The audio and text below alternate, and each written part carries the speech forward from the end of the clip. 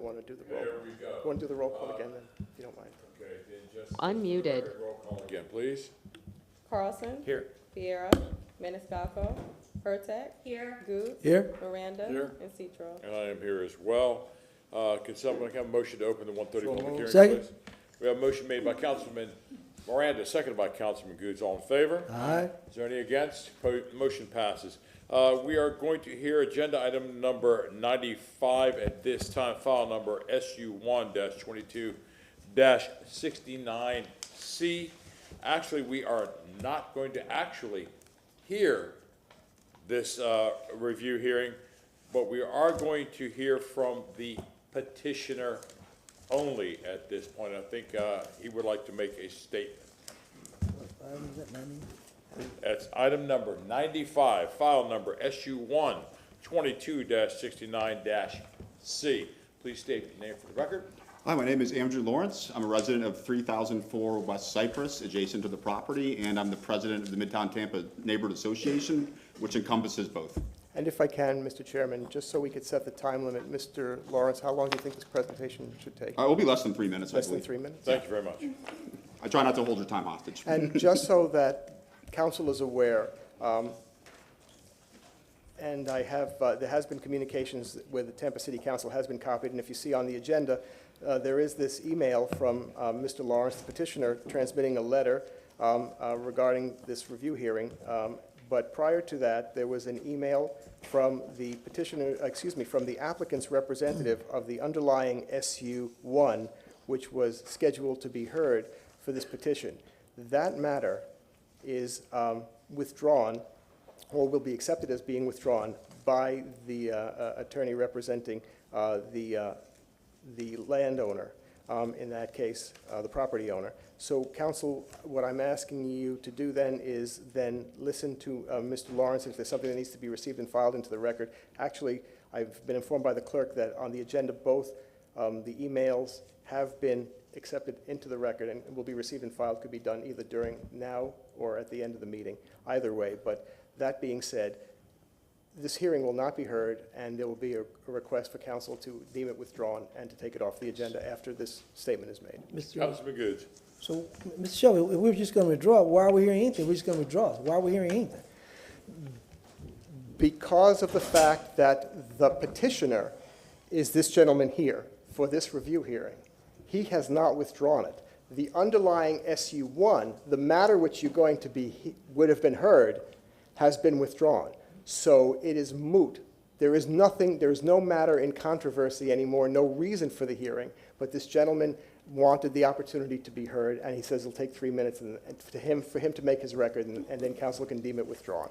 It's an unusual circumstance. It doesn't happen often. Thank you. All right, honorable council. Although it is understood that the underlying special use 1 case has been withdrawn, rendering this petition for review moot, the staff review and approval of the special use will remain in the record as written and as correct, unless some other official review is undertaken. Allowing the erroneous approval of the underlying special use 1 permit to stand sets an unacceptable precedent for development coordination staff to continue reviewing and issuing administrative approvals that do not adhere to the city's land development code. Therefore, regarding development coordination staff's erroneous review of the subject special use 1 permit, the following requests for city council actions are made. 1, a request that city council members read the attached letter dated January 20th, 2023, outlining the city staff's errors made in their review and approval of the subject special use 1 permit. 2, a request that city council direct staff to ensure that any applications for this site or any other site be processed and reviewed correctly by staff in accordance with Tampa City Code. 3, a request that city council requests the city attorney personally to conduct a review of the special use 1 case, staff review approval letter, and the above referenced January 2023 letter, and issue a written report back to city council on the public record in 45 days.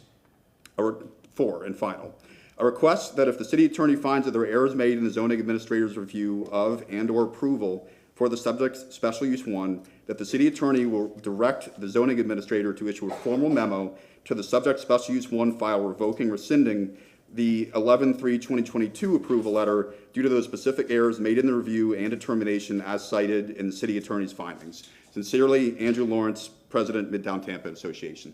Mr. Lawrence, can you please, that script, excuse me, the letter that you just read from, can you please put that in the hands of our city council attorney? We have a copy signed by me, and I'm handing it to him right now. Fantastic. Thank you very, very much.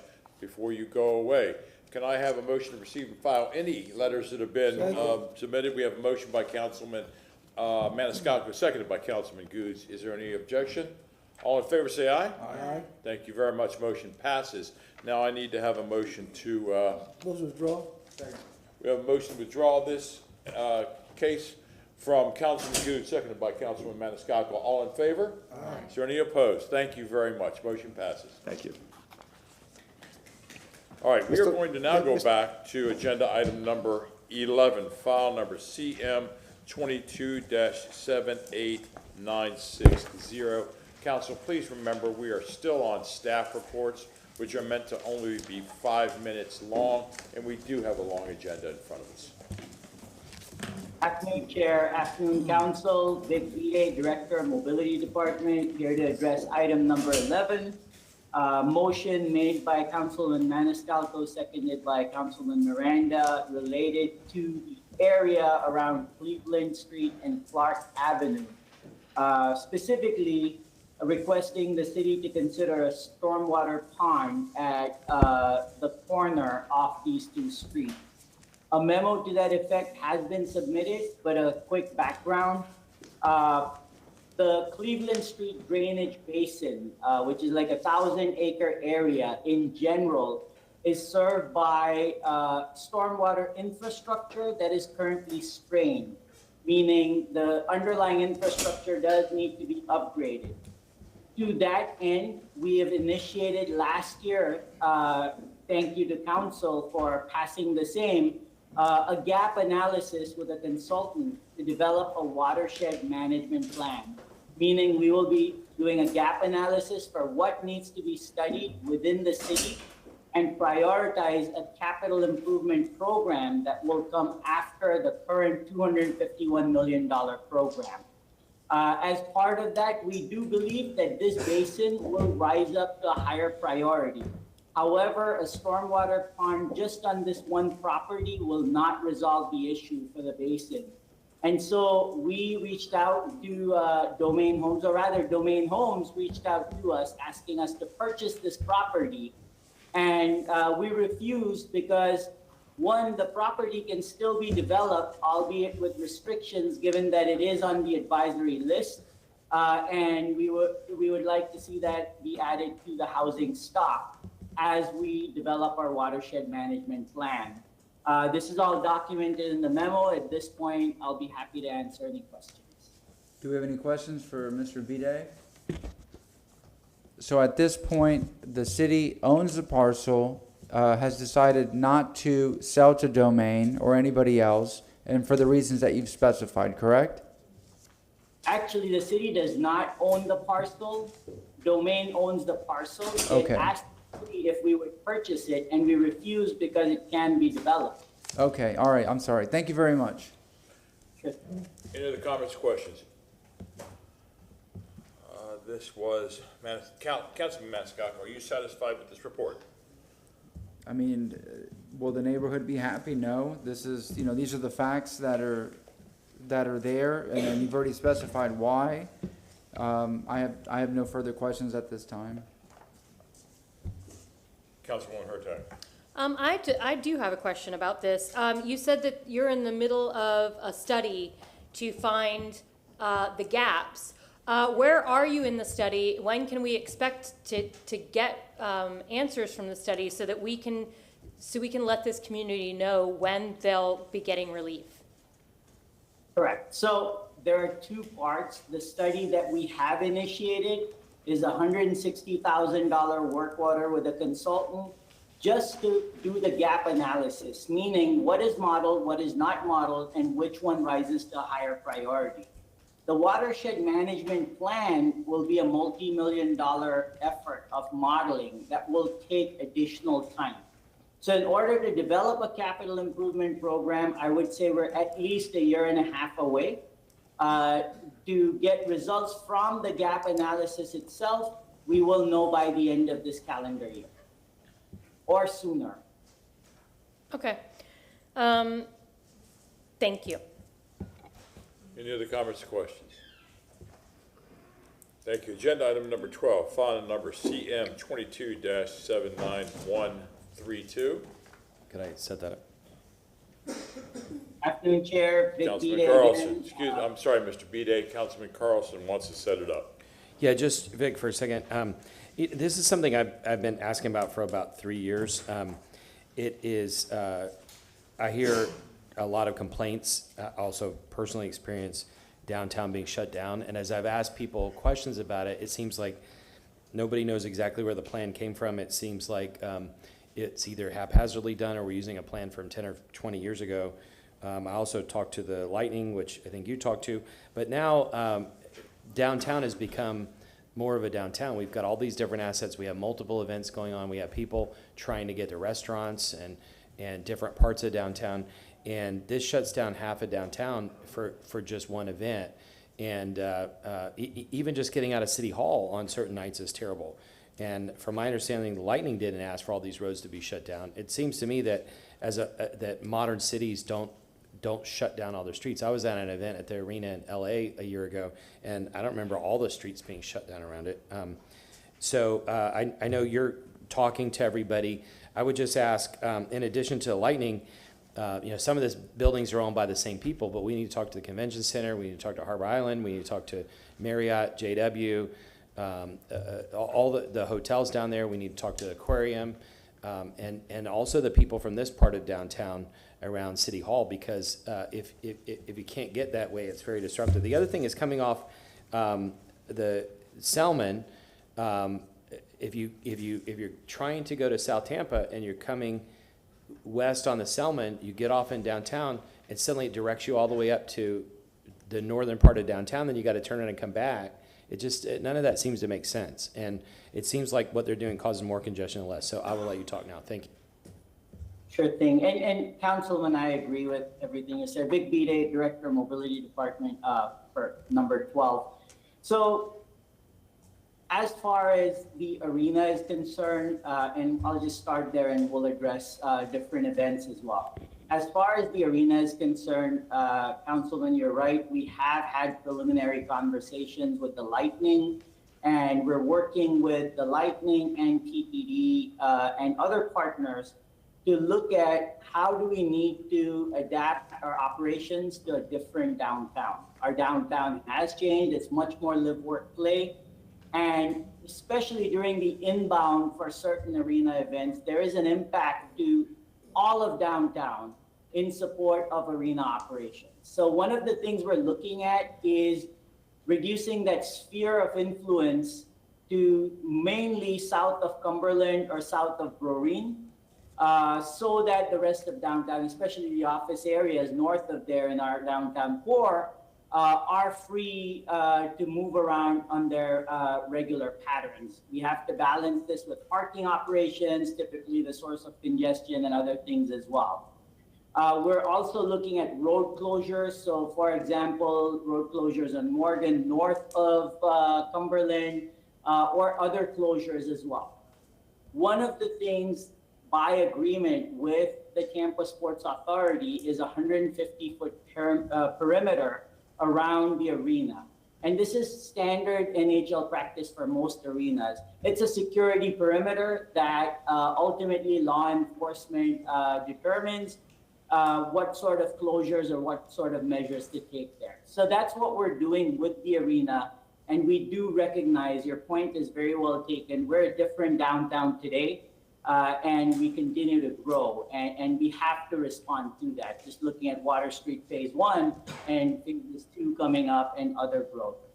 As far as other events are concerned, it's the same. Again, we will assess what sort of closures are, the bare minimum necessary to facilitate traffic, and where can we then make other opportunities available to redirect traffic. And signal timings is a big part of this. That's the source of a lot of the delay as well. So we're taking a look at this. We'll be happy to come back in 90 days if that works with council and provide an update on where we are. Do you want me to schedule that, or? Sure. When is 90 days? Can we do it before May 1st? Sure. Sometime in April works. April, I would like an update on the traffic closures in downtown to be scheduled on April 20th during staff reports. We have a motion made by Councilman Carlson, seconded by Councilman Miranda. Any discussion? All in favor, say aye. Aye. Is there any objection? Thanks so Thank much. you, motion passes. Thank you. Agenda item number 13, file number CM 23-79136. Good afternoon, Chairman. Good afternoon, Council. Adri Colina, Director of Logistics and Asset Management. I am here on item 13, which is the motion was made by Chairman Citro, seconded by Councilman Miranda, and it asked for staff and DPR to provide an update on the apprenticeship participation of the construction of the Hannah Avenue project, especially to make sure that they were Florida State certified. And so I am proud to stand before you today with a very good news story. DPR, as you might recall, entered into a contract with the city of Tampa that predates the apprenticeship ordinance. They willingly, however, are participating in this because they believe in it. They believe in investing in the future of the construction industry. They believe in developing our workforce. And so I really want to commend DPR because they have gone above and beyond in this area and in others. And I also want to recognize the city's workforce development team, specifically Bren McKenzie. We have worked closely with Bren and with our owner's rep, Envision Majan, to be able to provide you the data that I'm going to provide you now. As far as the numbers and the participation, to date, we have had 26 apprentices participate in our program, 3 of which you saw earlier today. And it is because of people like Tommy and Trey and Ashanti that DPR does this and that we are so passionate and proud to be making that difference. As far as if the apprenticeship programs are Florida State certified, I also want to reassure you and make you completely confident that all of our programs or all of the apprenticeship programs on site at Hannah are recognized by the state of Florida. So I'm happy to answer any questions that you may have. Before we go any further, I had also requested that representatives from DBR are here. Do we have any representatives from DBR here? Chairman, DPR was with me all morning, and they had other meetings, and they actually were shuffling them around this morning to be able to stay, but because we are now in the afternoon, they are not with me, but I am able to provide answers. Councilman Maniscalco. Thank you very much. You answered a few questions that I had. Registered apprentices, 26, you said, and are they state certified? You said yes. But I did ask a couple of questions this morning of the individuals that came up and spoke, and it was, do you live in the community? Do you live in the city of Tampa? From my understanding, being that this is $100+ million project, which is a huge investment, I've watched the construction over on Hannah. I go by, I stop right at the train tracks. The gates are closed, I don't go on the property, and I've just been monitoring, and it's beautiful. It's really gonna be something that we're gonna be very proud of. However, in looking at that community, looking at East Tampa, let's call it East Tampa or parts of Seminole Heights, whatever, somebody said, you know, what matters most is economic development. People care about, you know, we get asked a lot politically, what are you going to do about jobs? Well, we're not job creators. However, in this opportunity, in this situation, we have the opportunity with these apprenticeship programs to look at local individuals, because Tampa's full of high schools, full of young people. That neighborhood, the surrounding area, a lot of young people. Like I mentioned this morning, you know, the apprenticeship programs are so important because college isn't for everybody. Not everybody's going to go to college, can go to college, wants to go to college, but they need a career and they need to earn a good living wage in whatever they do. And with the apprenticeship programs, they're learning a skill, they're learning a trade that they can take with them from Tampa to California to wherever. No one can ever take that away from them. However, the importance and the reason I asked the questions, are you from here? Are you from Tampa? Do you live in the community? The young lady did answer that she did. The first two individuals were not. My thing is, why weren't people sourced locally? Why weren't, not saying that they didn't, but why didn't we get young students that could walk to the Hannah Project? People that can say, I live here, and look how proud I am that I had a hand in building this. And I was young, I learned this skill, and this is my career path, and I'm making good money, but they'll be able to drive down Hannah, drive past that project and say, I built this when I was 18, 20 years old, whatever it is. That's my concern. Why wasn't it locally sourced talent, locally sourced individuals? Yeah, and I couldn't agree with you more. And we have aggressively tried to do that, and we've worked very hard. And so, yes, you did hear from Ashanti. Like Ashanti, there are others. There's one, Stephen, that's working in the parking garage. He's not an apprenticeship, but he is being afforded the opportunity to work in the construction industry. His grandmother lives around the corner. His grandmother visits the site. I joke some because I say she's like a superintendent on the job, a bonus, because she comes by with pride to see the progress. Just last Friday, DPR held a job fair right in the community. I went. It was actually at the Yet Center, the NFL Yet Center. I was there. Of that, they had 50 people apply. And today, DPR actually, as we speak, they have interviewed a couple of them who have followed through on that opportunity. There have been multiple opportunities to apply, as well as signage right there at the city center at Hannah Avenue. So we too are aggressive, and we want that to be local, but we also want to develop as many as we can, because hopefully that gentleman this morning, Tommy, that lived in, I believe, Lakeland, hopefully now he can get that steady income stream, and he can become a Tampa resident as well and move our way and be closer to the project. So we are trying, but remember, the ordinance doesn't require that they live in the city of Tampa, the apprenticeship ordinance. So we're trying to make a difference, comply with the ordinance, and just be impactful and do well in the community. So we agree with you, Councilman, and we'll continue that aggressive approach. And I know, like you said, the ordinance doesn't require it, but should be a top priority, especially when you're investing $100+ million in a community. There's enough to go around for everybody, and there's no reason that, these apprentices are not folks that, like you said, his grandmother lives around the corner, people live down the street, and know that they, with pride, can say, I had a hand in building that. I drive home every day and I pass the project that with my own hands, I was a part of. And that's the important thing. If we're going to lift up impoverished communities, or communities that talk about, what about jobs? What about the middle class? What about a pathway to the American dream? This is that, especially at this historic investment. $100+ million doesn't come around all the time in the city of Tampa. This is one of the largest projects we've ever spent our money on, but we have to make it as meaningful as possible in trying to lift up our own community, and give them, a path to a better life, a path to the American dream, and continue on that. So thank you very much. Councilman Miranda. Thank you, Councilman. Mr. Chairman, the next round is that I'm thinking about, and I'm sure more than likely you've contacted Irwin Technical School right there on Hillsborough and 22nd. That started many years ago, and it used to be a little federal program on the old Buffalo Avenue School, and that's what it was called. And that's about 1.5 blocks away from Nebraska, I believe, on MLK. And that school has since been torn down. But that was a predecessor to this, Irwin Technical, which is used to be the old Sears and Roebuck store many years ago. And I'm sure that they have kids that are learning to do certain things. I'm not saying all the things, but certain things, because they're all technical school. So I know you've contacted them. I hope you have. And that's a good source to start with, because they got kids there that need work after hours and so forth. But I appreciate all the efforts you're making to make sure that this dream come true for young people who are looking for a hand up, not a hand down. Thank you.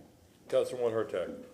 Thank you, Councilman. And yes, I actually have been on site. We met with the team over at Irwin, and we want to engage them not only now, but it's important to Mayor Castro that we keep them along the way. So they also have mechanic programs, and they have electrician programs, plumbing. So we're hoping to attract and retain not only on the Hannah project, but as city employees long-term. So yes, sir, Councilman, we are on that as well. I personally have been on that.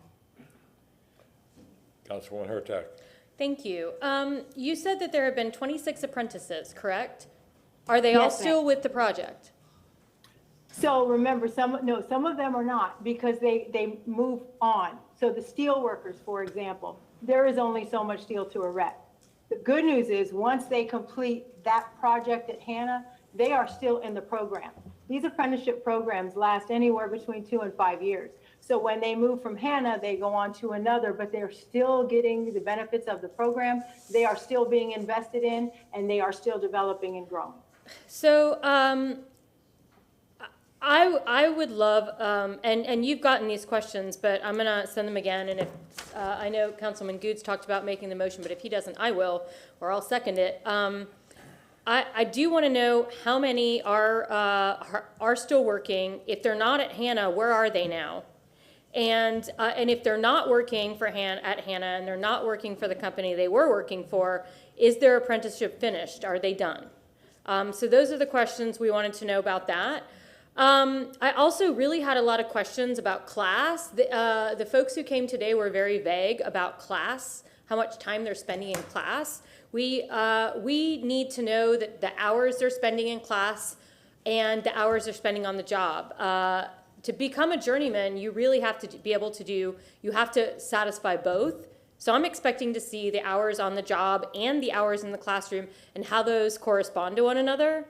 So I would like that information, and I would like all of this broken down by trade. How many apprentices, how many of those 26 apprentices, what types of apprenticeship programs they're in. I'll be honest, this is a really low number for me. I know that they weren't required to do this, but 26 for a $1.8+ million project is not nearly enough. I would have expected at least twice that.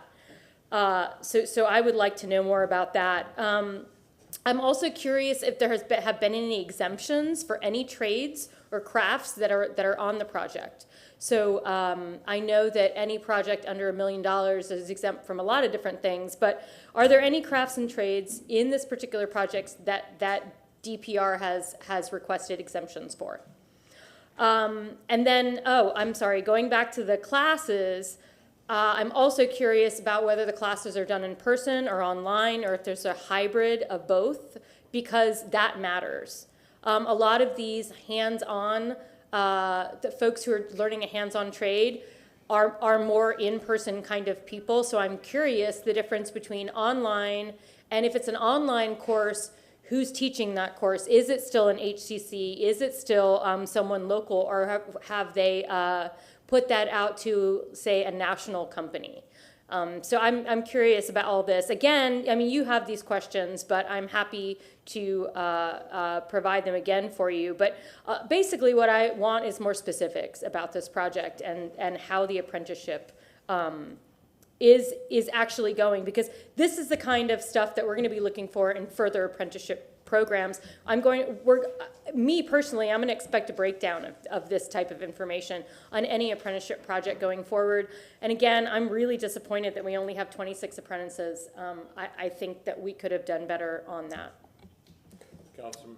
Okay, thank you, Councilwoman Hurtak. So I want to just remind you that the apprenticeship requirement overall is in the totality of the project. So when you think we just began the project in January of 2022, and the first few months of the project was soil remediation.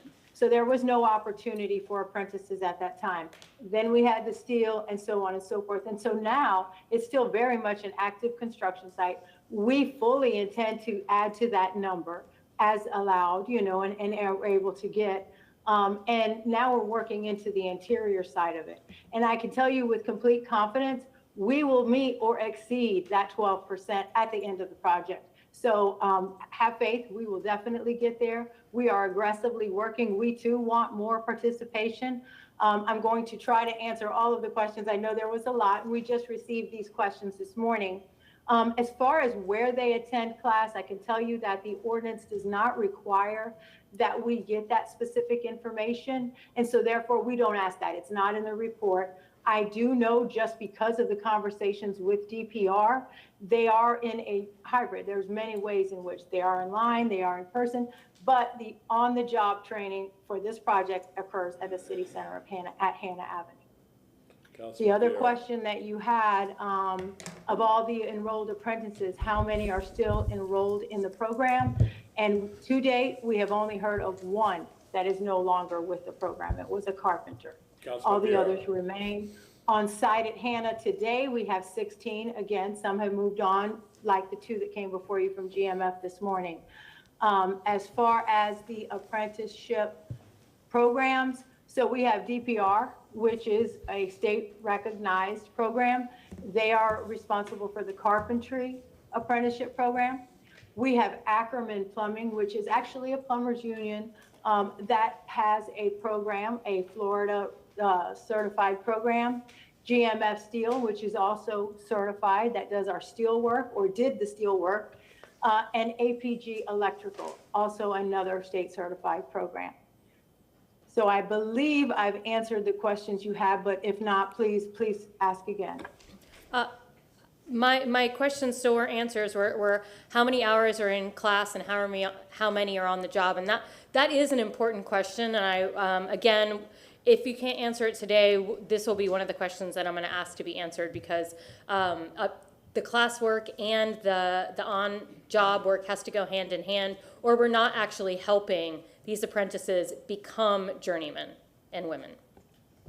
Right, and I'll have to go back and look at the ordinance off the top of my head. I do not believe that information is required to be collected, so I'm not sure. But if we can, certainly we'll provide it to you. Thank you. Thank you. Vieira. Thank you, sir. And you know, when you look at the ordinance, I think it's it's not a simple ordinance, but the elements of it are very, very simple, which is for contracts worth over $1 million, you have to have 12% of your workforce come from a state certified apprenticeship program. And if the contractor in a specific trade or job has done what they should be good faith efforts, there can be accommodation, and if they comply with a mandate within the statute, they get a part of their the funds that have been withheld returned early, so that the city has some skin in the game. That's the basics of the apprenticeship program and contract. It was kind of a balancing when we worked it out.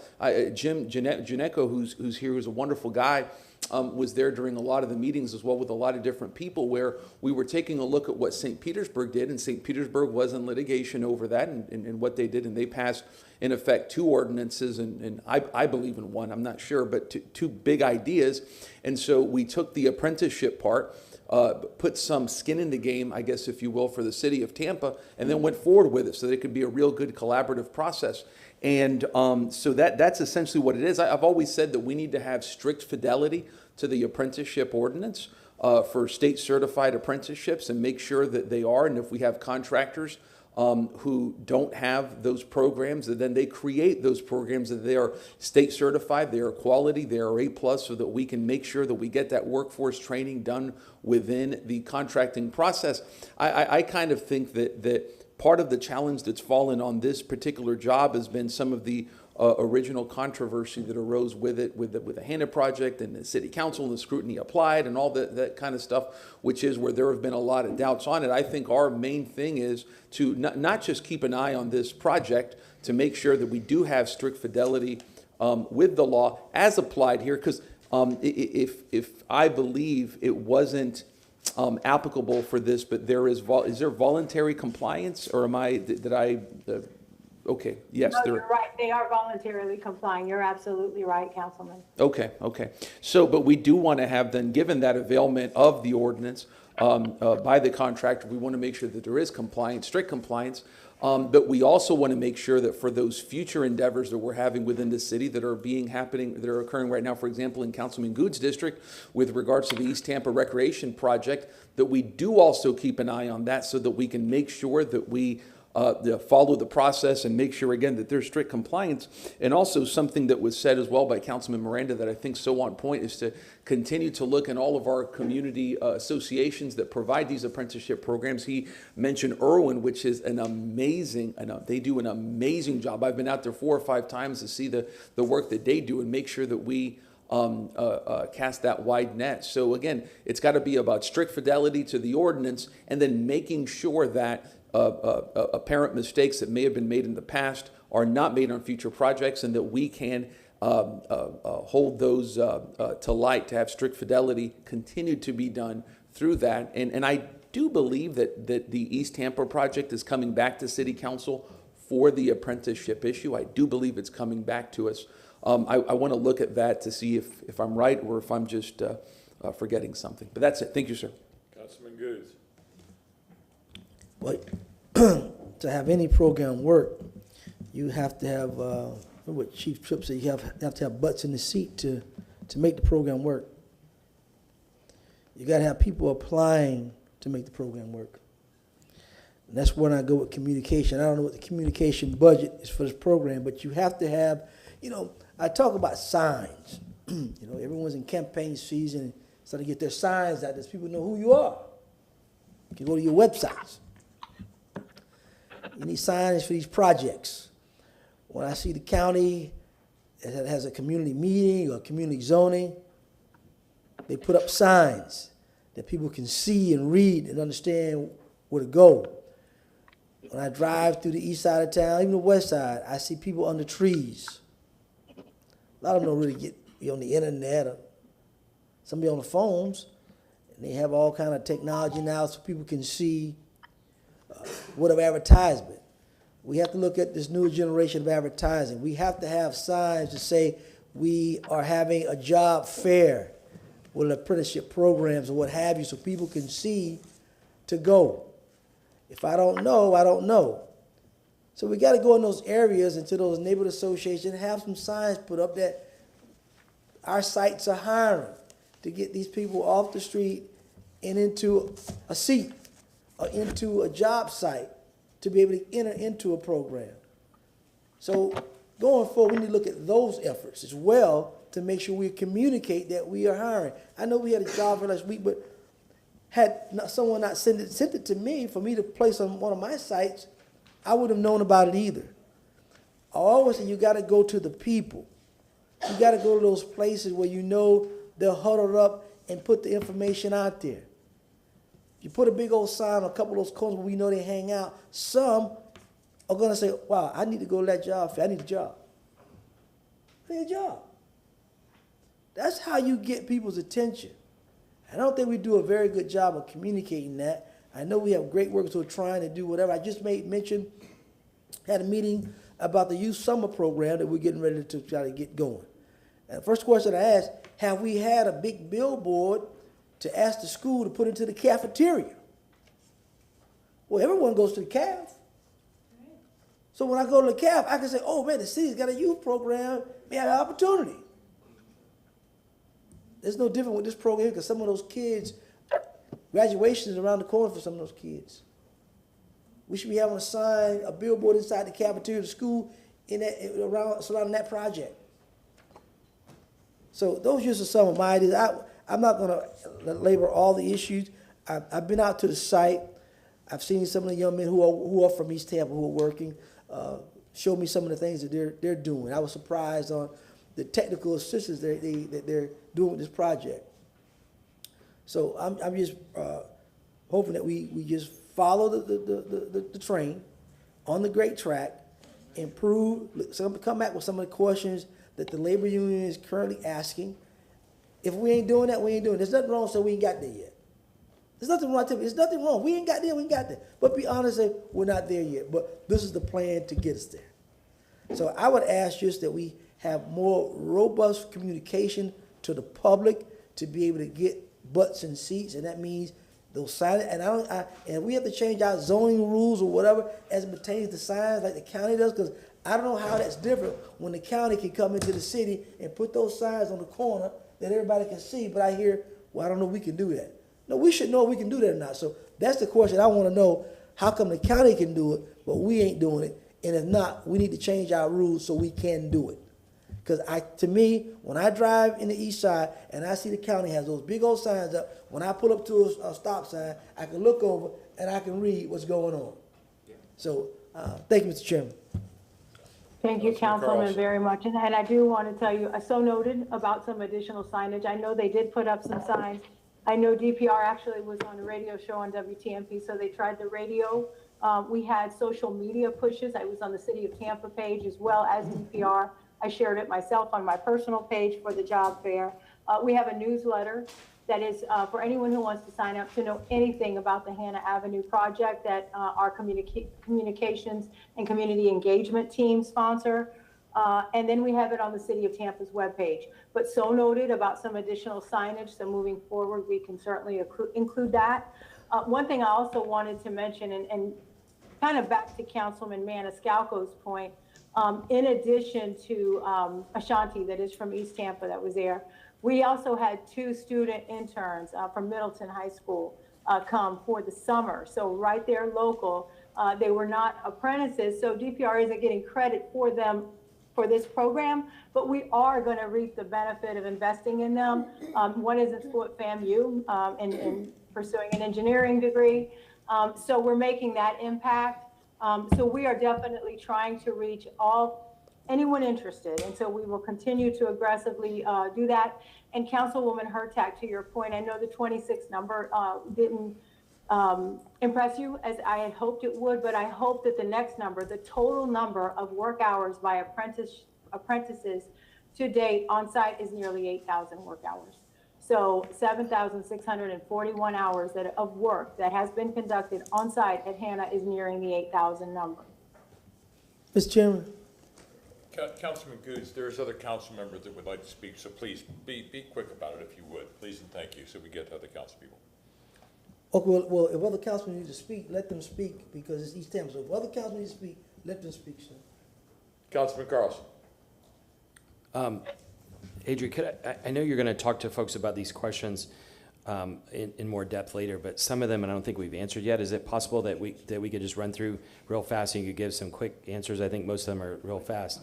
The first one, do you have it in front of you? Who's the sponsoring entity registered as an apprentice that DPR uses? That's the individual companies like the ones we saw this morning? Yes, Councilman, I do have the questions before me. Thank you. DPR is a registered apprenticeship program, so they are self. And their subcontractors are too? Like the one we saw this morning?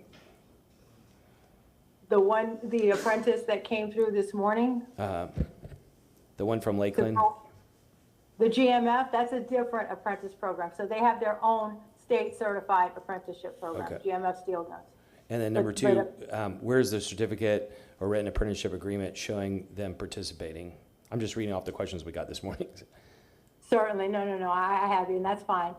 So we do have a letter from the Department of Education that I can show you that DPR provided to us, and it has their state of Florida registration number. Remember, the apprenticeship ordinance requires that they either be registered with the state of Florida or the Department of Labor. In this case, DPR has both, and we do have that letter. Okay. Yeah, if you wouldn't mind maybe getting somebody to circulate those to us too. Has the agreement, if any, been provided to council? So there is no requirement for any agreement. The requirement to comply with the apprenticeship ordinance is included in City of Tampa construction contracts moving forward. But again, remember, DPR started this journey prior to the apprenticeship. So there is no such. When you say prior to, does that mean going back to 2015, or did this actual segment of the project start before the apprenticeship ordinance? No, I mean, any way you look at it. So the original agreement was entered into with DPR in 2015. It was amended in March of 2021. The apprenticeship ordinance was approved by council also in March of 2021, but not to go into effect until September of 2021. Okay. All right, thank you. And it says, is it registered with the Florida Department of Education? I think you answered that. Yes, sir. They're both. And the next question is about Department of Labor. How many registered apprentices are enrolled? I think you said 26 so far, but maybe more later. Where do they attend class? I think you answered that to some extent. Of the originally enrolled apprentices, how many are left? You partly went through that too, but you're going to get more. You said. Well, I said we only know of one that is no longer in the apprenticeship programs. Okay, only two more questions. How much do apprentices earn on the Hannah Avenue project, specifically our wage amounts? We know it's a sliding scale based on journeyman wages, but what is the actual dollar amount hourly earned by Hannah Avenue apprentices? If you can't cite a specific hourly wage for apprentices, why not? Again, I'm reading the question. Yeah, no, I can't. So I'm not going to go through all 26 at this time, but of course it's going to vary. It's going to vary on the actual trade. It's going to vary on their experience. But I can tell you the average pay for the apprentices on site at Hannah is $18.55. Our highest paid apprentice was paid $24.77, and the lowest paid was $15.18. So well above what we have as a requirement for City of Tampa. That Okay, thank you so much. Last question, are there any crafts trades for which DPR has sought a waiver exemption by claiming there is no registered apprenticeship for such trade? So there are some. I can tell you that the Department of Education is currently reviewing which trades have allowable apprenticeship programs. As Councilman Vieira mentioned earlier, this is new to all of us. And DPR and the City of Tampa's City Center at Hannah Avenue is the first project going through this apprenticeship ordinance. So we're still verifying which trades have applicable programs. So yes, they are looking at a couple. I cannot tell you right now off the top of my head which ones those are, but we can certainly get that to you. All right, thank you for getting the answers to those questions. You're welcome, Councilman. Councilman Goods? That's and Councilwoman Hurtak. Thank you for answering those questions, but I'll be honest, the apprentices per hour, the averages aren't going to do it. So I would like to know per trade what the range is. If you can't tell us exactly, we need a range. Those numbers are a lot lower than what I know that union apprentices are being paid. Just hearing that, I can't think of one that I've seen that starts at $15 an hour. That's really unfortunate. So I would really like to know in writing. Then you showed us that agreement or their certificate that should have been uploaded to SIRE. So I'm going to ask that information be uploaded to SIRE so that folks can see it. But again, you have these questions, and I'm going to make the motion then to have these questions answered with specific detail by February 16th council meeting. Second. So. Thank you, Councilwoman. And I want to also just let you know that the ordinance does require that we collect the hourly rate of pay. It doesn't mandate what that is, simply that we collect it. So we will certainly provide you with that. Yes. And I also want to just let you know, the way the ordinance is written, within the first 6 months of the program being enacted, we come to you, we the administration, the mayor designee, with a reporting with all this information, exactly what you're saying. And then after that first 6 months, it's annually. Again, because this is a new program and we're all going through it together, the administration has come before you on this project and on the apprenticeship portion in August of 2022, again in October of 2022. And now I'm here before you in February. But together we are working through this. We will get it to you in writing. We will provide these answers, and we will be successful. That I promise you. Yeah, I know, and I really appreciate it. The detail, as you said, it's really important to try to iron this out now so that future projects, we know what we're expecting and we can ask for this ahead of time. Thank you so very much. Mr. Chairman, Councilman if I may, Miranda. just to help out the motion that Ms. Hurtak made, salary is one thing, but I think you have to look at it as a total package. That includes the salary and any benefits, so you can understand the difference of wages and benefits and salaries. That way the package is complete and everybody can see the total sum, not just one of the parts of the sums. Did I understand? Did I say it right? Oh, all right, thank you. I understood you, Councilman, but I will tell you the way the ordinance is written, they're required. I mean, we can certainly ask. No, They I are don't required need to it now. provide us. I don't the need it now. hourly Whenever rate. you're coming back on the 16th, along with Ms. Hurtak's motion, that way the picture's clear on from base, salary, and packages together equals of the sums of the total package. Thank you. Morris Massey, Deputy City Attorney. To Ms. Colina's point, our ordinance does require that certain information be provided to us and that we report that to you all. We certainly will follow up and make sure all the information that's required by the ordinance is provided to you all in writing. but there's some of the information you're asking is not, the ordinance does not break down to that level of detail. For instance, it doesn't require the benefit package and that sort of thing. We can certainly ask for that information, but I'm not sure if we don't get it, we can't provide it to you. So that's just. May I ask a friendly amendment to your motion? Sure. That, Ms. Colina, could you also carbon copy the 2 union representatives whose names are on these questions so that they get their answers to them also? Is that all right with you? Excellent. Love Is that. that all right with the second? Thank you. We have a motion made by Councilwoman Hurtak, seconded by Councilman Maniscalco. Any further discussion? All in favor say aye. Aye. Is there any opposed? Motion passes. Thank you, Ms. Thank you, Colina. council members. Agenda item number 14, file number CM 22-77569. Good afternoon. Long time no see. Nicole Travis, Administrator of Development and Economic Opportunity. I'm here to speak to you on item number 14. During the budget process, when we were going through the budget process and approval process for fiscal year 23, I believe it was Councilwoman Hurtak that asked for us to do quarterly reporting on how well we're doing with the budgets. And so what I'm here to present to you today is quarter 1 of fiscal year 23. That's from October 1st to December 31st. And that's for the initial allocation of $26.4 million that was in our fiscal year 23 budget. What's not included in this budget is the $20.2 million that you allocated for housing affordability back in December through the CRAs.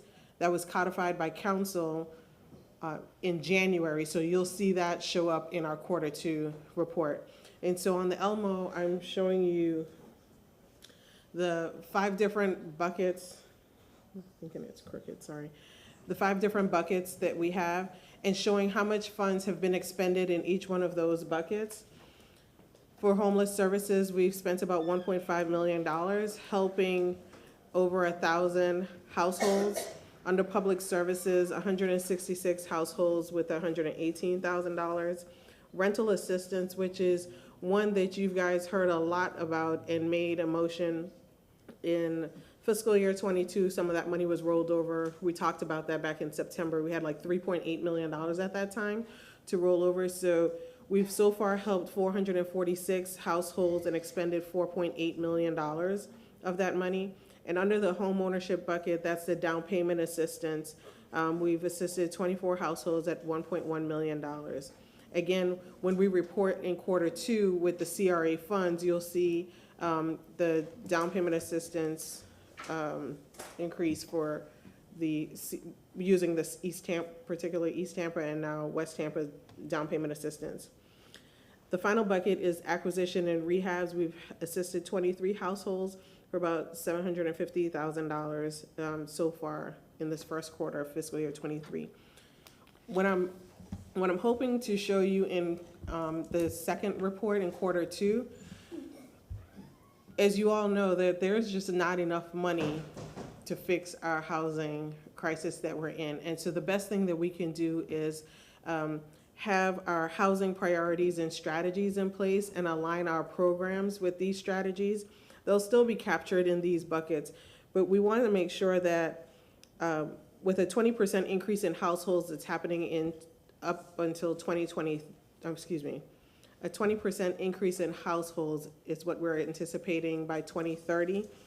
We need to make sure that we're accommodating the growth without displacing our current residents.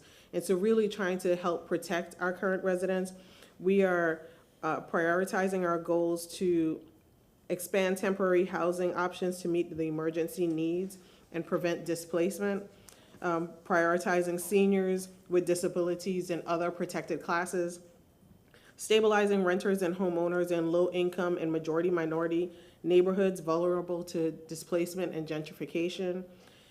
The fourth priority is ensuring safe and quality housing for low-income residents. That's at 80% AMI and below.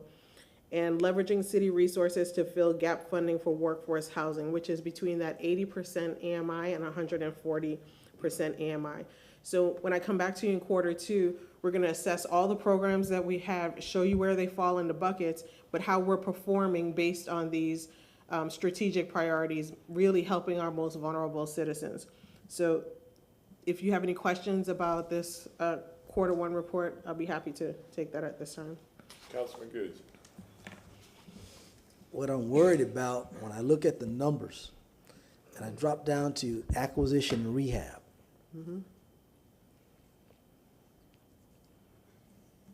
And we have a situation in this city, and I have $4.7 million allocated, but only 750 have been spent. So remember when we talked about, when we were going through the budget process, we talked about all the money that we can get, right? So with the $20 million from the CRA plus the $26 million, and I told you, I have to staff up to be able to do this. There's also some programs that we are piloting. There's a roof repair program that we're trying to pilot, the owner-occupied rehab, that they just have some procurement kinks and things that we need to work out, also with the limited contractors, availability of contractors to do the work. Mr. Drumgo, Abby Feely, Keon Henderson are diligently working with our procurement office, and I am confident that when you see Q2 reporting, that you will see a lot more happening, particularly in that line item. It also talks about acquisition. Based on the conversation that we had this morning, I'm pretty sure the property in Tampa has just skyrocketed, just because this is not where we negotiate, but I understand the strategic acquisition and the charge by the redevelopment districts. We are doing acquisitions with ARPA funds that we received. I think we received $16 million of ARPA funds in the last fiscal year, and we've acquired some property doing that. But you'll see that number start to, start to move as we pay attention to that area. And the reason I asked that, if I'm a person looking at that and I drop down, I see $4.7 million, people will question, what are they doing? So I know you're working, but I had to ask that so you can explain to the public, you know, and again, when I talk to Diane Hart's and others, they have this issue of people who can do the work. Right. And that's our problem right now, I take that back. It's not really getting the work, but making sure they get paid. In my understanding, that's the challenge, in making sure some of these smaller guys can't do work and have to wait on somebody to give them money. They got to pay their people before they can do other work. So I just hope we can find a process or a way to cut that piece out. Or I know some companies have to where they have their money drawn, they pay those folks there, those people can move on. We have to find a way, and that may be something that legal needs to look at. Hey, you need to pay these subs or whatever so they can be able to get the work done and move on to other projects so it can start to work. But I'm hearing that's more like an accounting and payable. We are working with revenue and finance to recognize, particularly that's an issue in small business development and economic development. Sometimes you have people really not wanting to engage in business with the city because they just can't carry or be without that money for a long period of time. And so again, what we're talking about, not just from housing, but from holistically, the issues that we're having is trying to fix procurement process, accounts receivable, processing things faster, and particularly these small and minority businesses that can do the work but cannot afford to carry that cost for a period of time. So we are looking at this holistically, and it's not, you see me up here, but there's a whole team behind me trying to do that, including revenue and finance, the legal department, trying to work through these issues. So I hear you loud and clear, and that's a big deal for me because that doesn't really, it doesn't only affect what I'm reporting to you on the housing piece, that affects economic development because small businesses are the backbone to our economy. So I'm on it. Thank you. Thank you. Councilwoman Hurtak. Thank you. I wanted to ask if this 11 million includes the addition for homeless services, includes the additional money the federal government just gave us. No, it does not. You'll see that in Q2.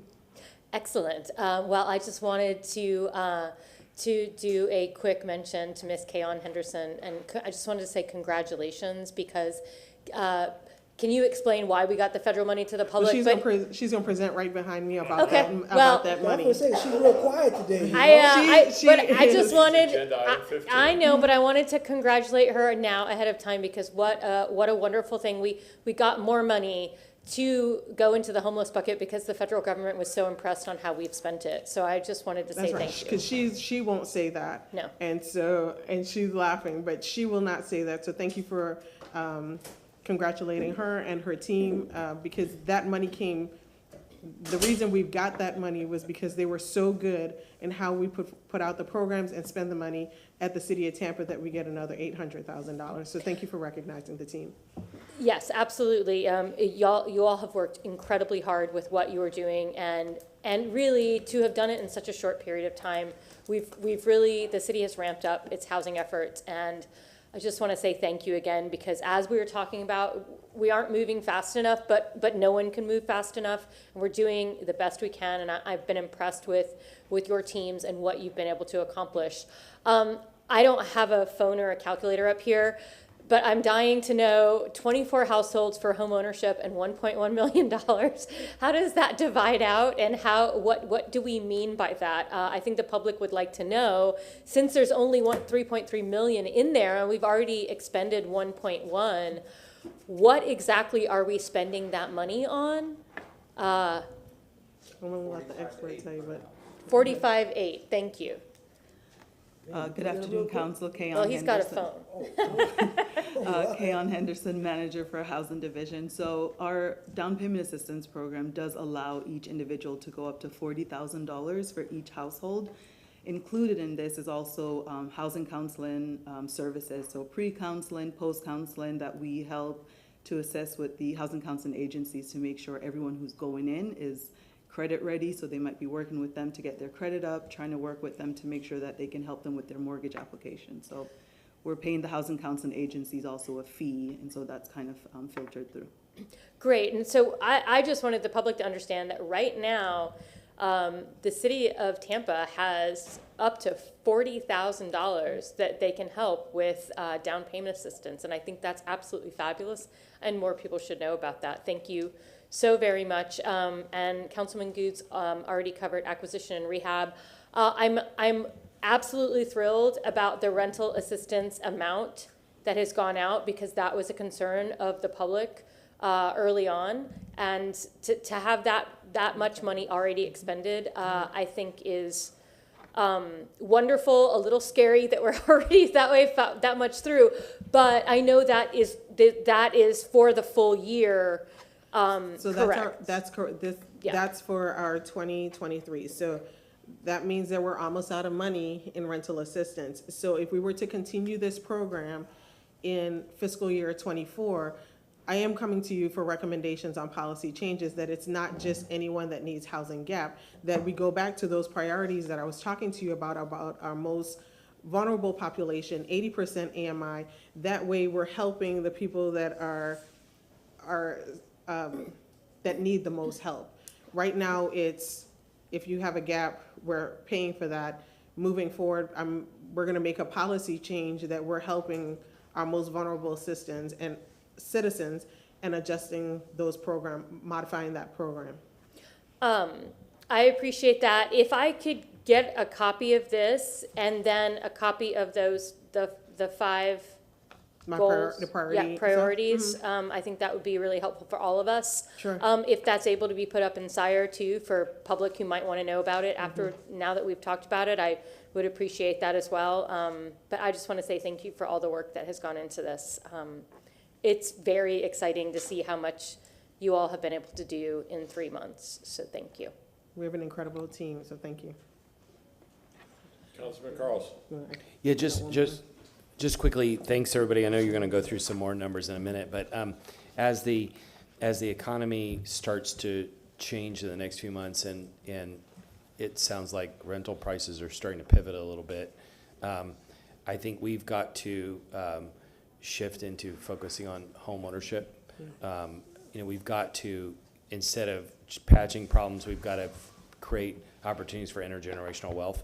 And right now, the good bad news is that our home ownership rate has gone up by about 1 point in the last couple of years. but we're still about 50%, which puts us kind of in the middle to the bottom of big cities in Florida. But put it in comparison, St. Pete is like 63% and Singapore is 94%. So I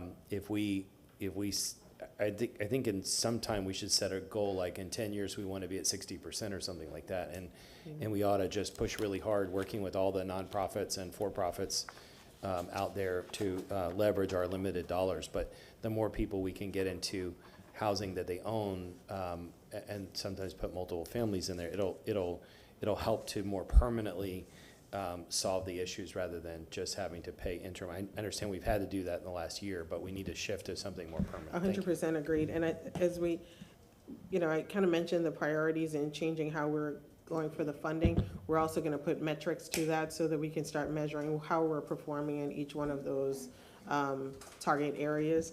And to your point, home ownership is a big one for that. So thank you. Any other comments or questions? Thank you for that report, Ms. Travis. My pleasure. Would you like me to talk about the next items that I have? Items 58 through 71. Those items were pulled from your consent agenda. These are development agreements that were a part of infill phase 2. And the program, the way the development agreement is worded, that the buyers go up to 80% AMI. There are significant things that has happened in the market that is making it very difficult to place buyers into these infill homes at 80% AMI. Construction costs has increased between 15 to 25. Sure. I'm sorry.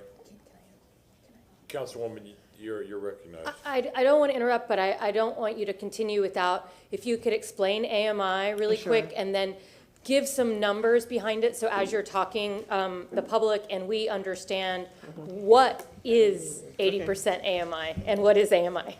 Thank you, sorry. Thank you. I get comfortable and I just start rattling off stuff. So let me backtrack. The 13 development agreements that are before you today, we're asking for 2 modifications to that. We're asking to change it from an 80% AMI, which is for one person, $46,000, for 2 people, $52,600. And then it goes up based on the number of people in the household. The changes in the development agreements that we're asking for is a modification from the 80% taking it up to 140%. 140% would, a single person in a household would make about $80,500. A 2-person household would be $91,980. The second modification to the development agreement is taking the maximum sale price from $240,000 to $300,000. So that's what's in the development agreements, those changes. What has happened in the market, particularly in the last 12 months, you've seen construction costs increase between 15 to 25%. You've seen interest rates almost essentially doubled in the last year. And here in Florida, insurance premiums, I don't know about you guys, but my insurance premium is killer, right? And so all these different factors that are affecting the market, when you put those numbers together and you put someone that is at an 80% AMI, again, a single person at $80,500, you put the insurance premium, the high interest rate, the inflation on construction costs, it's no longer affordable for someone at 80% AMI. We can subsidize to get them into the home by down payment assistance. So with the home ownership down payment assistance Ms. Henderson just mentioned, in addition to the East Tampa down payment assistance, we could further subsidize and get people in the home. But we're setting them up for failure because they have to then pay the mortgage payment. And when we do those performance and you do those HUD settlement, the HUD statements, when you plug those numbers in, they can't pay those mortgage payments based on their income.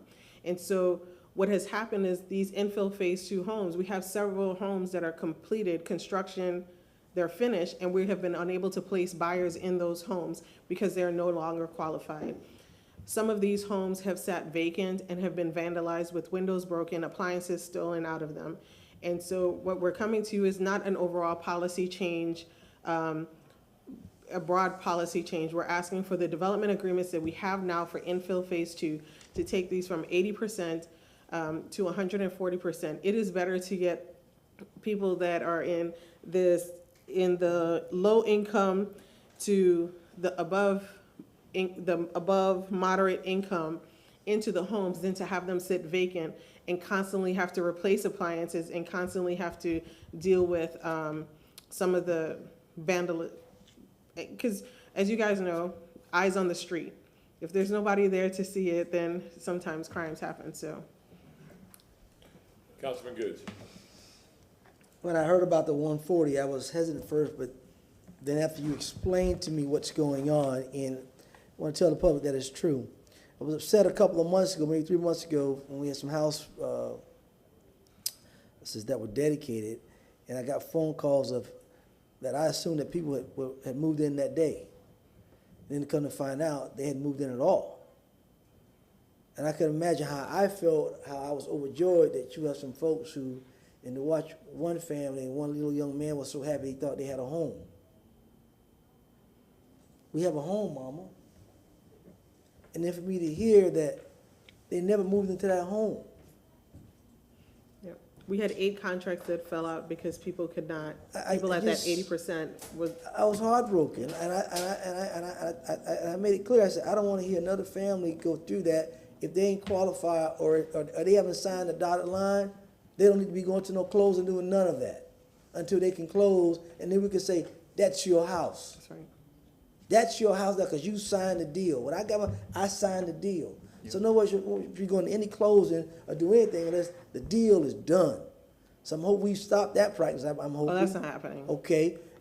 So right now I know I'm driving around. I've seen some of these homes that, like you said, when people were looking and we don't see nobody there for a long period of time, people will go and will try it. And I understand they've tried several of them. And so we've got to do something because those homes need to have families in them.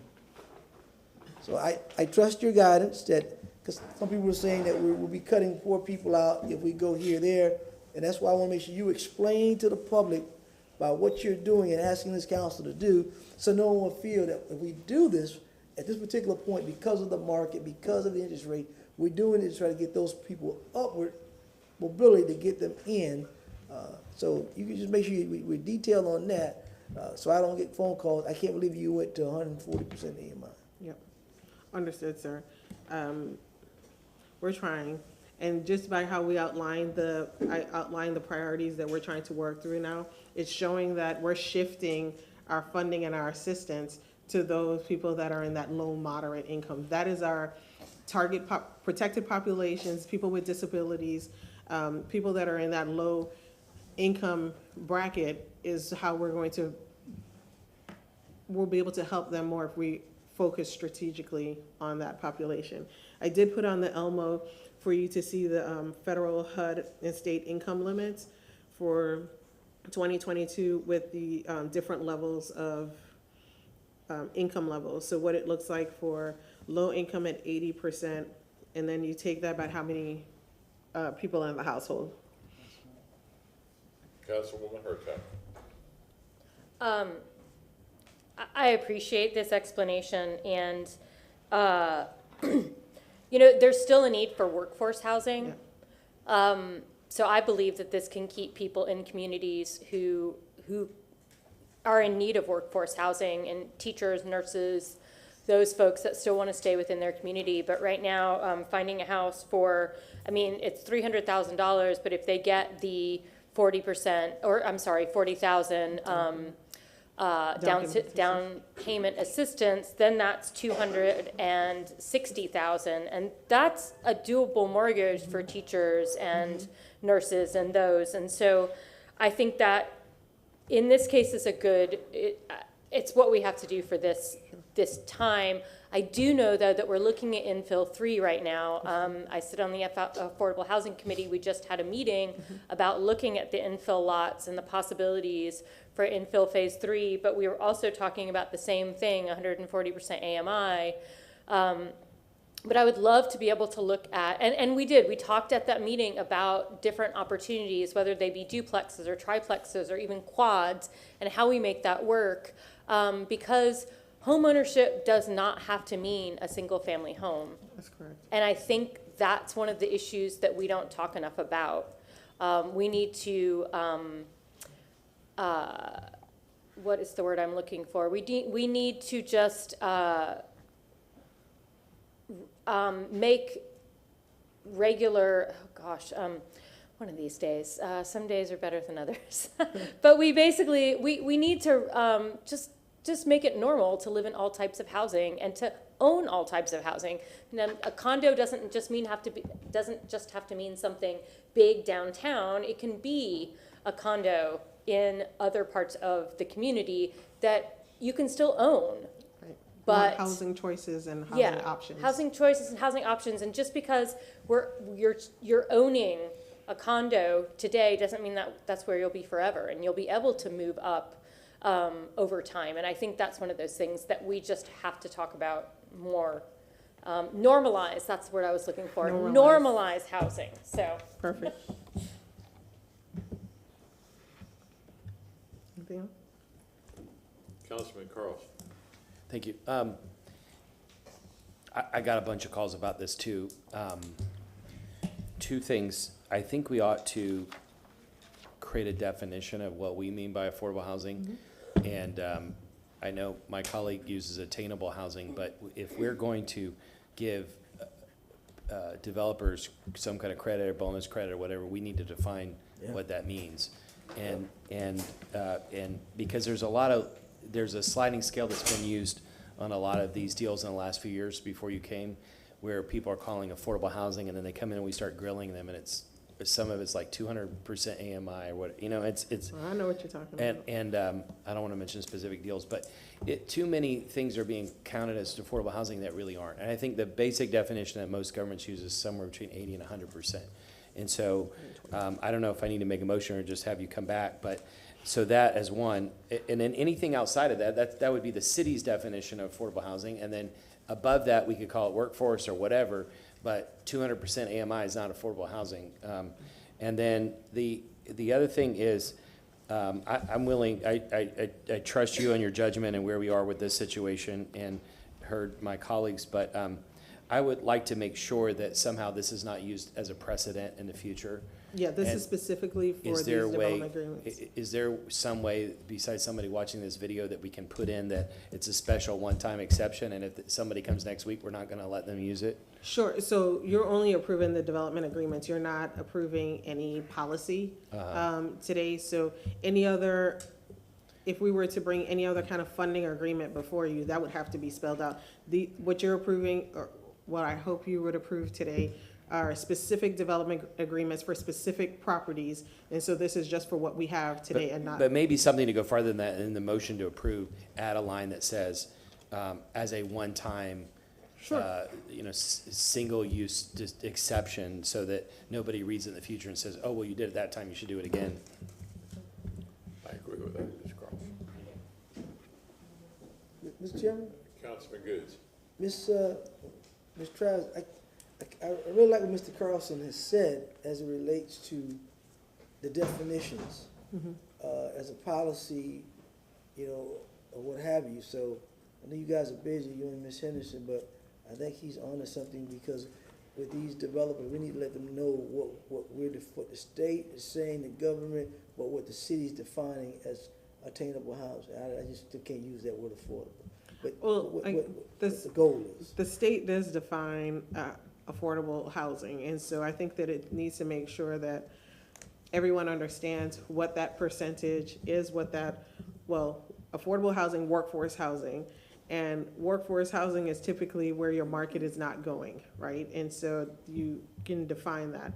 But to Councilman Carlson's point, if you were asking if this is a one-time, I was just checking with legal to make sure that doesn't, adding that doesn't affect my adjustments to my development agreement, and it doesn't. So that would be perfectly fine. But with that being said, when you bring out the policy, so these developers can know, because what would that incentive be versus somebody say, well, you know, you have an agreement here, but we're gonna give you three housing units. But I've just given you this amount of money, but you give me 3 housing units. Yeah. We gotta define, if I'm giving you this, you got to give me this. Well, it's important for you all to understand that so you wear different hats. Sometimes you're doing development agreements for pieces of property that the city own, and we're doing transactions, and we could define different things like that. Ms. Henderson is going to talk to you a little bit about the funding sources, and go ahead. Just to add to what Ms. Travis was saying, was that we also have to look at defining what affordability means, depending on the funding source. And so some funding source, they define affordable as allowing us to go up to 140% of the area median income. Some funding source stops us at 80%. And then we also have to add in the additional factors. When we have different regulations, depending on if we have program income, then that stops us up to 30%. So we're constantly looking at a matrix of how we can spend those funds and how we define affordable per project, even if the funding source is the same. Thank you.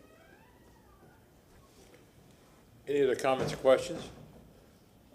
Councilman Carlson, you are the chair of Building and Zoning. Do you want to move these 58 through 71 now, or do you want to wait until we go through consent agenda? I'm okay moving them now if you want. Second. With the addition that this is a one-time exception. Sure. Exactly. Second. Okay, we have a motion made by Councilman Carlson, seconded by Councilman Maniscalco to move agenda items number 58 through 71. Is that correct? Yes. All in favor, say aye. Aye. Any opposed? Motion passes. Thank you all very much. Thank you. No additional 6 hours. Agenda item number 15. Ms. Kayon. Yes, good afternoon again, Council. Kayon Henderson. I have a short presentation to go over. As Councilwoman Hurtak mentioned, we received approximately $4 million during COVID just to assist those who are homeless. We actually expended those funds ahead of our expenditure deadline, and so as being good stewards of the funds, we received an additional $800,000 that we will discuss today. If you could pull my presentation up, I'll just go over the funds that we received. It's called the RUSH funds for Rapid Unsheltered Survivor Housing, and so this is the first of its funds that the HUD has given. So it's the first federal funds that we've received. It's about $800,000. You have 2 years to fully expend. Unlike our other homeless funds that we've received, it gives you up to 12 months of assistance. These funds will allow us to help someone up to 24 months. So it really comes at a really important time as we have completed our funds that we received, the $24 million that we got from Department of Treasury for rental assistance. So as the funds that we've gotten continue to dwindle down, getting these additional funds really helps to stabilize some of those families. As a city, we only get about $250,000 annually for homelessness, so this $800,000 will certainly be a huge part of it. And so I'll go over a little bit about some of those eligible use, what we really want to look at, and making sure that we use the funds for those we know that are really in dire need of receiving them. So you'll see here we received a little bit short of $800,000 in the Rapid Unsheltered Survivor Housing Funds. We'll continue to just call it RUSH just for a quick overview of it. And so it's a rapid response originally for where we could not have federal, where there was a gap for federal assistance. When we knew the hurricanes were coming our way, HUD started to make different phone calls just trying to make sure that we were prepared had we gotten hit by the hurricane. Now this helps us to really look at those who are homeless or at risk of homelessness, whether it's because they were displaced by the hurricane or other natural disasters. It's going to be very similar to the other funds that we've received for homelessness. The difference with this one is we have gotten some waivers. Instead of using the rent limit that HUD has not always had, we can ask for a waiver to really look at what is a rent reasonable rate right now, knowing that sometimes these vouchers cap at maybe $1,000, but now we've asked for waivers to go to what the community is allowed right now. And so that really gives us a huge advantage to be able to help those individuals get into and have the same competition as those who are market. We have to consult with the community normally, and so that has been waived to help us to quickly spend these funds. And so to remove that barrier from having a 30-day public comment period, HUD is wanting us to really go out there and spend these funds as quickly as we can. And then generally we have to match the funds that we receive. If we got $250,000, we had to fully match it. This $800,000 does not require a match. So the objectives really is for us to provide safe, decent, and sanitary housing. We want to make sure that as we are putting individuals into houses, we're inspecting them. We want to make sure that we're really taking them out of a shelter and putting them in a safe place to call home. This assistant is up to 24 months. They don't have to recertify as homeless. So once they've gotten in, we want to make sure that they're there, stabilize them, give them some support services so that they can move on beyond this.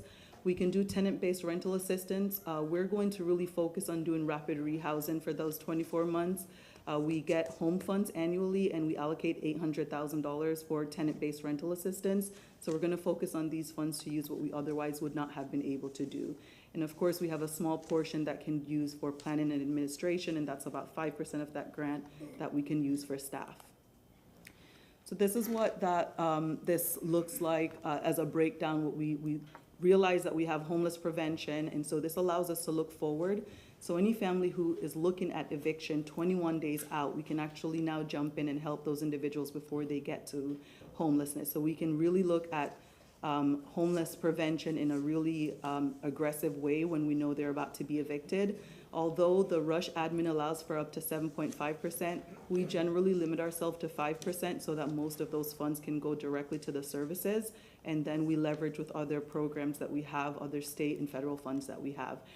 We have some funds that can be used for street outreach. These are just the maximum amounts that we can use. We were fortunate enough to get general funds to do a lot of street outreach. So again, we're going to focus on using this for the assistance for specifically for rental assistance. This timeline, it's a calendar that's constantly moving.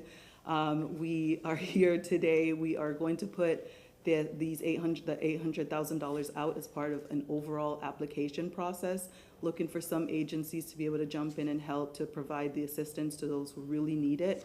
We'll meet with all the homeless providers, do an RFP in about end of February, beginning of March to make sure that we can start. Our grant agreement is now being routed, so we can send that over to HUD, our federal assistant, and making sure that those funds are available to us to start expending by about April. I am open for any questions or comments. Councilwoman Hurtak. Can you go back 2 slides? I'm not sure if it's going back or not. Yeah, there you go. Funding anticipated budget.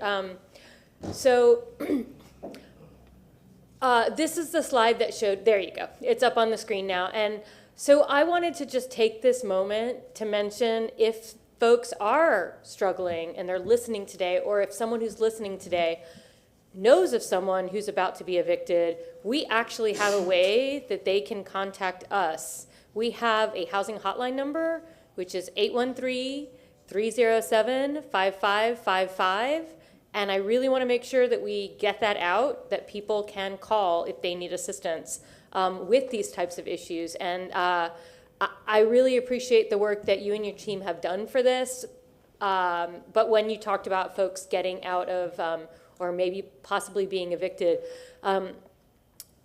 this is the perfect segue into making sure people know that they can reach that number. But I want to thank you for this, and I also just want to say, again, congratulations. Thank you.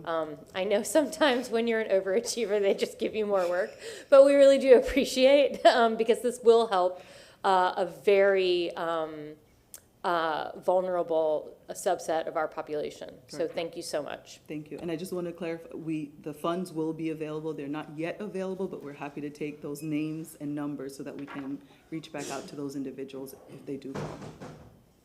Anyone else making any comments or asking any questions? Okay, thank you very much for your hard work. Thank you. Agenda item number 16, file number CM 23-79315. Chair, Council, good to see you. My name is Russell Halpert. I'm the CTO here at the City of Tampa, and you guys asked me to come to before you, report on the status of our current Accela system. Last week, I sent you guys a memo with a detailed history of where we are and how we got there and how we're moving forward. And I just wanted to kind of hit 4 major points, folks, is we are now consistently investing and improving the Accela system as it currently stands.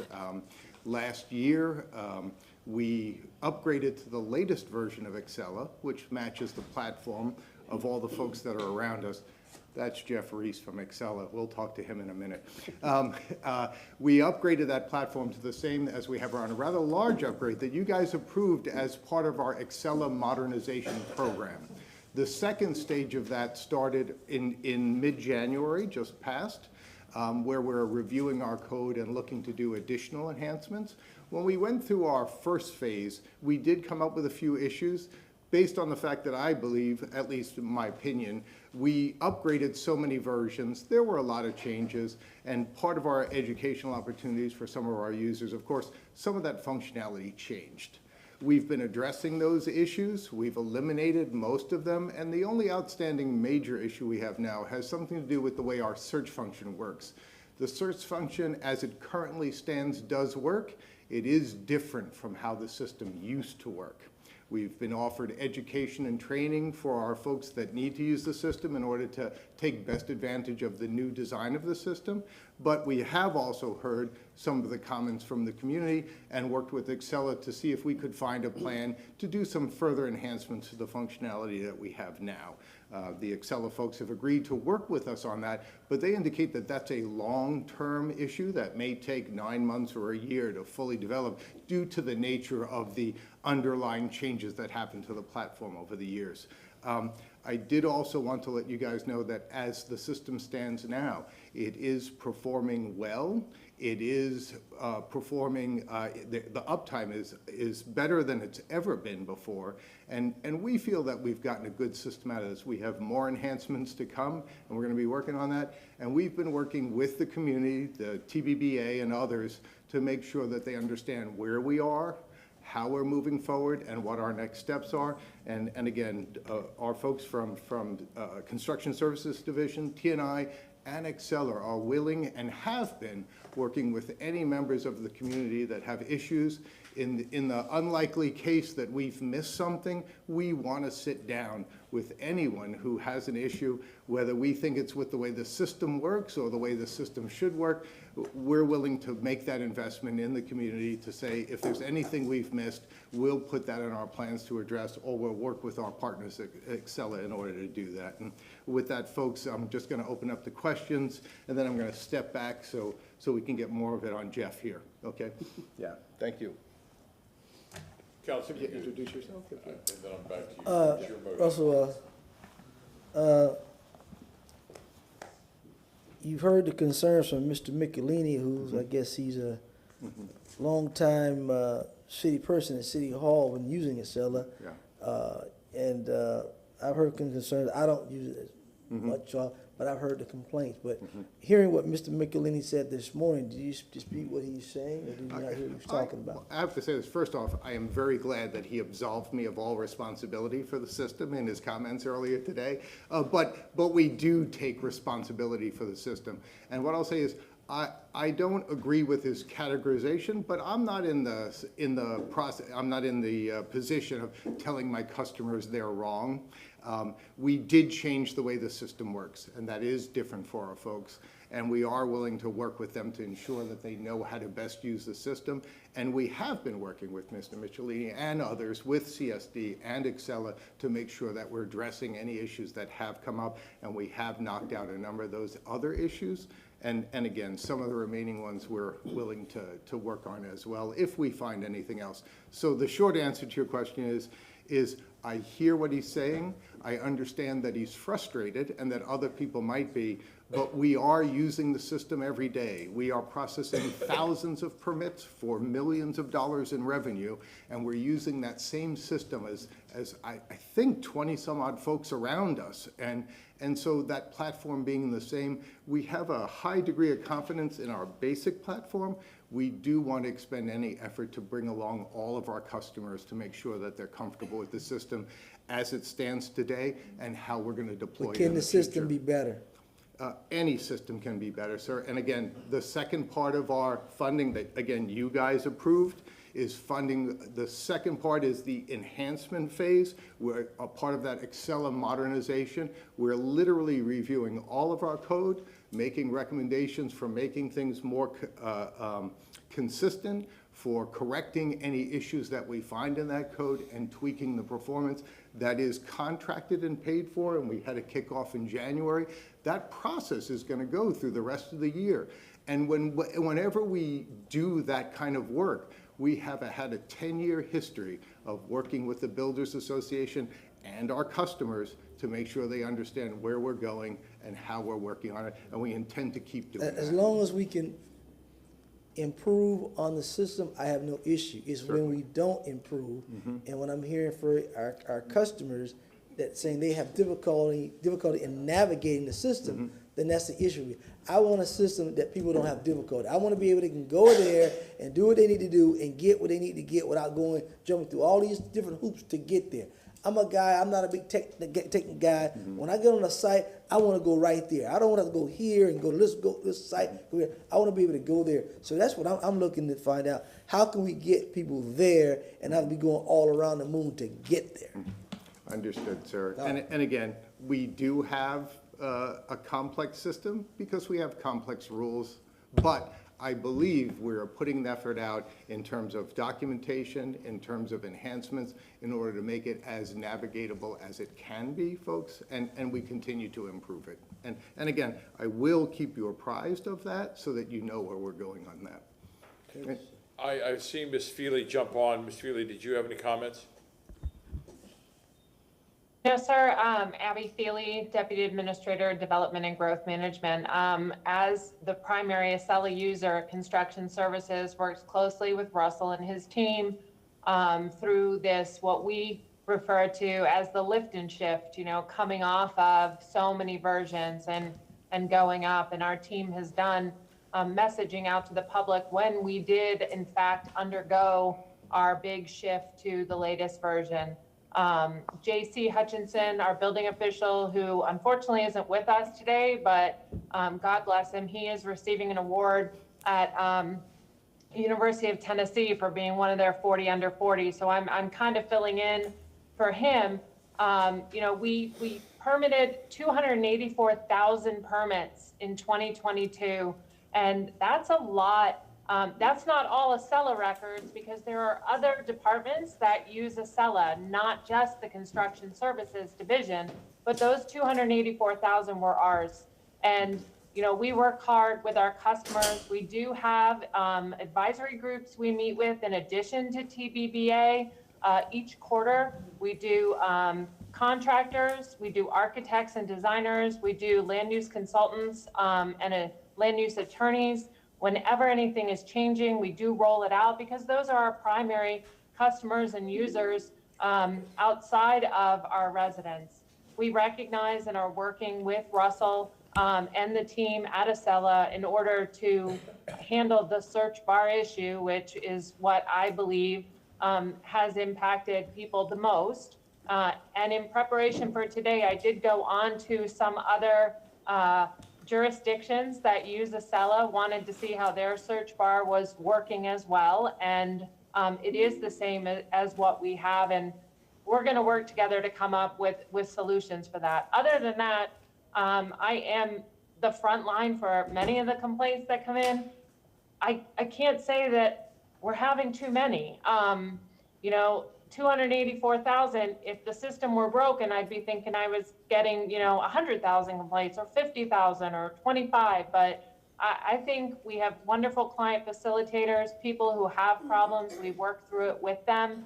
And we're only in the third month of optimization, really. So we have the rest of this year, and I know already that we have 4 or 5 processes outside of the search bar that we're making improvements on. I did hear a reference this morning concerning something with inspections.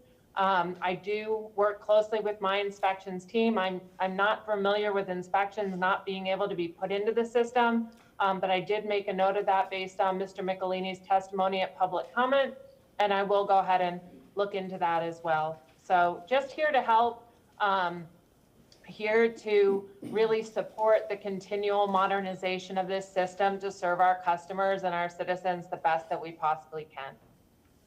Councilman Vieira.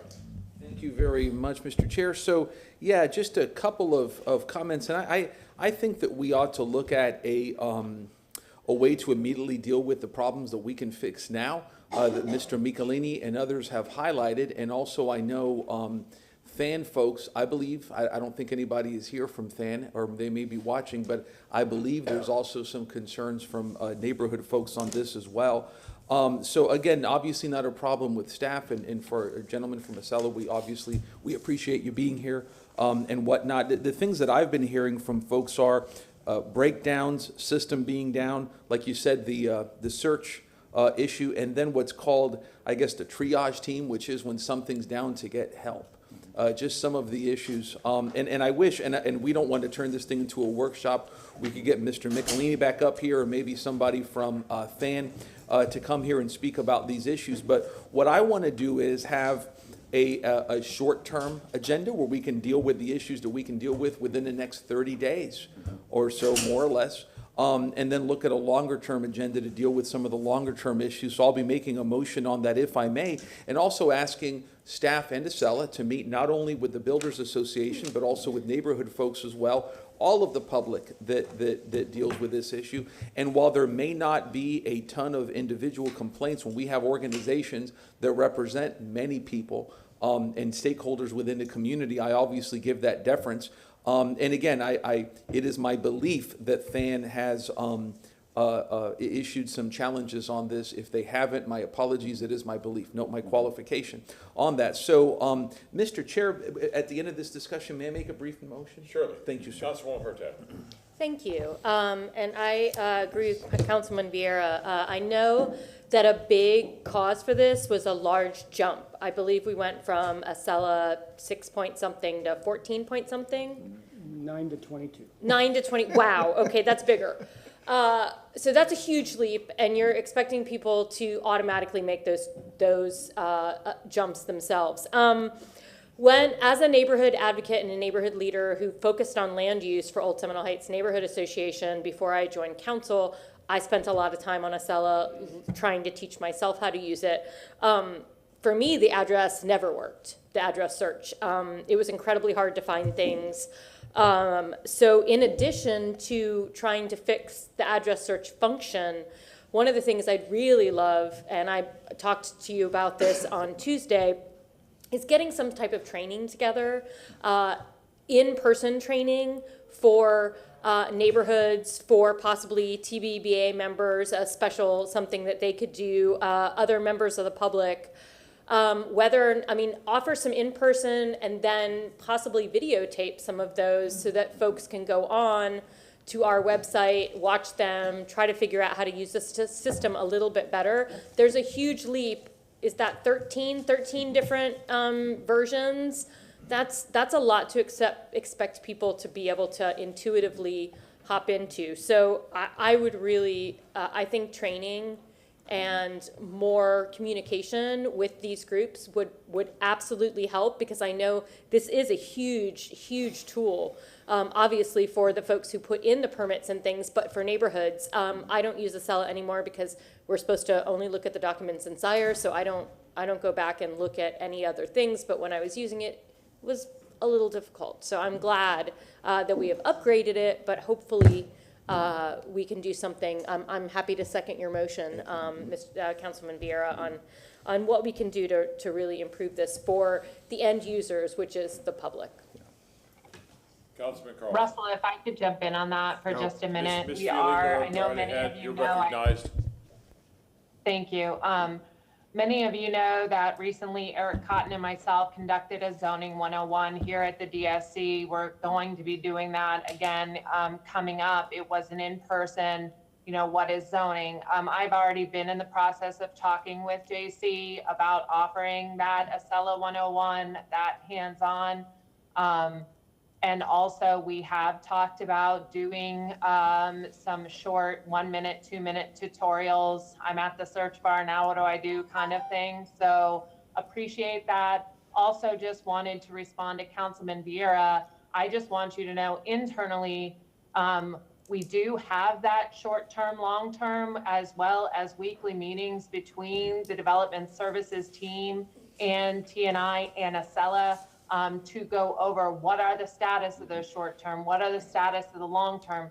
When we approached the lift and shift, we had a very robust list of things because the scripts had been band-aided so much over the years to make the function that you were seeing in the customer side happen, that now we learned from that experience to grab onto the 4 or 5 big items and knock those out and then take on the next 4 or 5 versus starting 20 at once and getting just incremental progress.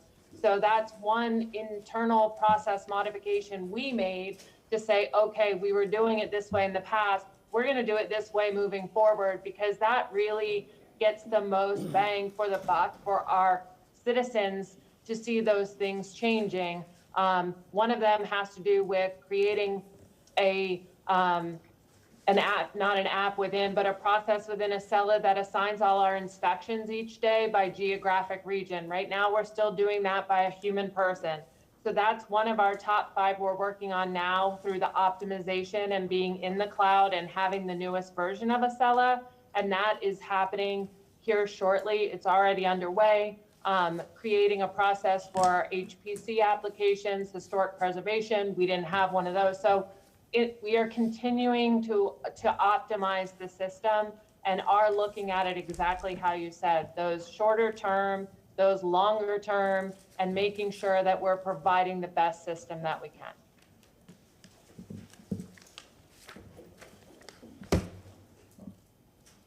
Councilman Carlson, sorry, I saw you the first time, but that was 10 minutes ago. Yeah.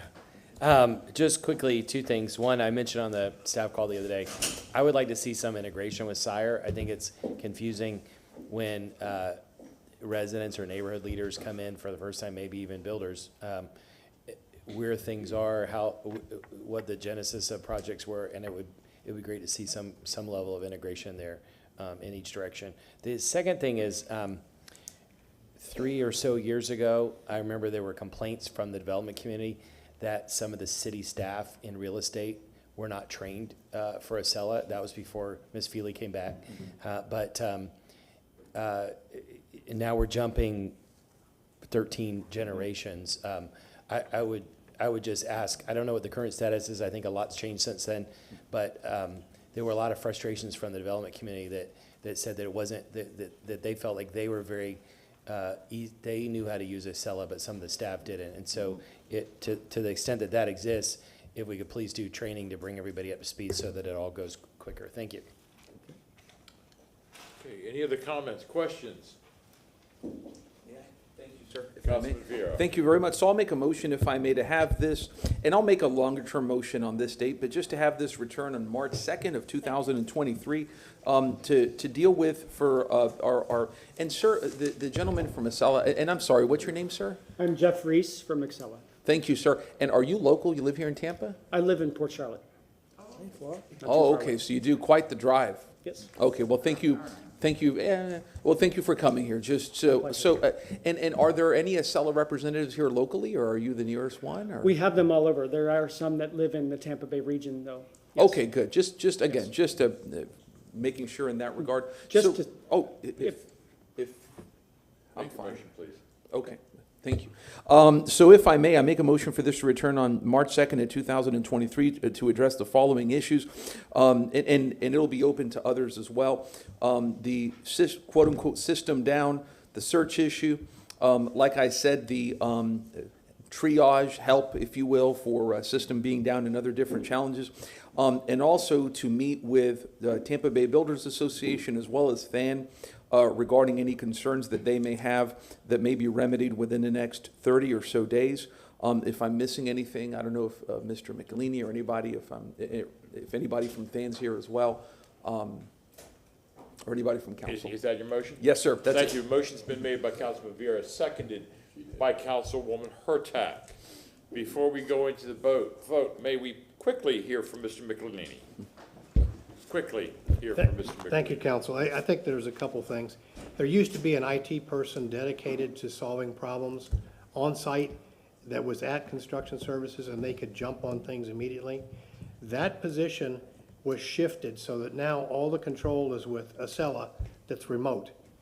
And so we don't have anyone, and the city doesn't have, according to the city IT department, they don't have any of the codes on how to solve things immediately.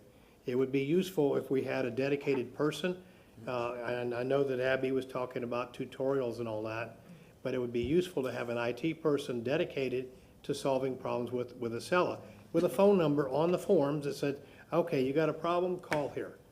But when you get locked out and you're on a time schedule that's critical, you may very well miss that schedule. And as you know, all of our documents that come to city council are time sensitive. So, I mean, that's a very important issue. I know that Accela is trying to resolve some of these things, but when you're stopped, you're stopped. You're not going anywhere.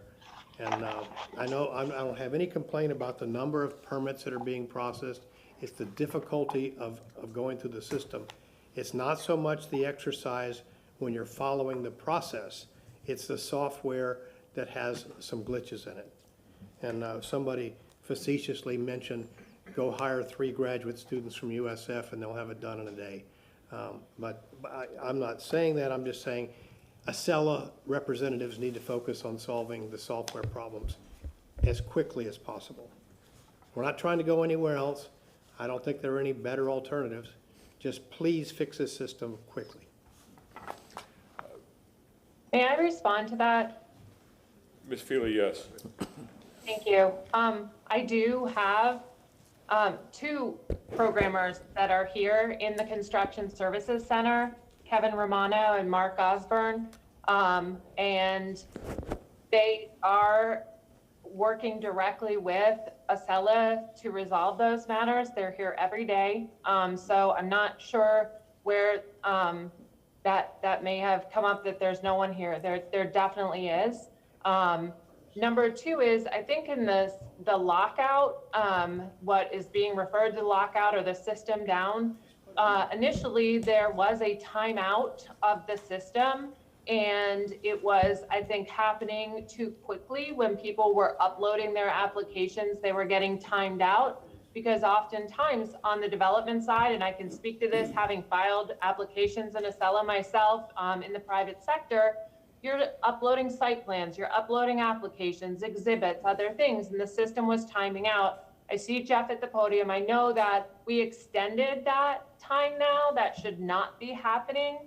We did make that adjustment already, so I'm happy to report back on that further on March 2nd with the team, but we did go ahead and already make that adjustment so that people are not getting timed out or kicked out and having to go in and then restart the record again. And we do have those 2 people here. So we are working on it. This new version is a challenge. I know, you know, we have our client facilitators. I don't know that we need to be calling Mark and Kevin directly. We have our team that is trained, that it provides that front line, that is a larger group that's more than just those 2 people. So, but I'm happy to continue to work on that with Mr. Michelini as always. We want this to be the best that it can be. And if I may, Mr. Chair, yes, so amend my motion to include the issues Mr. Michelini talked about, including the IT assistance. And again, I thank the gentleman from Accela for coming all the way that hour-and-a-half drive. We really appreciate you and your patience, sir. You accept the amendment? Yes, I do. We have a motion. The what? That's by airplane, but where the traffic is, Oh, it takes yeah. a lot more than an hour and a half. True. Mhm. We have a motion made by Councilman Vera, seconded by Councilwoman Hurtak. Any other discussion? I might add, we are not. Yes, sir. Can I just add a couple of questions, maybe for some improvements on Accela?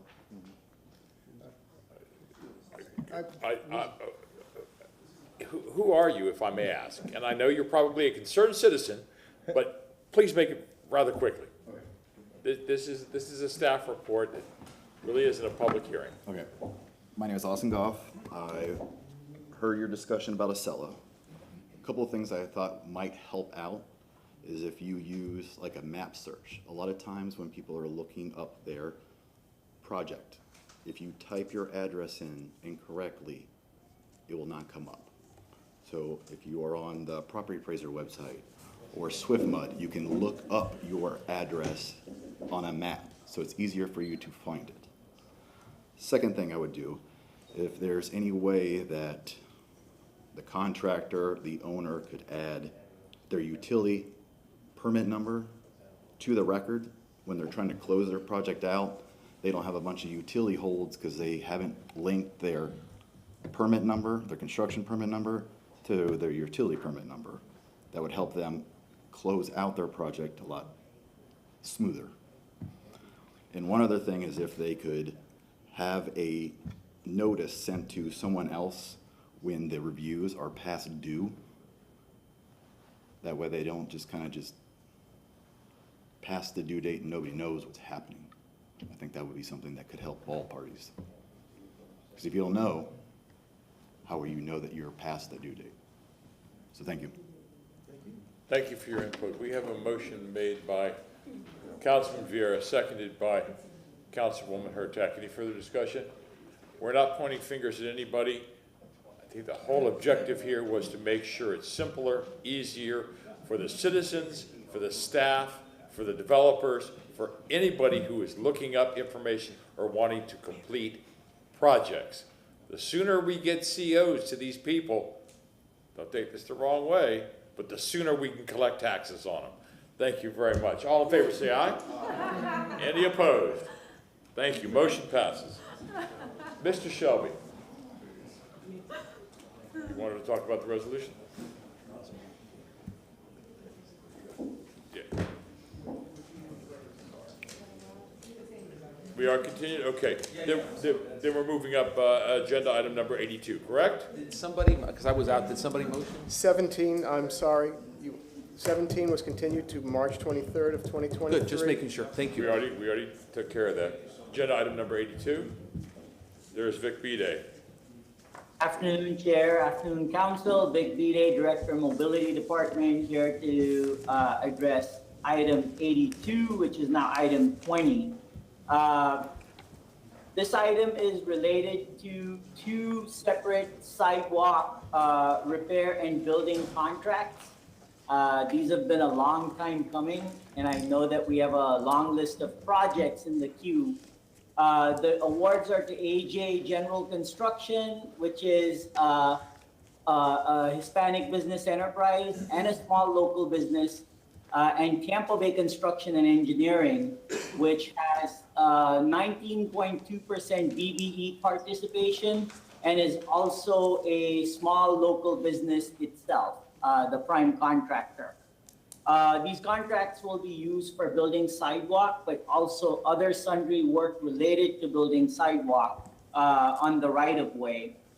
Some of our early projects with this will be, the first one will be 9th Street, so Victory House from Bougainvillea to Linebaugh, but Fern Street, Prescott, Ingram Street, Glen Avenue, Bay to Bay, Himes, Old Seminole Heights, Fig, and Hubert. Those are the top 10 projects. So pretty much all across the city, you'll start seeing sidewalk work should you approve these today. I'll be happy to take any questions. Councilwoman Hurtak. I just want to say yay, $3.6 million. That's 3.6 times our normal sidewalk budget. So that is phenomenal. And I would love if you could send me and probably all of us that list of top 10s so that when, because this news will get out and they will be coming to ask, what are the top 10 projects? And so I want to be able to let them know that. And again, I just wanted to say thank you. When I saw this, I knew that the public would be very excited about it. And so I wanted to make sure people knew that we are listening to them and sidewalks are coming. And the list will be in council's email within 5 minutes. Thank you so much. Any other comments or questions? Vic, thank you very much. I know that you just made Taylor Ralph very happy, and you probably made all the parents and kids that go to Roosevelt Elementary very happy. Thank you very much.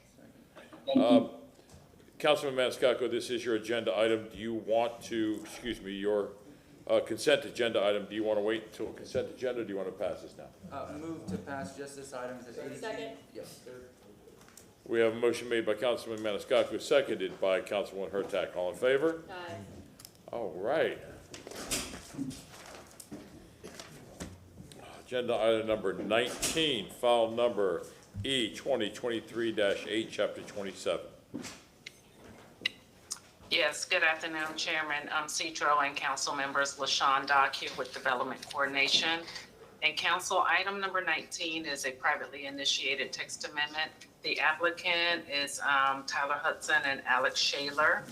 And this request is a part of the January 2022 amendment cycle. And as you're aware, council, we no longer process the privately initiated text amendments. So this is a part of that last cycle of the private amendments that remains through that cycle.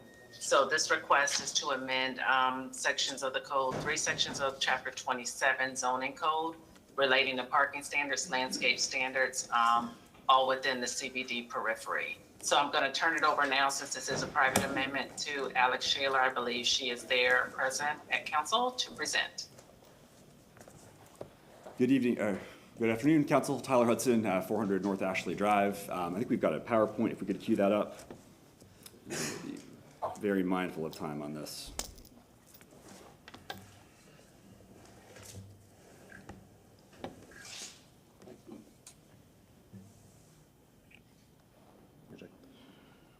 So before the pictures come up, I want to say a few things at the very beginning. This is an extremely limited text amendment that we have before you in terms of the geography. It does not affect South Tampa. It does not affect North Tampa. It does not affect West Tampa. It does not affect East Tampa. It only affects an area that is right around the periphery of downtown and is described in the Tampa Comprehensive Plan appropriately as the CBD periphery. In terms of where are we talking about? We're talking about Tampa Heights, south of Palm. We're talking about the Channel District. We're talking about a little bit of portion of Ybor City, but really that's all been eaten up by gasworks at this point, and a little bit west of the river. The CBD periphery is a special place in the comprehensive plan for one reason. You're able to double your density there. That's when you frequently see those bonus agreements that we bring before you, where there's going to be 10% affordable housing, half at 80%, half at 120%. Those are always PDs, and as this council knows very well, if it's a PD, it's going to have waivers. The purpose of this privately initiated text amendment is to limit the need for certain types of waivers that this council grants very freely because they are so obviously needed, because the code is so obviously out of step with the type of development you see in the CBD periphery. So just to show the area we're talking about, it includes the CBD itself. And one note too, I think council is certainly aware of this, you all don't actually approve projects that are in the CBD, that are downtown. Those go through an administrative review process. So rather than expanding the CBD, which would have the same effect as what we're seeking here, that would limit the projects you have jurisdiction over. We didn't want to do that. But the CBD periphery is a helpful regulatory tool in the comprehensive plan. And given the fact that you're able to double density, the projects are of a certain size that, again, runs aground against some of the code provisions that might make more sense in more suburban portions of the city, but don't make sense in the area of downtown that I think everyone would agree can handle a significant amount of the growth that the city's seeing. The projects in the CBD periphery are typically not ones for which you, with the exception of an occasional project on an island off downtown, typically you're not seeing a groundswell of opposition for these projects because they're not in areas, they are in areas where multifamily development is pretty prevalent. So I'm going to talk about one of these, and then Alex is going to talk about the rest. So for parking, right now parking is a little bit of a patchwork in the city where you have standards that apply downtown, you have standards that apply in the Channel District, you have standards that apply in Ybor. they don't really make sense. And I think, council, you might remember frequently when I bring projects before you, I'll show the chart of saying, here's the number of parking spaces that are required for this project. But if it was a few blocks away in Ybor, for example, it would require a third of the spaces. If it was in the Channel District, it would require a fourth of the spaces. The intent of this is just to harmonize for the visitor parking requirement, that if you're in that CBD periphery, you don't have to provide guest parking spaces. You don't have to provide them in Ybor, you don't provide them in the Channel District, you don't provide them downtown. And the reason why it gets problematic is because the guest space requirement is one space for every 4 dwelling units. And for a project, when what you're seeing is some pretty large-scale projects in this area, 250, 300 units, that adds up, and parking has a cost. These parking garages are often cast in place. It's kind of like business cards. You can only really buy them in like quantities of 10,000 or 15,000. A lot of these parking garages really can only come in certain configurations. And so having excess parking, it does have a cost. It has a cost in terms of the opportunity cost for streetscaping opportunities, things like that. Because council is familiar with parking reductions, what we're trying to do is focus specifically on the visitor parking requirement, which again, you don't do it downtown, you don't do it in the Channel District, you don't do it in Ybor City. We just don't think it should apply either to the southern part of Tampa Heights, which is really the only remaining part of the CBD periphery that's not pretty built out. And we also think, and this is an important thing, to be able to use the on-street parking that's right in front of your building for a portion of your required parking. Right now, as the council well knows, you'll hear it, it's on street, you can't count it. It might be there, but you can't count it. We're not saying it should count for everything, but we think up to 25% of your required spaces. For a large project, it's not gonna get anywhere near 25%, but if the developer can agree to maintain those spaces, they're literally right in front. I think it's unreasonable to not allow those to count towards the development. This is a very common provision in a lot of other cities' codes, especially for more urban downtown areas. I think it's appropriate for downtown, it's appropriate for the southern Tampa Heights area, and staff isn't endorsing these proposals. I don't want to give any sense of that, but as staff, we've worked very closely with staff for, I think, well over a year now, and I don't think there's a strong sense of opposition, at least. With that, Alex is going to talk about some of the other requests.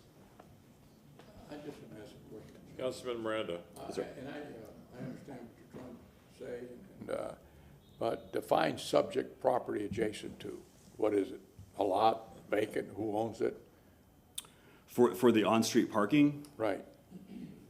I think it would be on the frontage. So if it touches the boundary of the site, if it's congruent with the property boundary, it would be able to count. It wouldn't count if it was across the street.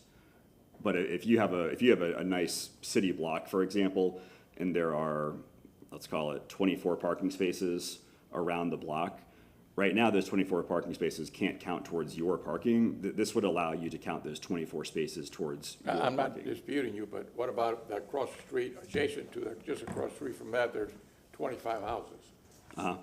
Then whose parking is it then? Anybody's? it's still anybody's, but if it's on your frontage, then you should be able to count it, yes. But when you park in the street, it belongs to anybody. That's true. No, that's right. That's right. You can't, unless you're blocking somebody from ingress and egress to the residence. Agreed. These wouldn't be controlled in the same way as if they're in the parking garage. There's no question about that. I just want to make sure that's cleared out. Yes, sir. Yeah. They would not be restricted. The thought is, though, that they're more likely going to be used for the development. They should be able to count. That's our thought. Yeah, you got it there right away. Yeah, if I may follow up on Councilman Miranda's question, then if they're going to be considered your parking, how would you regulate that? Would you actually rent the spaces to ensure that only your tenants can park there? No, it wouldn't be exclusive. Would there be parking permitting that only your tenants would have? No, I thought it wouldn't be exclusive. It would be that though it's because it's right in the right of way adjacent to your site, that more likely than not, the convention is going to be that people are going to use those for your project. And we think it's reasonable for those to count towards your space so that you're not building every single parking space that you would need within the boundary of your site. Because as I've said, I think that has some trade-offs that we need to be mindful of when we're overbuilding parking just for guests. And you know how I feel about downtown parking, but that's another subject. But in my mind, I'm thinking that if I can't find a place out here in the front of City Hall, I'm gonna park 2 blocks away, which is what you're classifying as your parking space. So that means your tenants or your people that are going to visit your tenants can't park there. That's So right. These are not going to be. To me, the scales just aren't working. It's not the same. There's no question that it is not this. What we're proposing is not the same as it being inside a structured parking space. It wouldn't be secured in that exact same way. But I do think that for a lot of, parking is scarce. It's city real estate. We think it's reasonable that you should be able to say, hey, we know these parking spaces are there. There's a frequency that they're going to be utilized by folks who are going into that building, and that they should count not for all of your parking, but for up to a quarter of it. But I will say that's not the most central, I think, important part of this text amendment. So if there's some discomfort with that, we can maybe talk afterwards. Alex, Council, sorry, Tyler. Hey, it's Abby Feely Yeah, and Vic Day. We wanted to just jump on for a minute and provide a little bit of clarification, I think, on what's being proposed for council's understanding. Ms. Feely, recognized? I think a project would get credit or could count credit toward, but those spaces would remain public spaces. If those spaces are metered, they would remain metered. If the city chose to meter them for mobility revenue, that would continue. These would not be for the exclusive use of a developer. They just get to count the fact that there is on-street parking adjacent to their property as a way to reduce their overall parking requirement by potentially 25%. And I understand that, Ms. Feely, but the numbers just don't add up to me. I understand what the idea is behind the request, but the numbers don't add up to me. So I understand. So like in West River right now, a developer gets credit if he has bike parking. If there is on-street parking adjacent to, and West River is just on the west side of the CBD periphery. This is only for the periphery boundary, but they get credit if there's bike parking. They get credit if there's motorcycle parking. They get credit if there's on-street immediately adjacent. So in front of the boulevard at West River, they would get credit. We can still go and meter those. They are not for the exclusive use or right or signed in any way that dedicate it to that development, but they themselves then on site have to provide less. And again, I'm not saying they're in support or not in support. I just want to provide that clarification. And I know Vic does too, because, we have metered parking throughout the city to create revenue to support our mobility and micro mobility choices.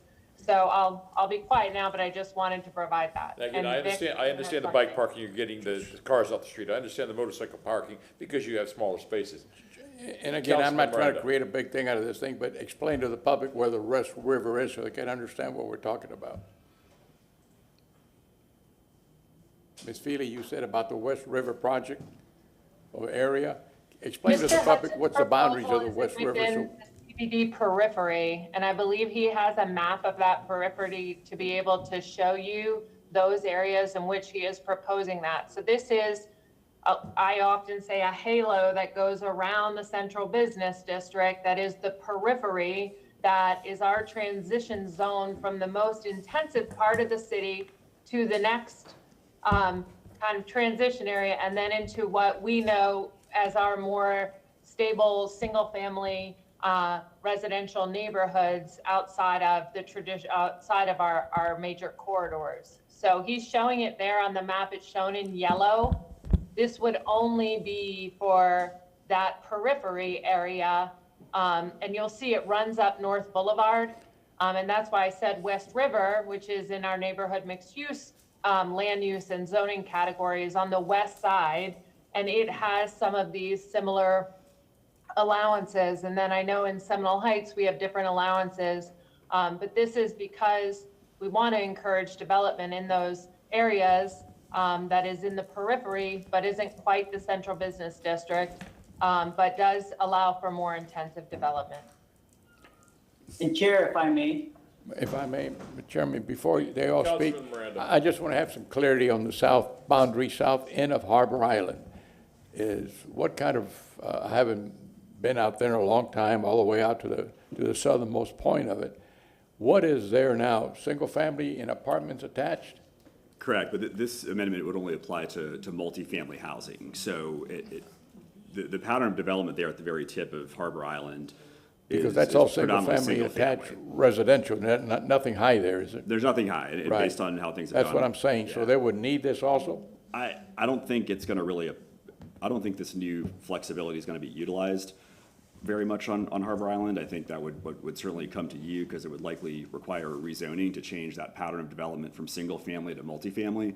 And there's, I think, a healthy amount of vigilance about land use changes in Harbor Island, so I just think it's very unlikely it would be Yeah, utilized the there. parking ratio would be just about the same. Mm-hmm.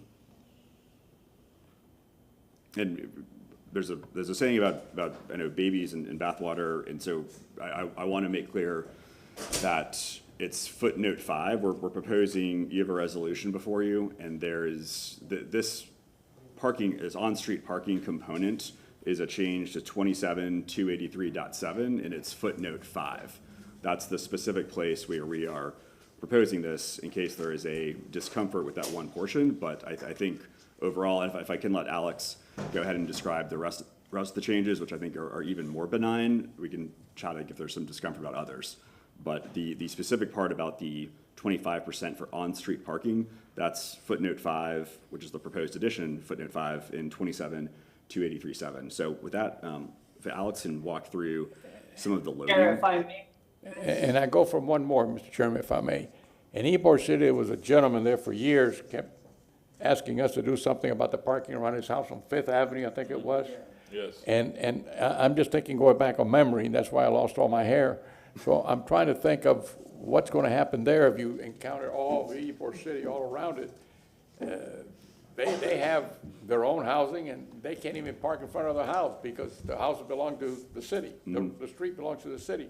So they were complaining that, especially doing the expansion of Ybor City, where it's really blossomed and done very well. I'm real happy for that, for everyone that's involved in it.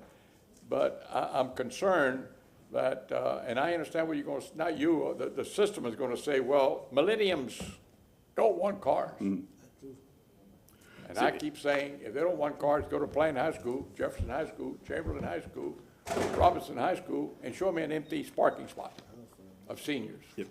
You're not going to find them. And Councilman, just so we're clear, that this amendment here does really not apply to any portion of Ybor City. I know that. Okay. But I'm saying that Understood. I want to make sure that doesn't happen somewhere else, down the road, like Fifth Avenue. I don't want to choke someone who's there already and living, and then I compound and say, Miranda, you did it, or Guido, or Carlson, or everyone here. I'm not afraid of doing that. If I knew that it was going to be, the what if was up there, what if it doesn't work, what do we do then? That's what I'm thinking about. Yeah, understood. And I appreciate what you're saying. I understand. I think I understand what you're saying. Mr. Hudson, please. Mr. Bide, you want to say something? Thank you, Chair. I'd just like to say that for this particular item relative to parking and the 25%, the up to 25% requirement does not concern me as much as the ability for the city to retain flexibility over the right-of-way, which includes metering current parking spaces or future operations, because one of the things that we do with on-street parking is to see how they can serve the most number of people. So we would like to retain some flexibility, and to that end, if we could carve this piece out and have further discussion with the applicant, that would be beneficial. The other elements, I do not have a concern about, but I did want to register our concern with this particular aspect of it. Got it. And thank you, Vic. And again, we'd have no issue with that coming out. This on-street parking piece, it's the proposed footnote 5 to section 27-283.7. So if it's council's pleasure for that to come out, this applicant, we have no issues with that. So we certainly don't want to do anything that has unintended consequences. But there are a couple more features of this proposal. Sorry. I'm going to let Mr. Tyler, Mr. Hudson finish, please, and then you can ask a question. How's that? He's about to switch to the other topics. All right, I was. Councilman Carlson. Yeah, I just, following on what Vic said, I remember when we changed the parking rates in downtown or extended the area, there were some people from some of the condos a little bit north of here that complained and said they didn't have enough parking spaces, but then we were able to turn around and say, well, the developer put 2 spaces for each unit, so you have plenty of spaces, you should make, but if the expectation was that the street parking would be theirs, or especially, like Mr. Beatty was saying, if it was blocked off only for those residents, I don't think it would be fair to everybody else. That's reasonable, and I think the goal of this package of changes that we have before you is to bring before you some changes that I think aren't very fact in circumstance specific. So, for example, we're not having anything about trees, right? Trees are very fact, and when those tree waivers come in, those are very fact dependent. I don't think these are, but I mean, based on hearing this about what's happening at Fifth Avenue and the condos to the north, it sounds like maybe the street parking issue is a little more fact specific than I would have anticipated. So one thing, just 2 other quick thoughts. I saw you have Harbor Island in there, and I don't know if the neighborhoods were noticed or anything, but I wouldn't want to vote on anything that included Harbor Island without having make sure that the neighborhood has a chance to comment on it. There was a pretty robust public information meeting and workshop with council, so we're confident that the community is aware of this, and the lack of opposition speaks for itself. Yeah, the other thing is, just considering all the input, you may, instead of taking that parking thing out, you might want to have us discuss it today and then hear it another time, just so we can make sure that we fully heard from the public. Anyway, just a thought. Sure, and we had a very robust discussion at a workshop, so it was based on that workshop that we decided to move forward today. But let me let Alex talk about a few other features of this, which again I think are a little bit more benign. Alex Shaler, 400 North Ashley Drive. I think beyond even the commonality of parking waivers that we request, almost every project that we bring before you in the CBD periphery has a waiver for loading, and typically 2 different portions of the loading code. The first one being the number of berths required, the second one being that specific requirement that loading must be accessed with 1 continuous maneuver.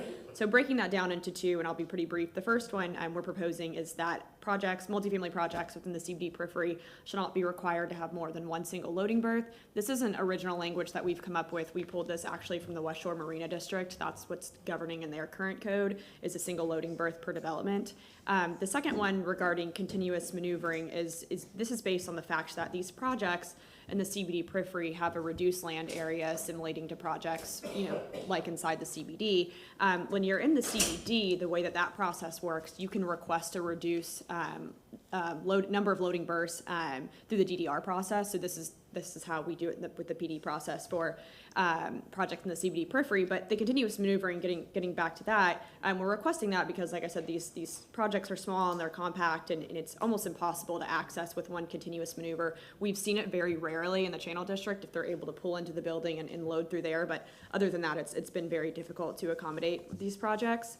The next one is in regards to green space, and this one isn't necessarily a new idea. Again, this is the way the code reads currently is that buildings that are over 6 stories are able to use a percentage calculation for green space. So you take your parcel area, then your building footprint, and you have to provide 30% of what's left over of the land. Projects that are less than 6 stories, though, so smaller multifamily deals, are still held to that per unit square footage calculation. And we brought a project very recently, a month or 2 ago, before you all, that requested a very significant green space waiver. It was a very small infill multi-deal. I think it was 13 units, and it was almost a 92% waiver was what was required because we didn't have the land area. So this is mainly to help projects like that are infill redevelopment, and they're smaller than these huge gas works and 300 to 500 number of units. That the smaller projects that have difficulty existing in an urbanized development, but providing the amount of green space that's required for something that's definitely a lot more suburban. And the last one is more of a clarification than it is any kind of change. So the way that the landscape table is now, there's this reference to an adjacent use. What we're proposing is that this adjacent use be interpreted as the then existing adjacent use and not any adjacent use that would be permitted under the zoning category. And the reason for that is because it's hard to quantify whenever we're setting our buffers, when we're proposing a new development. If we're developing a buffer to the most intense use that could potentially, possibly, maybe be there at some point in the future, we're creating these very large buffers in, like I said, in an area that's supposed to be urban, which is in direct conflict with a lot of those urban design principles of having non-isolated projects and having connectivity between different parcels. And Go ahead. No, are you finished with your Yep, presentation? this is it. Yep. Councilwoman Hurtak. Could you go back a couple of slides, please? There, green space.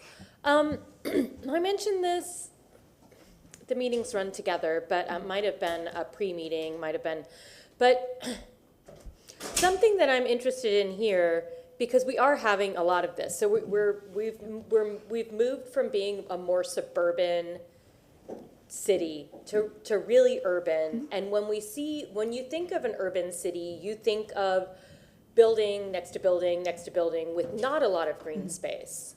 So one thing I asked about, and I'm really interested in the idea for these smaller developments, obviously not larger ones, but some of these smaller developments, instead of requiring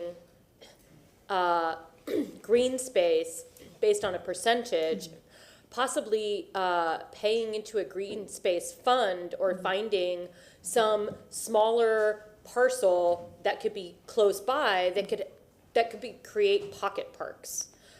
Because I think what we're looking for is green space. And if you just have a strip of lawn in front of a 6-story building, that's not really usable green space. So that's something that came up, like I said, I can't remember if it was in a pre-meeting or at one of our other council meetings, that I would really love to look at, because I think that's really what we're trying to do when reducing this, when looking at this calculation. I think the calculation just needs to be reimagined overall. Because I think when I think about urban areas, and of course I'm going to giant urban areas like New York City, there are countless pocket parks where people can just sit under a tree. There's just a little bit of space, but it's enough. And so I think that is used, but that's usable space, as opposed to just a small strip of grass that counts as green space that's not really usable. It's just there for ornamentation. Right. So I don't have a problem with this, but what I'm more interested in is what we could do to make landscaped areas actual usable green space for folks in the CBD and CBD periphery. Right, and I think, and Tyler mentioned this too, and I was thinking the same thing. So they do, and LaShawn can confirm, they do pay an in lieu fee. So any kind of green space reduction, they pay that. I can't tell you exactly how that's used or where that goes, but that is in the code already. So they're paying for any reduction that they're requesting in the form of a waiver. Completely understand what you're saying, and I agree. I think that the Channel District does a really, really good job of that, creating those pocket parks. And we've had multiple discussions with them about that, and I think that would be helpful to have in other areas, because we're looking, you know, when we're doing the infill, like I said, it's places like near Howard Avenue. It's we're doing one in Palmetto Beach that's going to have a big green space waiver. But it's places like that agreed could use more of kind of an organized creation of those larger areas. And I think that a lot of the projects are trying to do that and providing, you know, like dog parks and stuff where there's like usable green space area.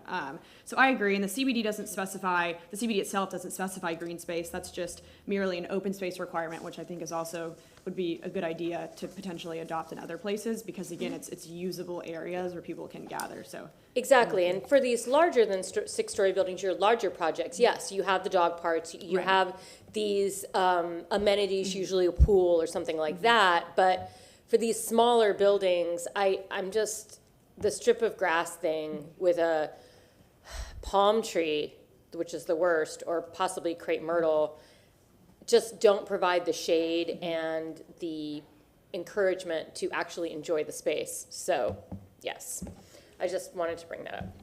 Any other comments or questions? Just very Councilman briefly, and I'm Miranda. not talking about your project, just in general. You talk about loading space reduced to 1. There's 2 types of loading space. One I think is 30 foot, the other one's 60 feet or something like that. And I'm gonna use an example that we have, and it may not be in your area. I know it's not in your area. But when you come down Ashley and you make a left injection, or you try to make a left injection, guess what you find? You find one of those 30-foot, 25, 30-foot units where you dump in and then you roll on in, and the truck that's picking it up, the vehicle, is taking not only the sidewalk, but it's taking the inside lane of the driving lane. And I see people, it happened, I don't know about you all, but it's happened to me various times, where I got cars coming north on Ashley. I'm trying to make a left, they're trying to make a right. And the city got so smart, they put an island so you don't run over the truck, I guess. You don't have an accident with the truck. liable to get killed there, the people that are standing around. So you see the truck blocking the street at traffic time. They don't do it at night. They don't do it at 1 o'clock in the morning or 2 o'clock in the morning. They do it at 7:30 to 9:30 or 10 o'clock in the morning, when the traffic is saying, I want to get somewhere from A to B, and people get exasperated, say, what am I doing here? What's wrong with Tampa? And these are the things that depends on what? Location, location, location. And that is a prime location that it's the wrong place to have done it. And I'm not blaming the building developers or anything else. It's there. I can't change it.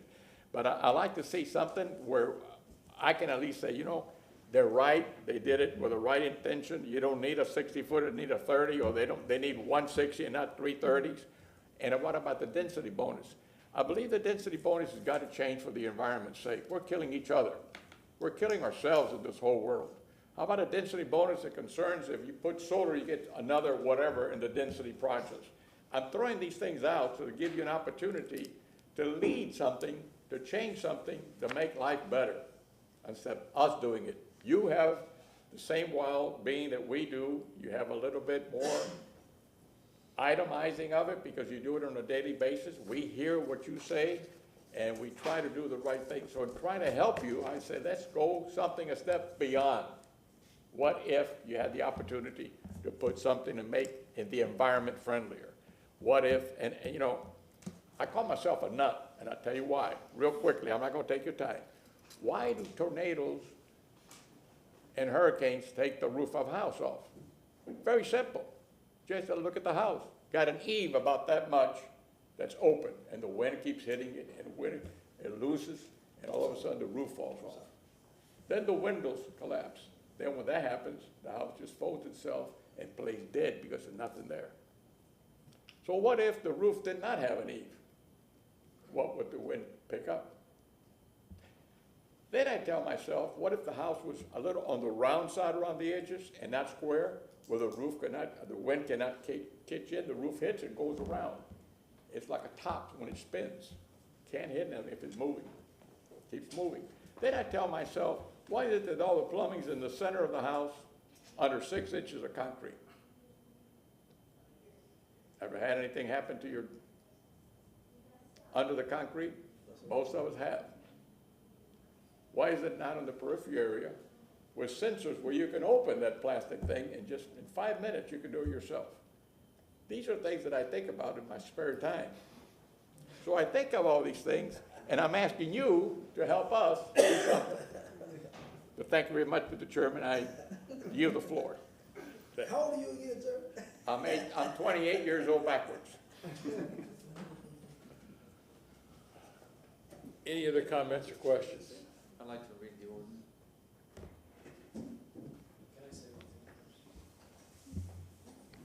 Councilman Carlson, you're recognized. Yeah, I would, as I said earlier, I would suggest that we move this for a couple weeks so that we could think about it and figure out what else is being said in the community. There were some concepts in here that I would like to support, but if it goes forward today, just because I would need more information, I would have to unfortunately say no. Thank you. I like the project, I want to, but I have, like Mr. Carlson, the what-ifs are getting in my way. I want to make sure that I know what I'm doing, and right now I can't tell you that I do. Because the area is broad, but it's not specifically within the area, where's it going to be at? Where's at least one item and one building is going to be at to see if it's compatible and for the general public. That's what I'm looking at. I'm not against your project. I like your project, but I like to see something happen where we can justify the need for it. Councilman Vieira. Just very briefly here, because we still haven't done consent agenda. Just or no, we did. It's all meshed together. I'm sorry, forget it. We haven't started the meeting. There you go. That's funny. No, but this is first reading. It'll come back to a second reading, number one. March 2nd? Yeah, so it'll be coming back to us. If a workshop was held and people could see the agenda, et cetera, and again, I understand Councilman Carlson's concerns, and I respect him 110%, and also Councilman Miranda, but I think it is something good. It's good to move it forward. There's part 2, and if there are challenges there, then we can address it in part 2, in my opinion. Thank you. And another thing, Council, if I may.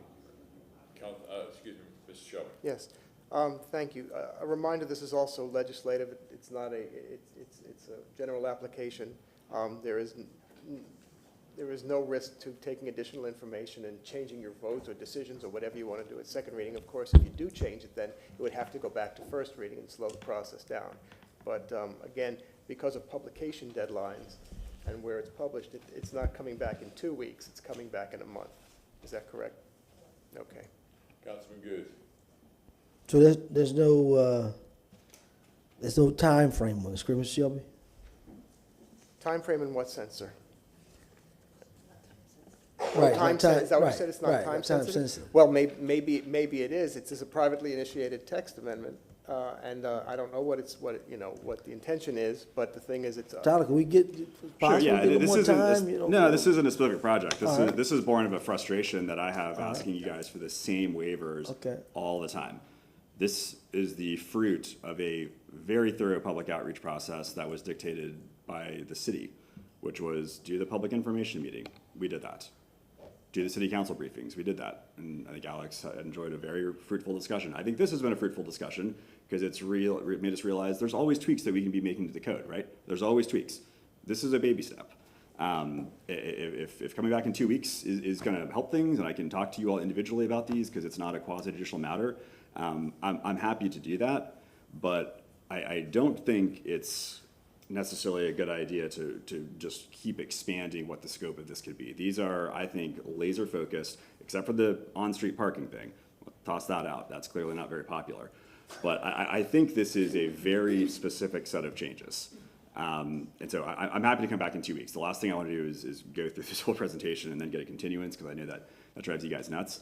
But this has been vetted. We've been working on this for 15 months. So if 2 weeks is going to get this the level of scrutiny that's desired, I'm happy to come back. This is, again, not for a project. This is just, I think, good ideas. I see Ms. Doc is there. See if she's on board with this. Yes, Council, LaShawn Dock here with Development Coordination. Yes, I do agree. The 2 weeks is sufficient. I just wanted to recap the workshop, but it sounds like this is what Tyler has done with the processing schedule. Because we did hold a public information meeting in October. On October 18th, we held the City Council workshop on November 17th. Then we went to Planning Commission January 23rd. And we're before you today for the first reading. So if it is council's desire to come back again within 2 weeks, at least a 2 week time frame, right now, the way it was scheduled as of today, the second reading would have been March 3rd. So that could just push the schedule back, but we could certainly come back within the 2 weeks and at least a 2 week time frame.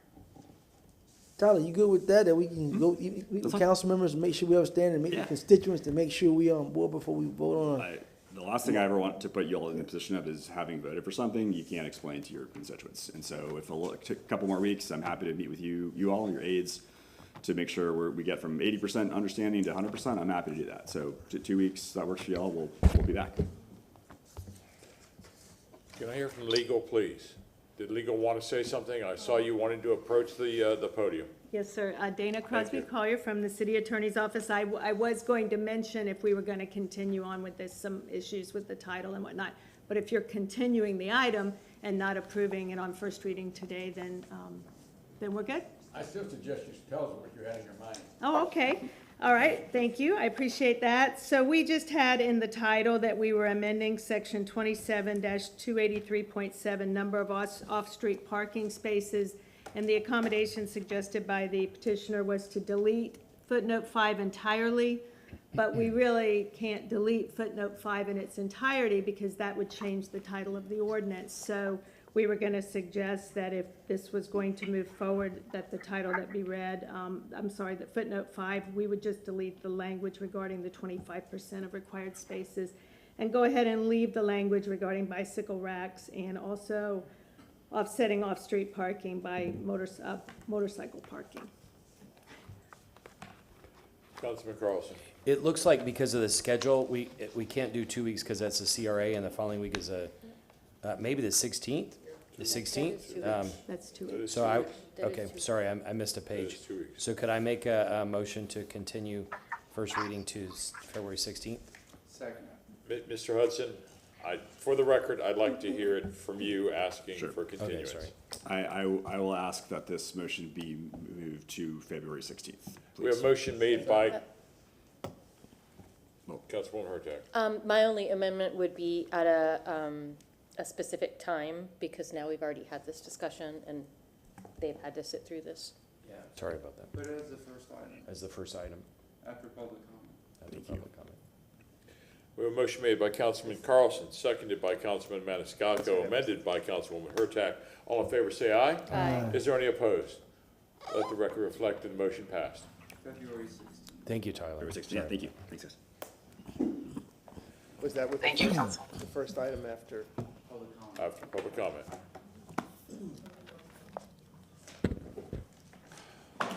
Councilman Vieira. Yes, sir. You have public safety. I move 20 and 21. Second. A motion made by Councilman Vieira, seconded by Councilman Maniscalco. All in favor? Aye. Thank you. Councilman Goods. 22 to 26. We have a motion made by Councilman Goods, seconded by Councilman Miranda. All in favor? Aye. Any opposed? Motion passes. Councilwoman Hurtak, you have Yes, I public works. move items 27 through 46. Second. Motion made by Councilwoman Hurtak, seconded by Councilman Maniscalco. All in favor? Aye. Any objection? Motion passes. Councilman Miranda, Yes, sir. 1 second here, I gotta find my, 47 through 57. I move 47 through 50. Second. We have a motion made by Councilman Miranda, seconded by Councilman Maniscalco. All in favor? Aye. Any opposed? Motion passes. Councilman Carlson, you have building and zoning items 72 through, 72 through 79, sans 78. Yes, 72 through 77 and 70. Second. Motion made by Councilman Carlson, seconded by Councilman Maniscalco. All in favor? Aye. Is there any opposed? Motion passes. I'd like to move items 80 through 84 with the exception of 82, since we already did that. We have a motion made by Councilman Maniscalco, seconded by Councilman Miranda. All in favor? Aye. Is there any opposed? Motion passes. I'd like to set item number 85, SU 1-23-01-C for a public hearing March 16, 2023 at 1:30 PM. We have a motion made by Councilman Maniscalco, seconded by Councilman Goods. All in favor? Aye. Is there any opposed? Motion passes. I'd like to open all public hearings, Second. 86 to 93. We have a motion made by Councilman Maniscalco, seconded by Councilman Miranda. All in favor? Actually, all the way through 96, because we're past. Second, add to 96 to the motion. All in favor? Aye. Motion passes. Anyone giving any type of evidence or making any statements for the rest of the cases that we see before us today, would you please rise to be sworn in? Please raise your right hand. Do you swear or affirm that the testimony that you're about to give is the truth and nothing but the truth? Yes. Thank you. Please be seated. Our first case is going to be agenda item number 86, file number VAC-22-28. Charles Sammons, Development Coordination, presenting file number VAC 22-28 for second reading and adoption. This ordinance is a proposed vacating request to vacate an alleyway located north of Peninsula Street, south of Woodlawn Avenue, east of Poplar Avenue, and west of Myrtle Avenue within a platted Buffalo Heights subdivision. I'm available if you have any questions. Any comments or any questions? Petitioner. I apologize. The petitioner did reach out to me. He was unavailable to be attending the public hearing today, and I told him I would relay the message. Okay, I thank you. Is there anyone in the public that would like to make comment to agenda item number 86, file number VAC 22-28? Seeing none, I do believe we have no one online. Move to close. Second. Motion to close by Councilman Goode, seconded by Councilman Miranda. All in favor? Aye. Councilman Miranda. Thank you, Chairman. Item number 86, file number VAC 22-28.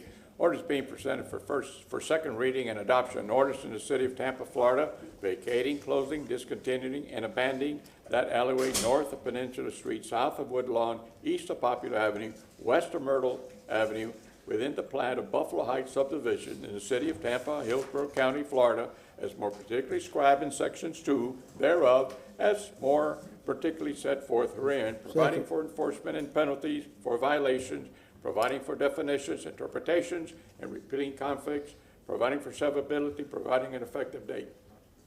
We have a motion made by Councilman Miranda, seconded by Councilman Goods. Place your vote and record.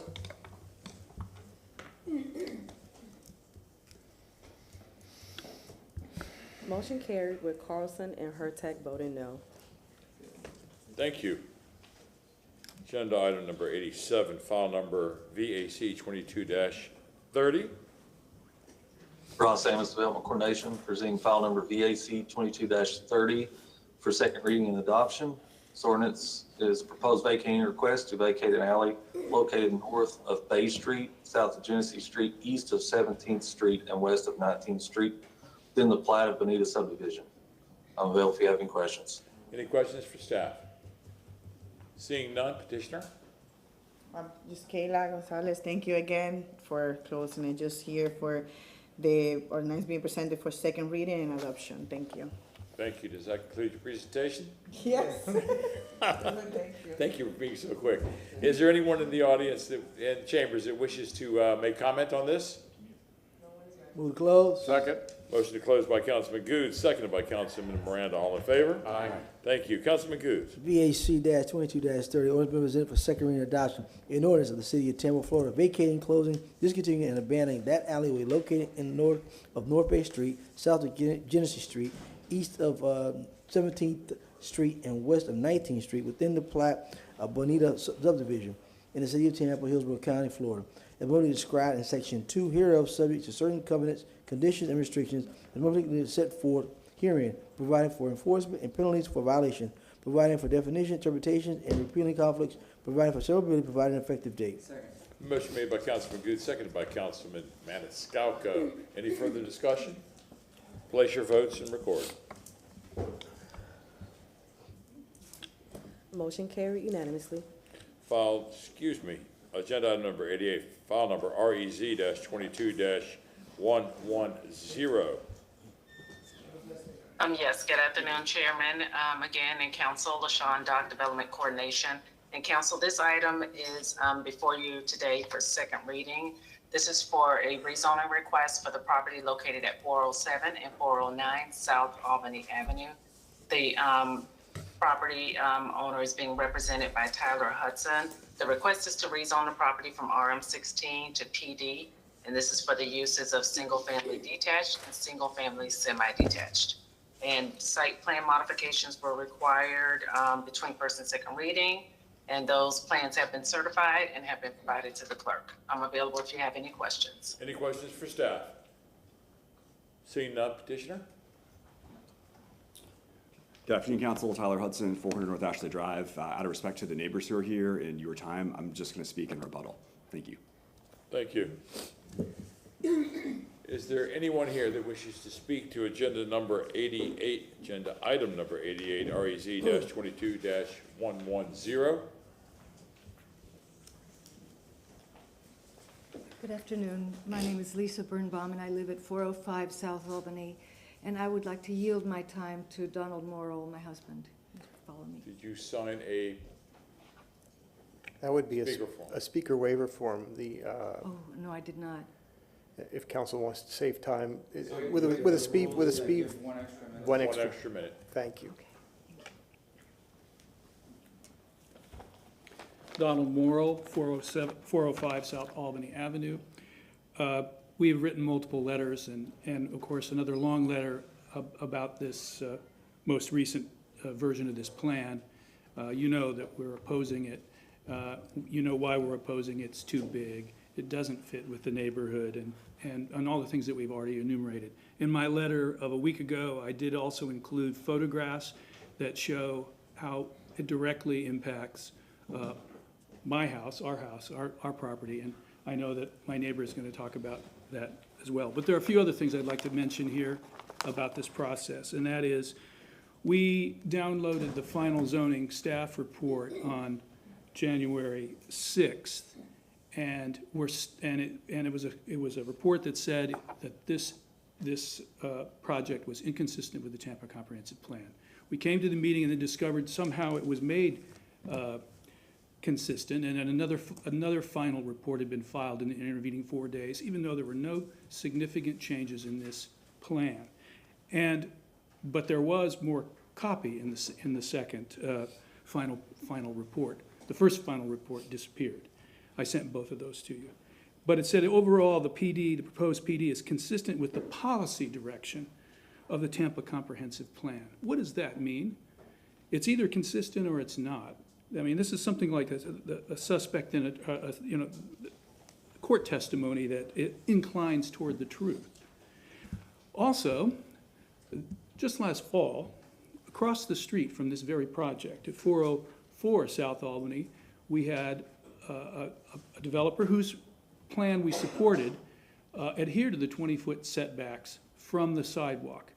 As a matter of fact, he even had to reduce some saleable space in his development in order to meet those. Those were your rules. In our meeting on the 12th, we also heard from Councilor Carlson and her TAC that this design does not comply with land use policy 9.3.8. It's on the south side of us, so this is going to completely block the sun. It's not a neighbor, it's an assault on our space. They're just a few feet from the property line, and we've talked about that before.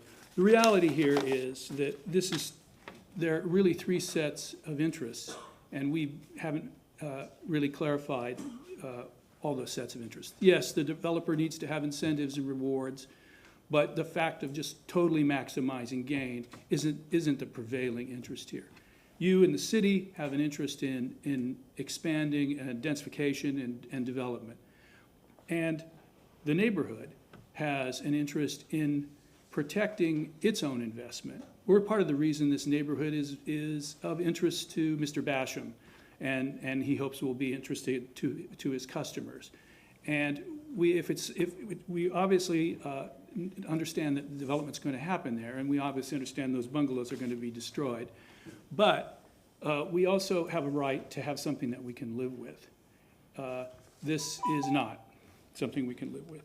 So there's quite a bit at stake. I hope that you will think about that and reconsider your vote, those of you who voted for approval last time, because if you approve this, you're essentially saying to us who've lived in this, who are taxpayers and voters and property owners of 30-plus years, lump it or leave. Thank you for your time. Thank you.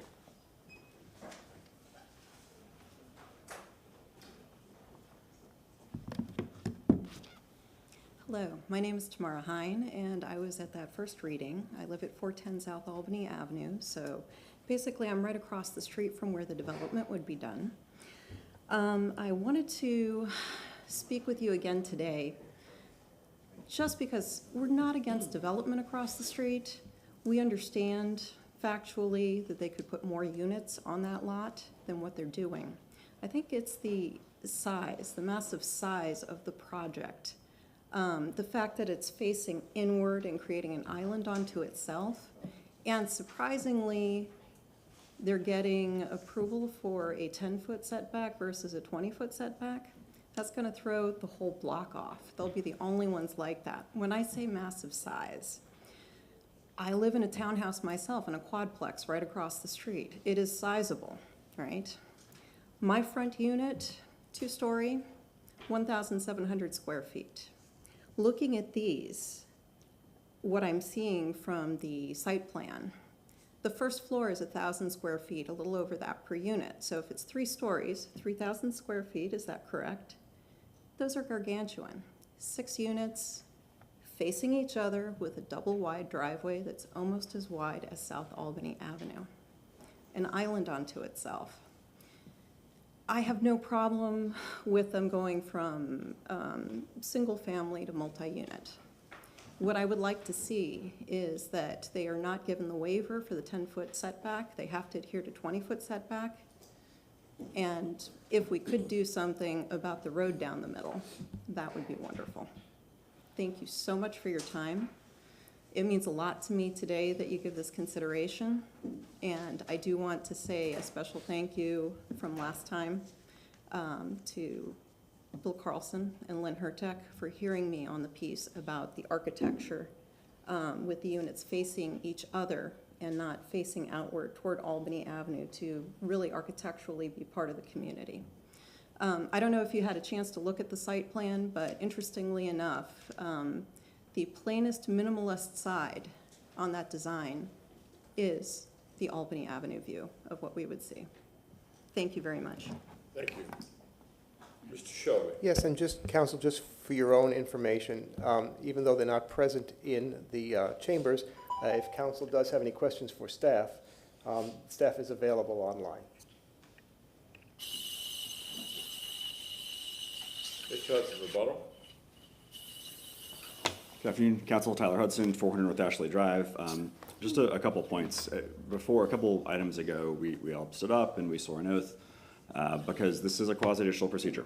And as I had talked about this last time, that the requirement under state law is that your decisions on development matters be consistent with the comprehensive plan and the local land development regulations. What we put into the record at the last hearing, at which this council voted to approve this project, was the staff report from your expert staff in development and growth management finding it consistent with the land development regulations of the city. Likewise, there was a finding from the expert staff at the Planning Commission staff that it was consistent with the comprehensive plan, which would allow 50% more units than we're proposing on this site. Those have not changed between first and second reading. It has not changed between first and second reading that this is a highly desirable place to live.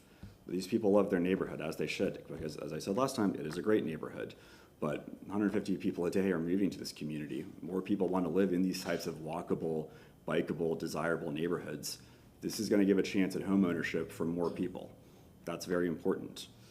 Other than that, the only other thing that has changed is that we have made all of the site plan revisions that were requested in the adoption motion at first reading, as LaShawn noted. The other thing that changed too is my client can't be here because his wife had their first child 7 days after the first reading. So he cannot be here. I'm happy to answer any questions that you might have, but this project is legally sound. Your staff, both expertise of your staff has found it consistent. It was proper to approve it last time, and I believe it should be approved again. Thank you for your time.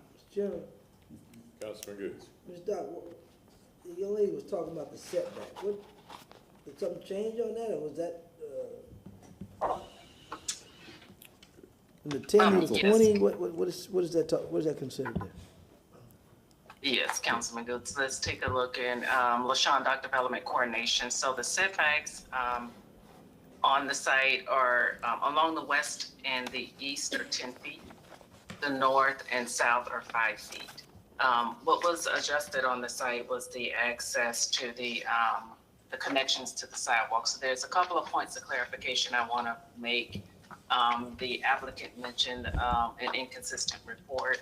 Initially, when this was first submitted, the Planning Commission submitted a finding of inconsistent, and then it came back before council. There was a revision made to the site plan, and that was regarding the access from the site, the door, placement of the doors, and the pedestrian connections to the adjacent sidewalk. And that then gave the Planning Commission a report, which was a finding of consistent. So what has been before you, which was at first reading, was a finding of consistent from the Planning Commission, along with a consistent from Development Coordination staff. And the changes that were made to the site plan before it came back to you for first reading was the access and the doors entry. And I don't know if Tyler has that plan there available on the. Councilman Hughes, the only issue was labeling. The doors weren't labeled correctly. We labeled them correctly, and that's what caused staff to change their finding to consistency. And there is no setback waiver. As council knows from the abundance of PDs that you review, in a PD you set your own waiver. And as we showed at the first reading with our block averaging research that we put into the records, we believe that the setback here is certainly within the bounds of the other townhomes in this area, which this is a common development type on these streets. And Council, LaShawn Dock, again, Development Coordination, that is correct. This is a PD, which is before you. The setbacks are established as a part of this PD. So there is no waiver required for the setback. Councilwoman Hurtak.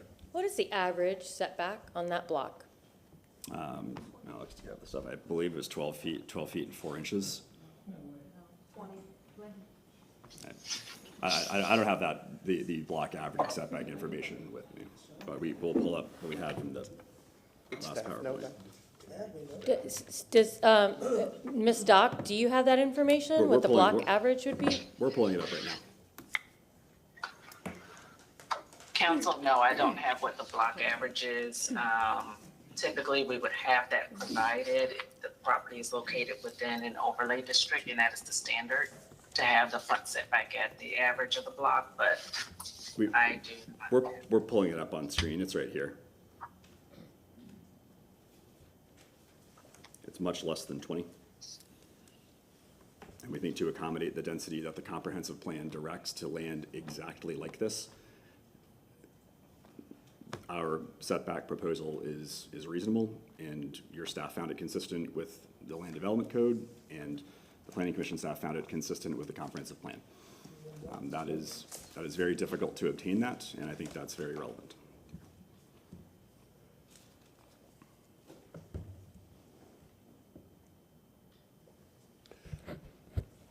Any other questions? Does that finish how you rebuttal? Yes, Chairman, thank you. We have a motion to close from Councilman Maniscalco, seconded from Councilman Vieira. All in favor? Aye. Councilman Maniscalco. Yes, sir.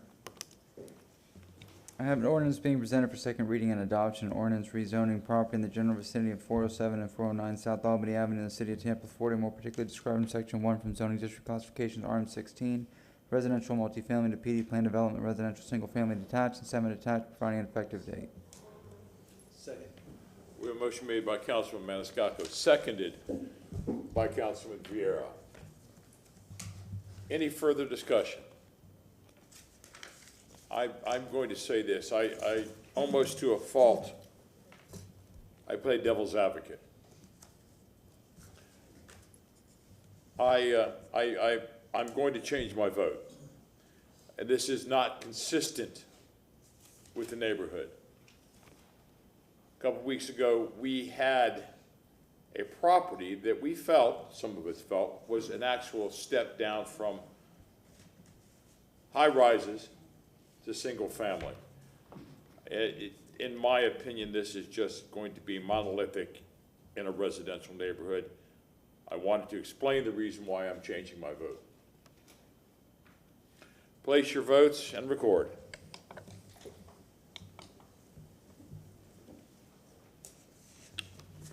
Motion carried with Carlson, Citro, and Hurtak voting no. Thank you very much.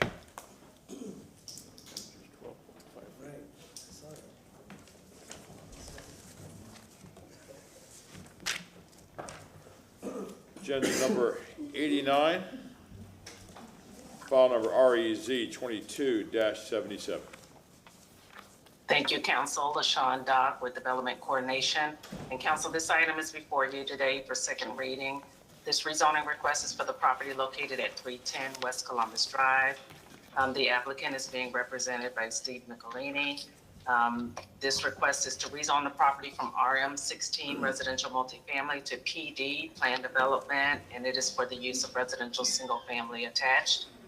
And the plan required site plan modifications between first and second reading. Those changes have been made. The plan have been certified and have been provided to the clerks. I'm available if you have any questions. Any questions for staff? Seeing none, petitioner? I was almost going to say good evening, council. It's getting close. We're almost there. Steve Michelini, I'm here representing the petitioner. You may recall that this was found to be consistent by the Planning Commission, city staff, and they were asked for a couple of modifications to the site plan, which we've made, and this has now been certified by the staff as being acceptable to be presented to you for second reading. It's been a long day, so I won't go into all of the other details, but be happy to answer any questions you might have. And I would respectfully request your approval. Is there anyone in the audience who wishes to speak, make public comments to this? Seeing none, do we have anyone online? Second. Motion to close by Councilman Good, seconded by Councilman Miranda. All in favor? Aye. Councilman Vieira. Yes, sir. Move an ordinance being presented for second reading and adoption ordinance rezoning proper and general vicinity to 310 West Columbus Ave Drive, City of Tampa, Florida, more particularly described in Section 1, from zoning district classification RM16 residential multifamily to PD plan development residential single family attached, providing effective date. Second. We have a motion made by Councilman Vieira, seconded by Councilman Miranda. All in place your votes and record. Motion carried with Maniscalco and Hurtak voting no. Thank you so much, council. Agenda item number 90, file number REZ 22-102. Thank you so much, Council. LaShawn Dock, Development Coordination. And Council, this item is before you for second reading and adoption. This is for the property located at 904 East Osborne Avenue. The applicant is Shane O'Neill, and this request is to rezone the property from SHCG, Seminole Heights Commercial General, to SHRM, Seminole Heights Residential Multifamily. And this is a Euclidean request. There was no site plan associated with this request, and I'm available if you have any questions. Any questions for staff? No. Seeing none, petitioner? Move to close. I don't think there's one here. Motion made by Councilman Maniscalco, seconded by Councilman Goods. All in favor? Aye. Councilwoman Hurtak. Motion to reopen. Is there anyone here that wishes to speak to this Second to agenda reopen. item? I'm sorry, motion to reopen by Councilman Maniscalco, seconded by Councilman Vieira. All in favor? Aye. Is there anybody here to speak to this item? Do we have anybody online? Move close. Second. Motion closed by Councilman Miranda, seconded by Councilman Maniscalco. All in favor? Aye. Councilwoman Hurtak. Yes, file number REZ 22-102, ordinance being presented for second reading and adoption, an ordinance rezoning property in the general vicinity of 904 East Osborne Avenue in the city of Tampa, Florida, and more particularly described in Section 1 from zoning district classification SHCG, Seminole Heights Commercial General, to SHRM, Seminole Heights Residential Multifamily, providing an effective date. Second. We have a motion by Councilwoman Hurtak, seconded by Councilman Miranda. Any further discussion? Place your votes and record. Motion carried unanimously. Thank you. Agenda item number 91, file number REZ 22-104. Thank you again, Council. LaShawn Dock, Development Coordination. And Council, this item is before you again for second reading. This is for the property located at 2009 and 2015 Saxon Street. This request is to rezone the property from RM16 residential multifamily and RO1 residential office to PD plan development, and it is for the use of residential single family attached. The applicant is represented by Alex Rios, and I'm available if you have any questions. Any questions for staff? Seeing none, petitioner? Okay.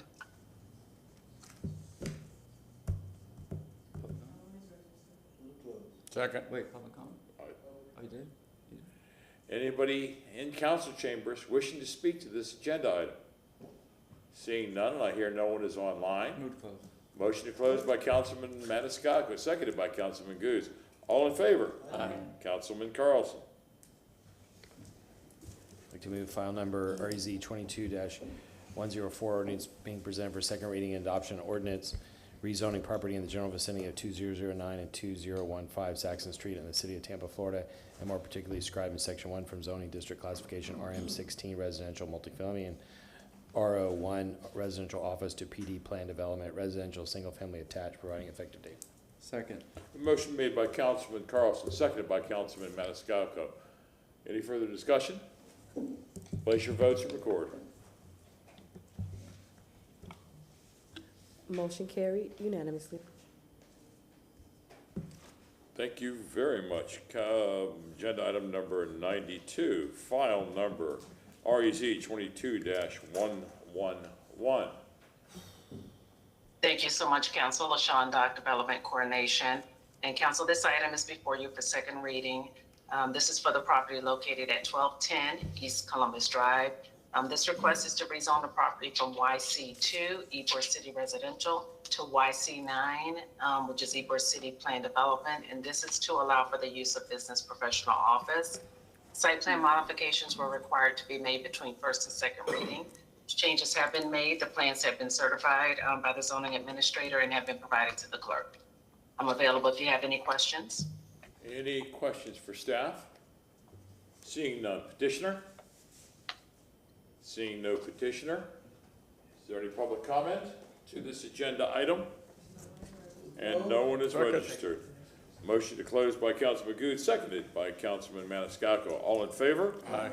Thank you. Councilman Miranda. Thanks, Mr. Chairman. File number REZ 22-111. Ordinance being presented for second reading and adoption. An ordinance rezoning property in general vicinity of 1210 East Columbus Drive in the city of Tampa, Florida, more particularly described from section 1 from zoning district classification YC2 Ybor City Historic District to YC9 Ybor City Historic Business Professional Office, providing an effective date. Second. A motion made by Councilman Miranda, seconded by Councilman Maniscalco. Any further discussion? Place your votes and record.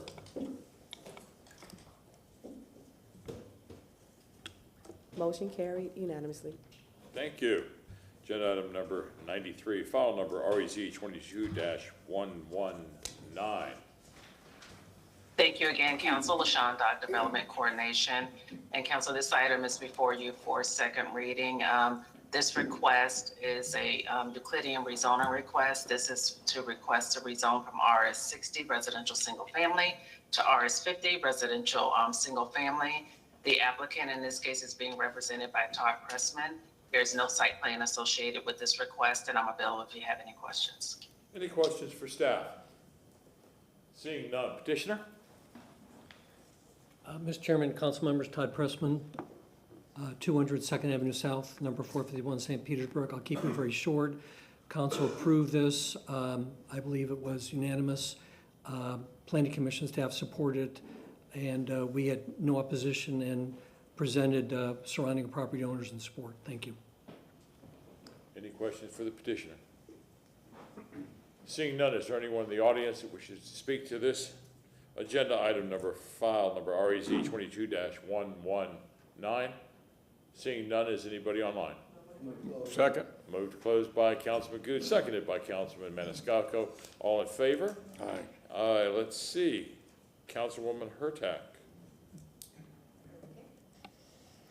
File number REZ 22-119, ordinance being presented for second reading and adoption, an ordinance rezoning property in the general vicinity of 4107 East Regnus Avenue in the city of Tampa, Florida, and more particularly described in section 1 from zoning district classification RS 60 residential single family to RS 50 residential single family, providing an effective date. We have a motion made by Councilwoman Hurtak, seconded by Councilman Maniscalco. Any further discussion?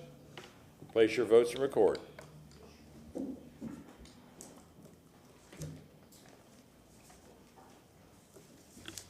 Motion carried unanimously. Thank you very much. File. Thank you, Council. Agenda item number 94, file number VAC 23-07. Ross Amos, Development Coordination. I'd like to ask the clerk to share my screen, please.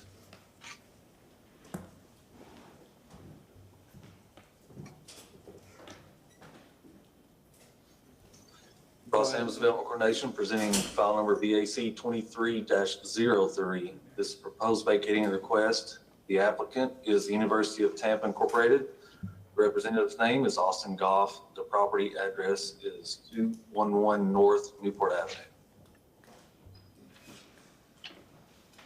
This proposed vacating request is to vacate a portion of Newport Avenue and an alleyway lying north of North A Street, south of North B Street, and east of Willow Avenue, and west of CSX Railroad Corridor.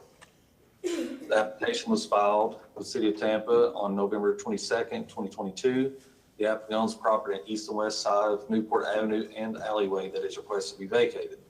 The applicant's reason for the application is to vacate right-of-way to control the area for city's ability to pick up our dumpster. Currently, cars are blocking the solid waste vehicle access to dumpsters, and we cannot get the dumpster serviced.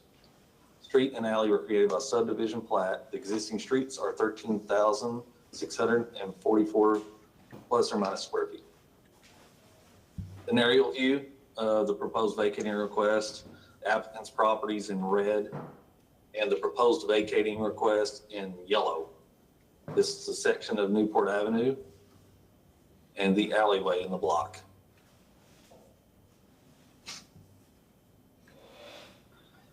This is the North Newport Avenue within the Collins addition to West Tampa subdivision plat, and the alleyway here in block 15. This is a survey description and sketch submitted by the applicant showing the proposed vacating requests in gray.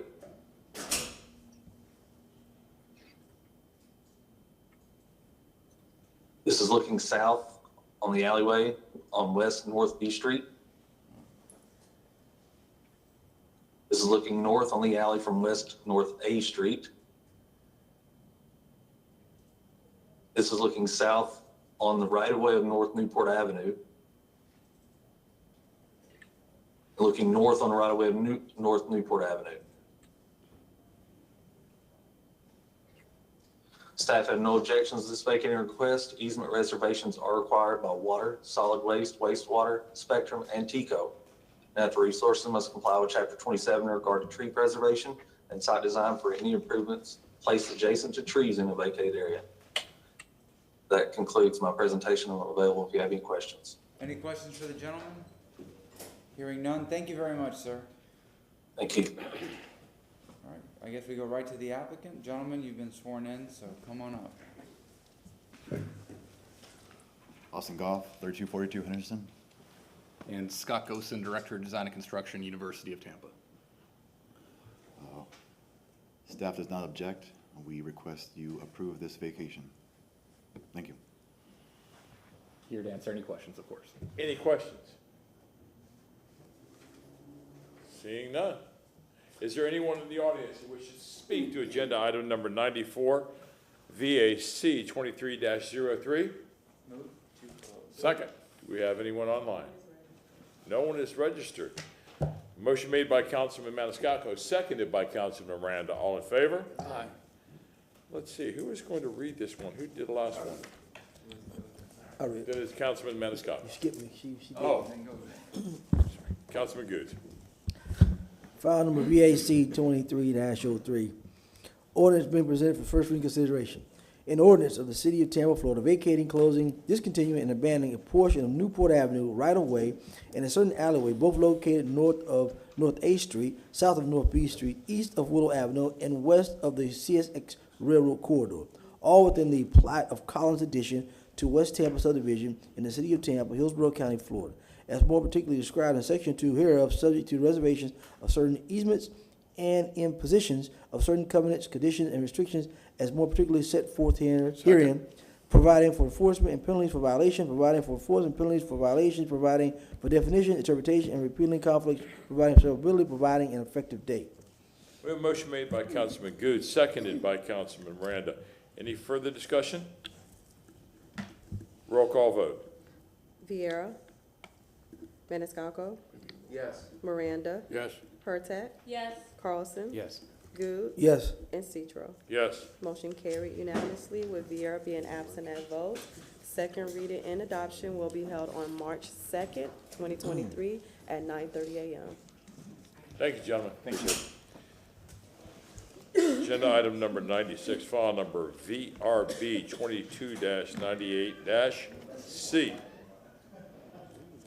Good evening, good evening. Kamaria Pettis-Mackel from the city, afternoon.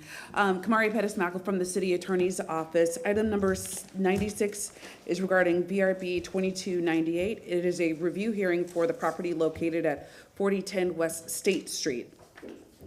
The petitioner for this petition for review is Todd Pressman. He's the authorized agent for this request. He filed a request to the variance review board for 2 variances. One to increase the flagpole height from 45 feet to 100 feet, and another variance to increase the sign square footage from 50 square feet to 760 square feet. On November 8, 2022, the variance review board heard the request of the applicant and denied the request for failure of the petitioner to present competent and substantial evidence in the record regarding the hardship criteria outlined in Code Section 27-80. In your packets, City Council, I provided you Code Sections 27-61, 27-80, and 27-289.3, sample motions and rules of procedure. The standard of review, according to 2761, J2 is a de novo standard of review, which means that City Council shall not be limited in its review to that information, documentation, or evidence upon which the board based its determination. The staff on this, regarding this matter, is Jane Madhu, and she will provide you an overview of the application and the decision by the board. Upon hearing all the evidence in this matter, City Council can take several actions. City Council can affirm the decision of the Variance Review Board and deny the request for the 2 variances. City Council can remand the matter back to the VRB with further direction, or City Council can overturn the decision of the VRB and thereby grant the variances requested by the petitioner. And City Council can also place conditions if City Council is inclined to approve the variances requested. And with that, I'm available if you have any questions. Any questions for staff? I have one question. The voting, how many voted up and how many voted down? Do you know? Ms. Madhu can let you know that information. Thank you very much. Mr. Chairman, just very briefly, Martin Shelby, just if council can just make a motion to receive and file any ex parte communications, and if there's been any ex parte communications done verbally, to disclose them now. Thank you. Motion to receive and file, please. So moved. Second. We have a motion to receive and file by Councilman Maniscalco, seconded by Councilman Goods. All in favor? Thank you. Permission to share my screen?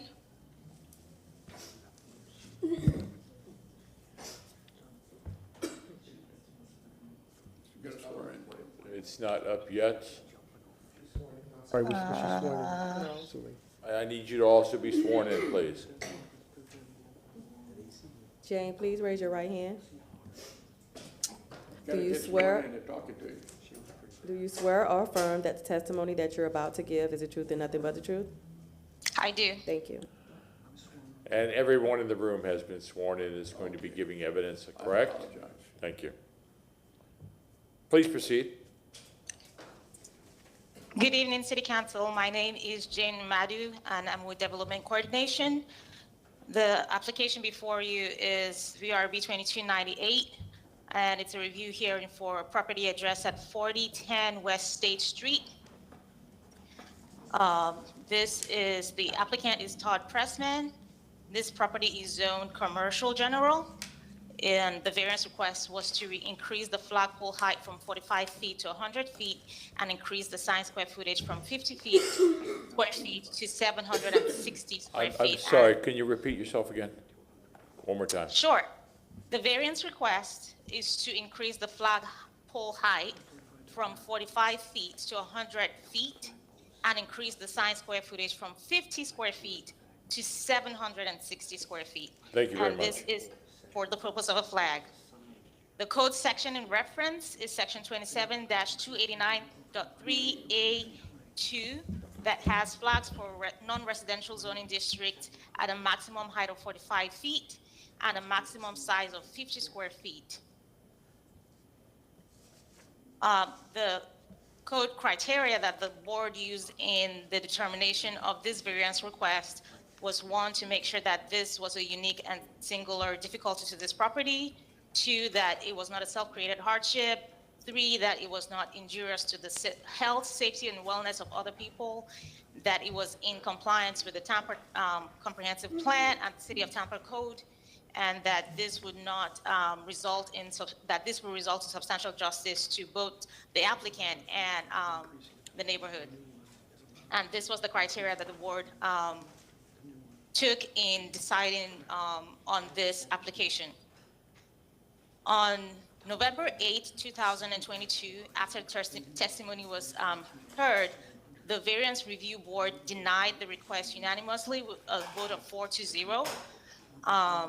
And the applicant is here seeking a review of that, is appealing that decision today.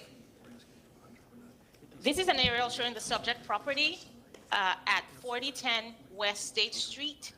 It is the property that is highlighted in the orange dashed lines.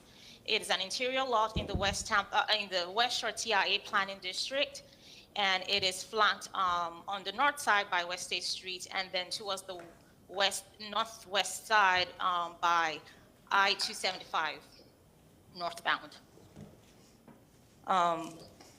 This is the site plan that the applicant provided.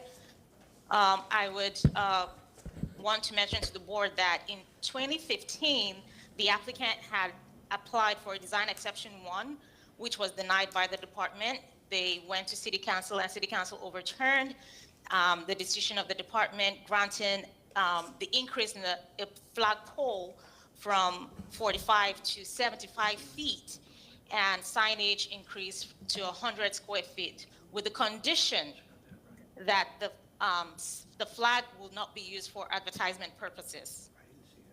So this right here, I'm not sure if you can see my cursor, but this is where the existing flag is. And they have come in for another variance. These are pictures showing the existing signage on the property currently. They do have a freestanding sign, which is the Dr. Nick's ground sign that you see here. They have a pylon sign, and then this is the flagpole that was approved by City Council in 2015.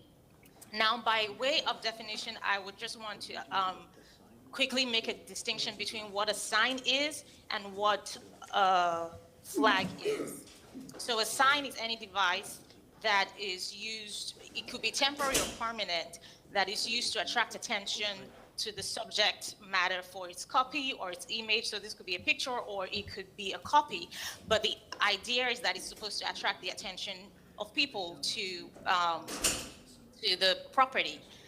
A flag is anything that is, by our code, is anything that the flag of a nation or a state or a county or a district or a city, those we regard as flags, not as signs.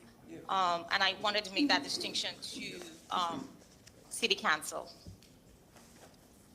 So this is what is also existing. That's the flagpole that was approved in 2015. And I already showed you pictures of what they already have existing. So by right, what they can have is they can have a freestanding sign with a surface area, sign surface area of 50 square feet per sign face.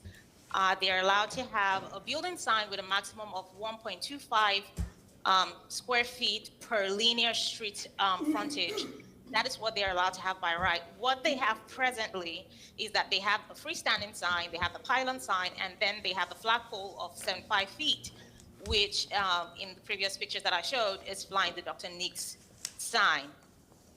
The variance request was to add an additional flagpole, a second flagpole at a height of 100 feet with a sign square footage of 760, which is already 710 square feet over what they will be allowed per code. I already went over the criteria that the board used in the decision, and if you have any questions, I would be available on hand. Councilwoman Hurtak. I have a question. You said that flags are only supposed to be flags for government entities. that was not a flag for a government entity. That was an advertisement, correct? Correct. So even if we approved this, they still couldn't fly the flag they're currently flying. Correct. So, this doesn't solve the problem of them using it for advertisement. They would still have to comply and make that an actual flag of an entity, a government entity, say. Right, so what they're supposed to have is a national flag or a state flag, not a business flag, not any corporate flag. So they, did they get any type of code enforcement violation for that? they haven't, not yet. Okay. But they're gonna have, they'll have to understand that even if nothing happens today, they're gonna have to go back to flying a government flag. Correct. Okay, thank you. Because condition under which this was approved is that this will not be used for advertisement. Okay, great. Councilman Good. See, these are the things that get us in trouble, Mr. Miranda. The councilwoman has pointed out 2 violations. Why is this even before us? And I hate to say that, and then I look at the previous council had already stipulated it only could go to 75 foot. Is that correct, young lady? Yes, sir. So again, why do we even just accept this application knowing that the previous council had already made stipulations when they granted the last time? And it puts us in a bad position when I look at your documents, you've already stated, the last council said they overturned it and granted it, but said, put a stipulation no more than 75. And now this council has to make a decision for 100 feet when it was already stated by the previous council. It just puts this council in a bad decision sometimes. And sometimes I have to question, we have great staff, but sometimes I just have to question the decisions that are made to bring things to this council, to put us in a position when there are strict rules and guidelines. And it looks bad when you have the petitioners here and I have to vote a certain way knowing that there's some violations here or we're gonna approve violations. It just doesn't sit well with me because Councilwoman pointed out, you can't even have that sign on the pole. So, thank you very much. You answered my question. Mr. Chairman, may I address that? Because this has come up in the past, and I fully understand what Councilman Goose is expressing here. But the discretion, if it is filed, well, first of all, you have what's been alleged or what you've heard testimony of is the fact that this may involve an issue with the propriety of what's being flown there. But that being the case, staff, when somebody comes in and pays for a filing fee and somebody makes a request and somebody asks for a variance, staff can't say no. Or maybe under some circumstances they can or they do, but not normally, no. So what I'm saying to you is the way to discourage this sort of happening is to exercise your authority and then do what the code requires and be consistent, and then that sends a message to the community at large that this council will act upon the facts as it's in front of them, irrespective of who comes before them. Any other comments or questions?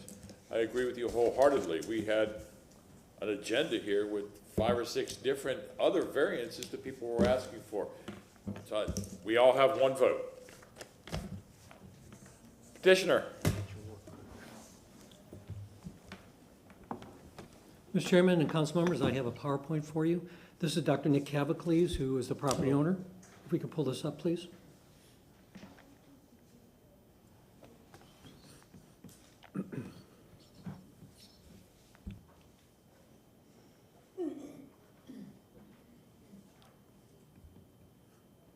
We could pull the PowerPoint up, please. There we are. It's almost there. Thank you very much. We don't have it on our screen. There you go. Thank you. Thank you very much. This was the property that Dr. Cavacles operated at for many, many years. And you can see he had a typical freestanding sign and great visibility on I-275. This is what he has today. Again, this is what he bought the property with, enjoyed visibility, had a high degree of visibility, location, place, awareness, and this is what he has today. The property has been destroyed for any kind of visibility of any kind whatsoever. It has been tremendously impacted and negatively impacted by I-275. That is the crux of a variance, that a hardship has been created that was not created by the applicant that causes negative impact on the property. I think that's a case here that, in personal opinion, that is undeniable. So what we're requesting is a second flagpole to increase from 45 feet to 100 feet and increase the square footage to a level that would somehow bring back a minimum of visibility to the property. Now, what we're doing on the site plan is the existing sign, which is worthless and doesn't do anything, as you saw. We're going to remove it. We're giving up with freestanding signage. Although this council, or this prior council, approved a freestanding sign, much higher and larger, it wouldn't be enough, and Dr. Cavicles would prefer to have a flag, political flag, United States flag, state of Florida flag, which brings some awareness to the area, some awareness to the site to make up for the incredible damage that's been brought to the property. So on the plan, as you can see here, we're removing freestanding sign. There will be no freestanding sign. And we're asking to, and showing you an existing flagpole, and we are asking to install a second flagpole, which would be higher and larger, to take into account, which would look something like this. The existing flag would stay the same. Now, the second dimension of the sign code is that you're awarded a wall sign. Well, again, the wall sign is completely not visible to the roadway. As every other business in Tampa has a wall sign, this does not work and cannot work. So the property is damaged in 2 degrees or 2 dimensions, completely what the sign code allows. This is showing you the building and the adjoining freeways. You can see the wall sign again itself would be completely invisible to the roadway. Remaining wall signage works for others, depending on where that hump is. The doctor's property is located right at the hump, and those wall sign and his wall sign will not work. So in 2015, council did approve a 75-foot high electric message signer at 100 square feet. But Dr. Cavicles, and he'll talk about this, really decided it was not going to be enough, and it was really just be a lot of eye pollution with electric sign promoting itself minimally, somewhat minimally, on the roadway. So we're requesting a second flagpole to increase the height, increase the flagpole square footage, and remove the existing pylon sign. So we're dealing with vast distances here, right on the freeway, I-275, which has the fastest traffic, the busiest traffic, and expansive and broad visibilities of any roadway in the entire city. So when we work with a flag company, we looked at what would be the proper proportion to try and address the hardship that's been impacted at the site. Now, when you look at the sign code, there is a purpose of the sign code. It talks about providing regulations which allow for encourage creativity, effectiveness, and flexibility in the design and use. So this is an element, as we thought, and as the doctor considered what he could do to restore some awareness of place for this property. We do have a hardship. It's not created by the applicant. It doesn't injure the health, welfare, or safety. It's in harmony with, flags are permitted, flags have been present and serves the general intent of the code, and it would be substantial justice, in our opinion, considering the devastating action that's occurred. So with that, you can see that we've been faced with great difficulties and trying to figure out what is the best way to provide some minimum visibility to restore the property to where it was. And I believe the doctor has some comments as well. Thank you. I hope being last on the agenda doesn't reflect the importance of my request. Been here a while, I almost forgot why. But I appreciate your attention, and I don't blame you for being a little confused. I believe there was some mischaracterization of the facts, and I'd like to see if I can set them straight.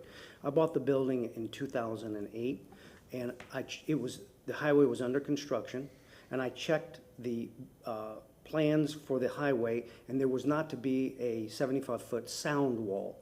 That picture that we showed you does not reflect the newest height that's been there for the last 7 or 8 years, much higher than what you see there. So that sign is totally invisible. But the Marriott, I checked with the DOT, and they said, no, there's not going to be a 75-foot wall. This is the height. So I bought the property. The Marriott on the corner of Cypress and Del Mabry requested the sound wall as instead of 90 rooms, they requested it as 90 homes, from what I understand, and they were granted that exception, and they raised the wall. So my sign was eviscerated, my building, you can't see, so I put up a 75-foot flagpole, and I fly the American flag, and I have flown the American flag since 2008 to today. Sometimes I have to take the flag down and repair it. It gets ripped. Any wind above 15 miles an hour, it rips flags. I sometimes do put my Dr. Nick's flag. That is where we are until 2015, when I came before City Council and said, I'd like to put a bigger sign, or a 100-foot sign. I was granted that by City Council, but with 75 feet height. I decided I didn't really particularly want to do it, so I didn't follow through with that agreement. Now I'm back, and I originally was going to ask for a sign again, but I'm a Tampa native. I love my city just like everybody else, and I'm not interested in visually polluting our city, and I don't want to put up an electric sign. The sign that was approved in 2015, yes, said no advertisement on that sign. Has nothing to do with my flag that I currently have. So now I'm changing my request from that sign to just another flagpole. So I'm looking for 2 flagpoles. The sign will come down that's there, the 45-foot sign that's there will come down, and I'd like to replace it with a flagpole 25 feet higher than the 75-foot flagpole that I currently have. That's all I'm asking. Mr. Chairman? Councilman Goode. Mr. President, put those pictures back up, those flagpoles. Make sure I got a visual in my head, sir. From the PowerPoint? For the PowerPoint, yes, sir. If we could pull the PowerPoint up, please.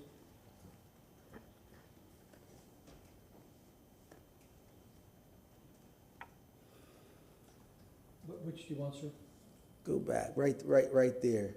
Is that the sign you're talking about right there, sir? Yes, sir, I would take that down. And you're talking about putting a flagpole there, correct? Yes, sir. And that sign right there is what, 75 right there? 45. That's 45. And the other council told you can go 75, correct? Yes, sir. So why are we not just asking for 75 versus 100? I beg your pardon? If they already approved you for 75, then why are we asking for 100? Because if you go 75, you should That was be... in 2015. I did not follow through with that allowance. Right, but you've already been granted 75, correct? Right. And for a sign with no advertisement, I'd like to change that to just a flag and no sign. The sign was permitted advertising. Right, but so I'll make sure I got it right. That was granted for 75 feet, but you only did 45 for that, correct? What I'm looking at right now, correct? It's 45 feet. That's 45, but you were granted to go 75, Yes, sir. correct? Yes, sir. So if you were already granted 75, why you just don't go 75? Why don't I what? Go 75. Because I have an existing 75-foot flag. I'd like to get 100-foot because it's not very visible. 25 more feet makes a big difference if you've driven by. He's asking why you didn't move forward with the sign. Why didn't I move forward with the sign at the time? Is that part of your question, Councilman?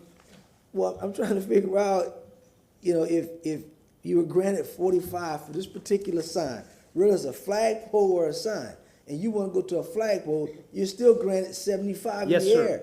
And I didn't do it for various reasons. One of them is the electronic sign was $125,000 back then, and a quote now is $185,000. I thought, but besides that, I get what you're saying, but what I'm saying is you're already granted 75. So irregardless, if they've already granted you 75, you can do 75, whether it's a flagpole or you buy an advertised sign, you still have 75 versus 100, but you just want 100.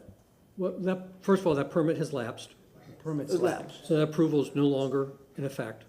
or What does valid. that staff about that? Maria Pettis-Malcolm from the City Attorney's Office, Code Section 20, and I apologize, it's 2760, subsection E7 says an approved alternative design exception shall be valid for a period of 1 year from the approval date. And that's per the code. Was that a design exception or? For the design exception that City Councilman Goods is asking for is how long is a design exception valid for? Per the code, an approved alternative design exception shall be valid for a period of 1 year from the approval date. And the 2000, The scenario, Councilman, is we move forward with what Dr. Kevicles at the time thought would be best and that he would like. The fact is, his mind changed, looking at situational elements, looking at the impact of the sign, cost of the sign, how good the sign would be at a site. He chose not to go in that direction and chose to go in this direction. Now, of course, all we're saying is the property, primarily the premise here, the property has been clearly tremendously damaged. What is going to be best to try and reclaim some of it in a reasonable manner that is not a blazing electronic billboard at this site? And it's a question of subjective elements as well. Councilwoman Hurtak.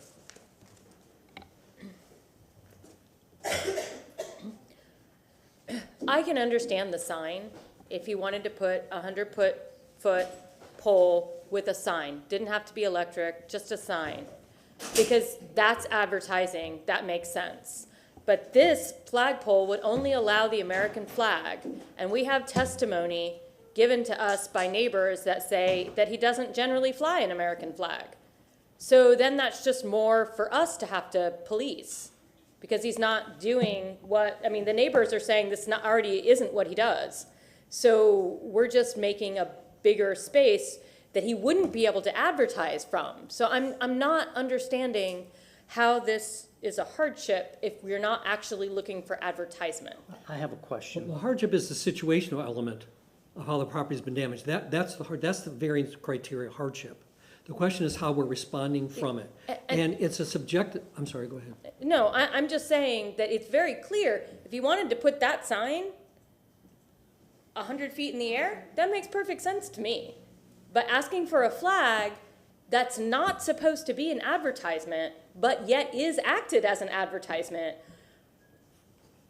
because, Well, wait, may I ask why because he it's doesn't not- follow the, So I don't understand the codes, but I had the city come by one time and complain about, at various times I've had, and in general, I do not fly the Dr. Nick's flag. In general, I fly the American flag, and if I had to give you an exact percentage, I couldn't, but it's at least 75% of the time. So back to the point, a city official came by and said, I had various times I've had politicians ask me to put up a flag. I've had the Lightning ask me to put up a flag, and no one complains about the Lightning. No one complains about the Bucks. Why am I not allowed to fly my flag? The Bucks is an advertisement. I'm not a billionaire conglomeration, but I am an individual who tries to help people one tooth at a time. And so I'm not quite sure. We're talking about two things at the same time. We're talking about, I'd like to take that 45-foot sign and I'd like to put a 100-foot flagpole that I will agree to only fly the American flag. That I will put that in the agreement. I will only fly the American flag or the flag of Florida on that 100-foot flag. That's all I'm asking. Thank you. The other flag's already there. Councilman Carlson. Doctor, you said that it's higher than the, sorry, that it's higher than the picture. Is it higher than this picture, or is this the actual? The wall is higher. That was when it was under construction. I don't know why we don't It's have. higher, okay, it's higher than that. And then, Mr. President, sorry, I'm tired. Mr. President, could you tell us why the Variance Review Board said there was no hardship, and what your rebuttal to that is? And I one more have question. absolutely no answer. All you have to do is look at the first two pictures. You can see that there's a tremendous hardship. And as far as I'm concerned, a lot of variances come through. This is a variance that meets every single criteria of a variance. I want to ask, Staff is on would you was come to discussed. the podium and let us know let the audience know who's speaking? Kamaria Pettis-Mackle from the City Attorney's Office. Staff is on the line. They can answer the question regarding the discussion from the board. I really wanted to hear from him. I understand. But could you answer one question also, please? There's all this discussion about American flag versus I don't know what the code is, but considering this hardship, I wouldn't care if he put a Bucks flag or his own flag up there because nobody can see his building anymore. So what is it possible that we can allow him to put something besides the American flag, or if he asks for a flag, that's all that we can give him? Well, Councilman Carlson, I understand your question. That question is best answered by staff, but that is what the petitioners, the property owner, asked for, is the request that's before you. But Councilman Carlson, the explanation about what a flag is, Jane Madu can explain what that distinction is between a flag and a sign. And is there a version of a flag where you can run different kinds of flags besides the American flag? That's my question. And the staff can answer that question. Council, I'm going to ask. I have a question. I'm sorry, sir, if you can, just let me, I'm sorry. I would ask that you refer to questions relating to the code and relating to the boards. You discuss that with the staff. You could certainly ask that to the petitioner, but the staff is competent, substantial evidence, and they certainly have a historical reference and record as to it. You can confirm it. You can have the petitioner certainly elaborate on it. But for the basis of creating the record, I would prefer that relative to what happened, or pictures even, maybe staff has pictures of what it looks like today rather than something under construction that may assist council. You direct your questions, and I know it's sometimes difficult because they're not present in the room and they're present online, but please remember that the staff is there as experts to be able to testify as to facts and evidence to help you make your decision. So you direct your questions, please, to the staff. Okay, so my question now is the type of flag. Is there nothing in the code that would allow him to have multiple flags? Is the only choice that he can only put the American flag? Jane and Madu, Development Coordination. So for flags, if he wanted to have a flag, it has to be either a national flag, state flag, district flag. It has to be something that is for some kind of unit of government. Anything else is considered a sign because it contains advertisement. So whether it's the box, it's the lightning, Dr. Nick's flag, or any other such sign. Is there something in the code that would allow us to approve a sign that looks like a flag? No. You can't call a flag a sign. If it's a flag on a flagpole, it can't be a sign. There's no choice. It's either a flag or it's a sign. And if it's not one of the units of government, then it's a sign. I think that I don't want to read into what she was saying, but what I think my colleague was saying is if we approve a flag and then you put something else up there, then you're going to get a code violation. It's going to cause more problems for the city. And so I was trying to see if there was some other option. Right. So I have a question for whoever's the expert. I have gotten preliminary legal opinions, and the legal opinion is I am allowed to fly another flag, a Dr. Nick's flag. I have a question is, how do the Bucks fly their flags? How do the Lightning fly their flags? How does the Rebel flag get flown and I can't fly a Dr. Nick's flag? Can you answer that? I mean, if somebody's not interpreting the Can staff answer that question? I'm not sure what flags he's talking about. I can only speak to his flag. I think everybody knows about a Bucks flag. His flag is specifically, the Dr. Nick's flag is specifically for drawing attention to his business. I already went over what he's allowed to have by code. He has street frontage along State Street. He already has a ground sign. He can have a building sign along State Street. If the purpose is to make sure that people are directed to his business, he has that street frontage. He's able to do that.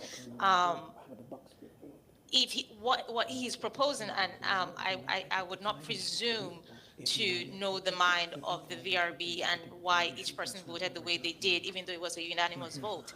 But what he's proposing is larger than a billboard. Your typical billboard is 14 by 48. He's proposing 20 by 48 flag. That is a huge flag, and it's significantly larger than what you typically would be approving. Councilman Miranda. I'm just, today's been a very, very intellectual day. I've learned a lot. Councilman Miranda, I remember you Excuse me, sir, from last sir, time. excuse me. I'm sorry. Wait to be Yes, recognized. I'm sorry, I I've apologize. learned a lot. Yes, there's a flag for the mentioned bucks on MLK right before MacDill. It's seen if you drive by it at ground level. It's a big flag, and what you're asking for, you're going from a 50-foot flag to a 750-foot flag. Is that what I heard? What I Well, read? the size of the flag would be commensurate with the size of the pole. That, I don't, it's 20 by 30, 25 by 30. Yeah, that's the size of about, I'm not an expert on flags, but I would imagine the size of this room up to about the first window, and 30 feet by 25 is 700. The Right. flag that I have up, that Dr. Nick's flag that you saw a picture of, is 25 by 35. That's So 600. that's over 700. Yeah, it's the same size as Yeah. that. And I don't see how you can advertise with that flag, because the wind's got to pick it up. And I It does, believe it or carry a not. flag of any size, most of the time that flag is dormant. I would imagine it takes 25 to 30 mile an hour wind to carry that flag. Because you got to uplift it and hold it at that lift. But I'm not an expert on flags, or I'm not a calculated guy on anything like that. So I don't know how to solve the problem right now. Any other questions for the petitioner? For me? Oh, I thought you meant from me. Sorry, I didn't hear you. Petitioner, does this end your presentation? It does, but we would like the chance to rebut if there's other presentation. Thank you very much. Is there anyone in council chambers that wishes to make any public comments?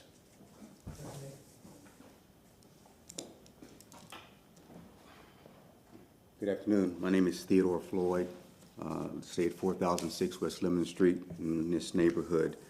I guess the point we're looking at is that I'm asking the board to support what the variance board stated.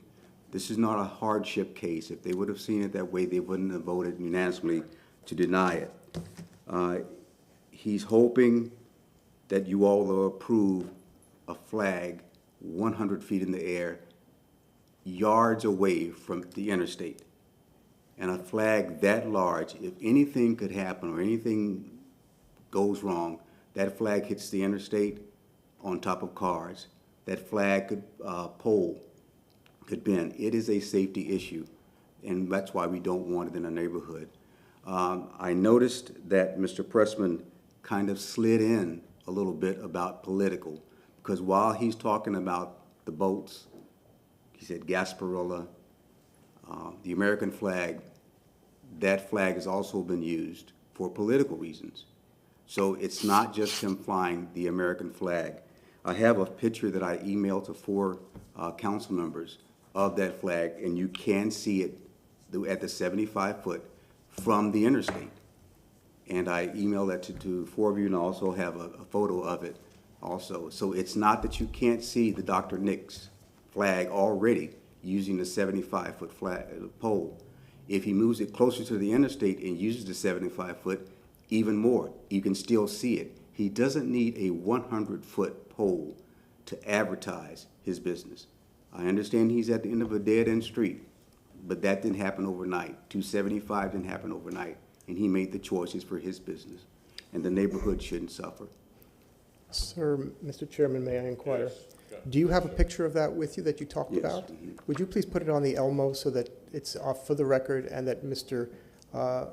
Pressman and his client can see that as well? If you, there we go. Okay. Could you move it up just a little bit so the full picture is in there? There we go. And, sir, when was this picture taken? About when? It was taken yesterday. Mr. Chairman, Councilman Goods. and that, you took that picture yesterday, sir? Yes. And that's the 75-foot flag that you That's a referring to? 75-foot pole that's more in front of his building. And again, he wants 100 moved closer to the interstate. If he took the 75 and moved it closer to the interstate, you would see it even more, you know. You can see it when you get on the interstate from West Shore Plaza. You can see that flag. Thank you, sir. Thank you, sir. Thank you all. Did you want that? I don't know whether, ultimately, you sent the emails, how long ago did you send the emails? I did the email Tuesday. Tuesday? Yes. Okay. Did you want that as part of the record? Because I assume that your letter would be, but I haven't checked. Oh, yeah, I mean. I'm sorry. Councilwoman Hurtak. The photo is in the letter. The photo, so you have, okay. Yeah. And would you say that that ended up in the quasi box? I just want to make sure that we're there covered in terms of that. That's why I asked. Sir, would you like to give this photo to us as evidence? Sure. Thank you. Move to receive and file. Second. Motion to receive and file by Councilman Maniscalco, seconded by Councilman Goods. All in favor? Aye. Any opposed? Thank you. Thank you. Thank you, sir. Do we have anyone online? Mr. Ford is one of the speakers that registered, and Ms. Bertha Hall did not sign on. Okay, so we do have one on, or not? We don't have anyone? Okay. Mr. Pressman, I believe your client wants to make a statement, and I will give it time for rebuttal since we had one person. Thank you. For the record, yes, there have been political flags of both political parties flown, of both political parties. And for the record, I own a home on that very street. I'm not interested in cluttering my street. And lastly, as far as a safety issue, I'm just proposing putting it where the existing sign was, but I have plenty of room to move it away from the interstate if that is deemed to be an unsafe position. I'm not certain that it is. That's all I wanted to say. Thank you. Thank you. Your approval before you today, under the code, are for American flag, state of Florida flag, or I believe it reads other political subdivisions is what I meant when I reviewed the code a few days ago. It's undeniable that the property has been tremendously damaged. We came to council quite a number of years ago, was approved for a sign that quite frankly was going to be ineffective, considering the broad scale and vast nature of this site. The question is, what Dr. Nick felt would be best for his desires and for the property to make up for it. We're not going to come here and ask for a sign 150 feet up, 200 feet wide, to enjoy the same kind of visibility that almost every business in Tampa has, being right on the street, sign right on the street, wall sign on the street. There's no doubt in that respect. So we are moving forward today with what we're hoping will improve awareness of the site in a way that Dr. Nick chooses to present it to you on a basis of a flag. It's been a long day. We appreciate your attention. Thank you. Move to close. Second. We have a motion to close by Councilman Maniscalco, seconded by Councilwoman Hurtak. All in favor? Aye. Thank you. Councilman Maniscalco. I'm going to make a motion, I'll explain the motion, and it's up to the council to decide. So I move to overturn the VRB's decision and hereby approve the variances requested in application number VRB 22-98 for the property located at 4010 West State Street based upon the petitioner presenting competent and substantial evidence in the record and at this public hearing of an unnecessary hardship or practical difficulty when considering the 5 hardship criteria set forth in section 27-80 of the city code, specifically that when the gentleman purchased the property in the before photos, the interstate had a certain footprint, and since then it's been widened, and since then there have been sound walls built. But in looking at the photograph that the gentleman showed of how the sign looked and the pole that was existing, there's a gap there. I think the photo is over there in the printed email. But it's not that the roadway goes right up to the wall. There's a section there. If you saw, there was a fence. Maybe it's like a service area. So even if the flagpole is close to the interstate, no, it's the photograph that the gentleman put on the overhead that showed, yeah, this one here. So there's a a wide gap here. The traffic stops here, but this is Is like that all a. part of your motion? Huh? Yeah, this is part of my motion, and I'm explaining why. If it was that the traffic went right up to the sound wall, then I would say it's gonna be very dangerous with the flag that large, you know, that could be blown into traffic or block whatever. But there's a gap because of the width of the interstate, and there's, again, that fenced-in area where traffic is not going. So there's a buffer between the cars, the wall, and then you have the flag. So I don't see it as a safety issue. Also, you have an illuminated billboard not too far from it, which is much larger. So this is not like we're creating something that doesn't exist. It's another billboard nearby that's much bigger. It's not an eyesore. It's not, again, a safety issue. So that's why I think that the applicant, the petitioner, has proven specifically, you know, they didn't know how wide the interstate was going to be when they bought the property. And now you see the width of the interstate and the sound wall. So I see the burden, and therefore that is my motion to overturn.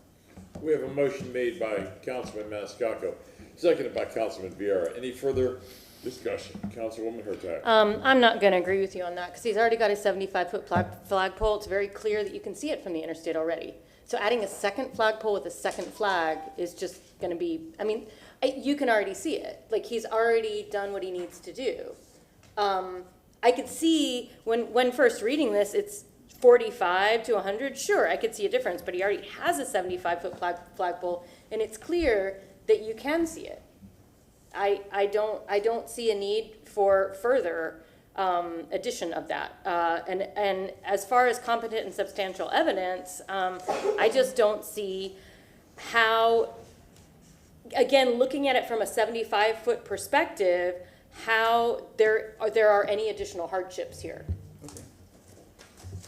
Any other discussion? Roll call vote.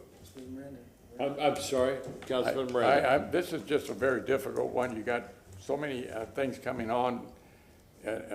What Mr. Maniscalco said is factual. It's not next to the expressway. You have a viaduct, an area, I don't know what to call it, but it's not where the cars drive through. It's close to it, but it's not on it. I remember this in 2015, I think I was one of the council members here then when this happened. So I don't remember how the vote went. I know it passed, and I would like to see no signs on the expressway, but we also made deals with design companies. If you take so many inside the city, we let you put them on the expressway, 1 for 4 or something like that. That was 15, 20 years ago. So these are the things that are just taught between a wall and a hard place here, because as Mr. Maniscalco alluded to, there are hardships that were created by the expansion of the expressway and the height of the expressway being lifted up. So let's just take a vote, see what happens. Councilman Goode. These are one of those, how do you balance the scale on this one here? Looking at some of the photos, there is a hardship with the one sign. You can see that where it is. I don't see the need for 2 flagpoles, you know. I don't understand that rationale. But I can see the one sign that is a hardship that he's asking for. That's why I said, well, we add 5, but it's kind of a double-edged sword with Mr. Maniscalco and Councilwoman. It's kind of like, you know, it's going to be a flip of the vote here, but both have valid points. I'm going to be honest with you. 2 valid points here. It's just a matter, Mr. Miranda said, depends on how you vote, but there are 2 valid points. Is the sign, is the other pole going to stay up? Or Councilman Miranda, do we want to reopen? Motion to reopen, please. It does only be 1 pole, not 2, right? We have to take a vote. Okay, we have a motion to reopen, Councilman Miranda, seconded by Councilman Vieira. All in favor? Aye. Mr. Pressman, I believe Councilman Miranda has a question for you. That could be 1 pole instead of 2? The existing pole sign comes down, and there will be the proposed 2 flagpoles. So no pole sign. I showed you the existing freestanding sign. That's to be removed. What we're proposing are 2 separate flagpoles. So 2 flags. With 2 flags? Yes, sir. Move to close. Second. We have a motion to close from Councilman Hurtak, seconded by Councilman Vieira. All in favor? Aye. So I made the motion and Vieira seconded. Seconded still. Okay, We have a motion on the floor with Councilman Maniscalco, seconded by Councilman Vieira. Any further discussion? There's no second reading on this thing, there's just one reading. Any further discussion? No. Roll call vote. Miranda, No. Hurtak, No. Carlson, Yes. Goods, No. Vieira, Yes. Maniscalco, Yes. and Citro. Yes. Motion carried with Miranda, Hurtak, and Goods voting no. Information and reports. Councilman Miranda. None. Councilman Goods. No. Thank you. Councilwoman Hurtak. Yes, I have several. I would like to make a motion to have staff come to council to report on the tree fund. How much money is in the fund, the expenditures for 2022 and so far in 2023, how many trees are planted per quarter and per year, and is the city's tree giveaway part of this tree fund? And I've already talked to staff, and they're willing to come back on March 16th. Second. Motion made by Councilwoman Hurtak, seconded by Councilman Carlson. All in favor? Aye. My second is bringing, oh, actually, I think I already did this, the questions for the apprenticeship. So never mind, already done. Anything else? We already did it,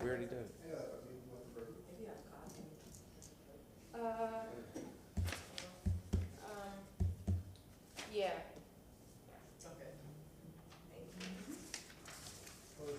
Is that identical to what you had said earlier? Yes. You'll double check that, just to be sure. Yeah, that's the same. Thank you. Yeah. We're good. Yeah, because I kind of wanted to keep my notes. Yeah. Thanks. Okay, are you finished, Councilwoman Hurtak? Thank you. Councilman Maniscalco. Thank you very much. Mr. Chairman, I'd like to make a motion. And the motion is a request that city staff partner with Hillsborough County, the Hillsborough County Property Appraiser's Office, and any other external partners to identify where in the city of Tampa food deserts exist. Furthermore, I motion for the city staff to work with the said partners to identify derelict city and county-owned properties within the identified food deserts and ask for city staff to come back before council with proposals to activate these parcels or properties in ways that actively combat food insecurity, such as urban farms, gardens, food pantries, etc. And I'd like for that to come back. I want to say March 2nd, but this is gonna, it's a little more complicated. March 16th, I know we just made a motion there, but there are just a handful of staff reports, and I don't think it's super overloaded. So for March 16th, I have a copy of the motion for clarity, and that is it. Second. Motion made by Councilman Maniscalco, seconded by Councilman Vieira. All in favor? Aye. And then, I don't have this written, but I spoke to a gentleman in my district, and he has complained to me for several years regarding illegal construction in the city of Tampa, specifically in West Tampa. But not only that, people that pave driveways, and when I mean paved driveways without permits, they're taking their whole driveway and they're putting pavers and all this stuff. They're doing it without permits. My question is, and the motion that I'd like to make is, if staff could come back and let us know what the city can do to enforce these properties that are not in compliance, that are working without permits. Do they just get a stop order and a warning? Or do we have the ability to forcing them to take down whatever they've built illegally? We do have this. Oh, yeah, yeah. It's happened in Southeast Seminole Heights. It was a big kerfluffle about a couple years ago because they made people take their driveways out. Okay, It was 'cause kind I- of wild. I've heard actually. that, well, we can't enforce it, and the driveways stay all paved, or the structures they're building on a Sunday morning, because I'm getting It these happened calls. in Norton, Vera, you remember that time with the carports, the old fashioned? Yeah, both sides. And they started making people come through, all of a sudden, that we raised hell, like, how now you gonna let them take them down, they had them for almost 30 years. Yeah, no, I remember that, but this is happening now. You go down Tampa Bay Boulevard, you go through, I can name many streets, but as long as it's enforceable, and we can make them, give a stop order and then make them take it apart, then I'll withdraw the motion. I would keep the motion because it might as well talk about it. Okay, let's do that, and I will, therefore, to clarify, make a motion that staff come back. Let's say, April 6th, which is a regular session under staff reports, to let us know how we enforce those in violations of building, not just illegal structures, taking a single-family home and making it a multifamily dwelling, obviously without permits. And, for example, driveways where they're paving over everything or putting pavers and just creating basically a parking lot up front. How we enforce that. So that's April 6th, under staff reports. Second. Motion made by Councilman Maniscalco, seconded by Councilwoman Hurtak. All in favor? Aye. Thank you. And that's it for now. Thank you. Councilman Vieira. Yes, sir. If I may, really fast, there's a gentleman, Patrick McKeon, who is retiring after 41 years of service as a bus driver for Hart. I was going to give him a commendation on February 24th outside of council. Motion made by Councilman Vieira, seconded by Councilman Miranda. All in favor? I presented a commendation to St. Joseph's Roman Catholic School for 125 years. I'd like to do a motion for that, if I may. Motion made by Councilman Vieira, seconded by Councilman Miranda. All in favor? Aye. And then just to make sure that we keep abreast of that Veterans Committee, I wanted that to come back to us. Won't get into it, just a lot of good things, and we all of us have good ideas on who should be there, et cetera. So I would like that to come back to us, let's say, gosh almighty, the first week in April. April 6th. There you go. Second. Motion made by Councilman Vieira, seconded by Councilman Maniscalco. All in favor? Aye. Thank you, sir. Nothing else. Councilman Carlson? Nothing. Thank you very much. Major Mike Stout, who has been with the Tampa Police Department, just announced his retirement. I would like to present him a commendation. We're getting a little tight on time and commendations, and I do not want it to interfere with the Police Officer of the Month, and I hope you understand.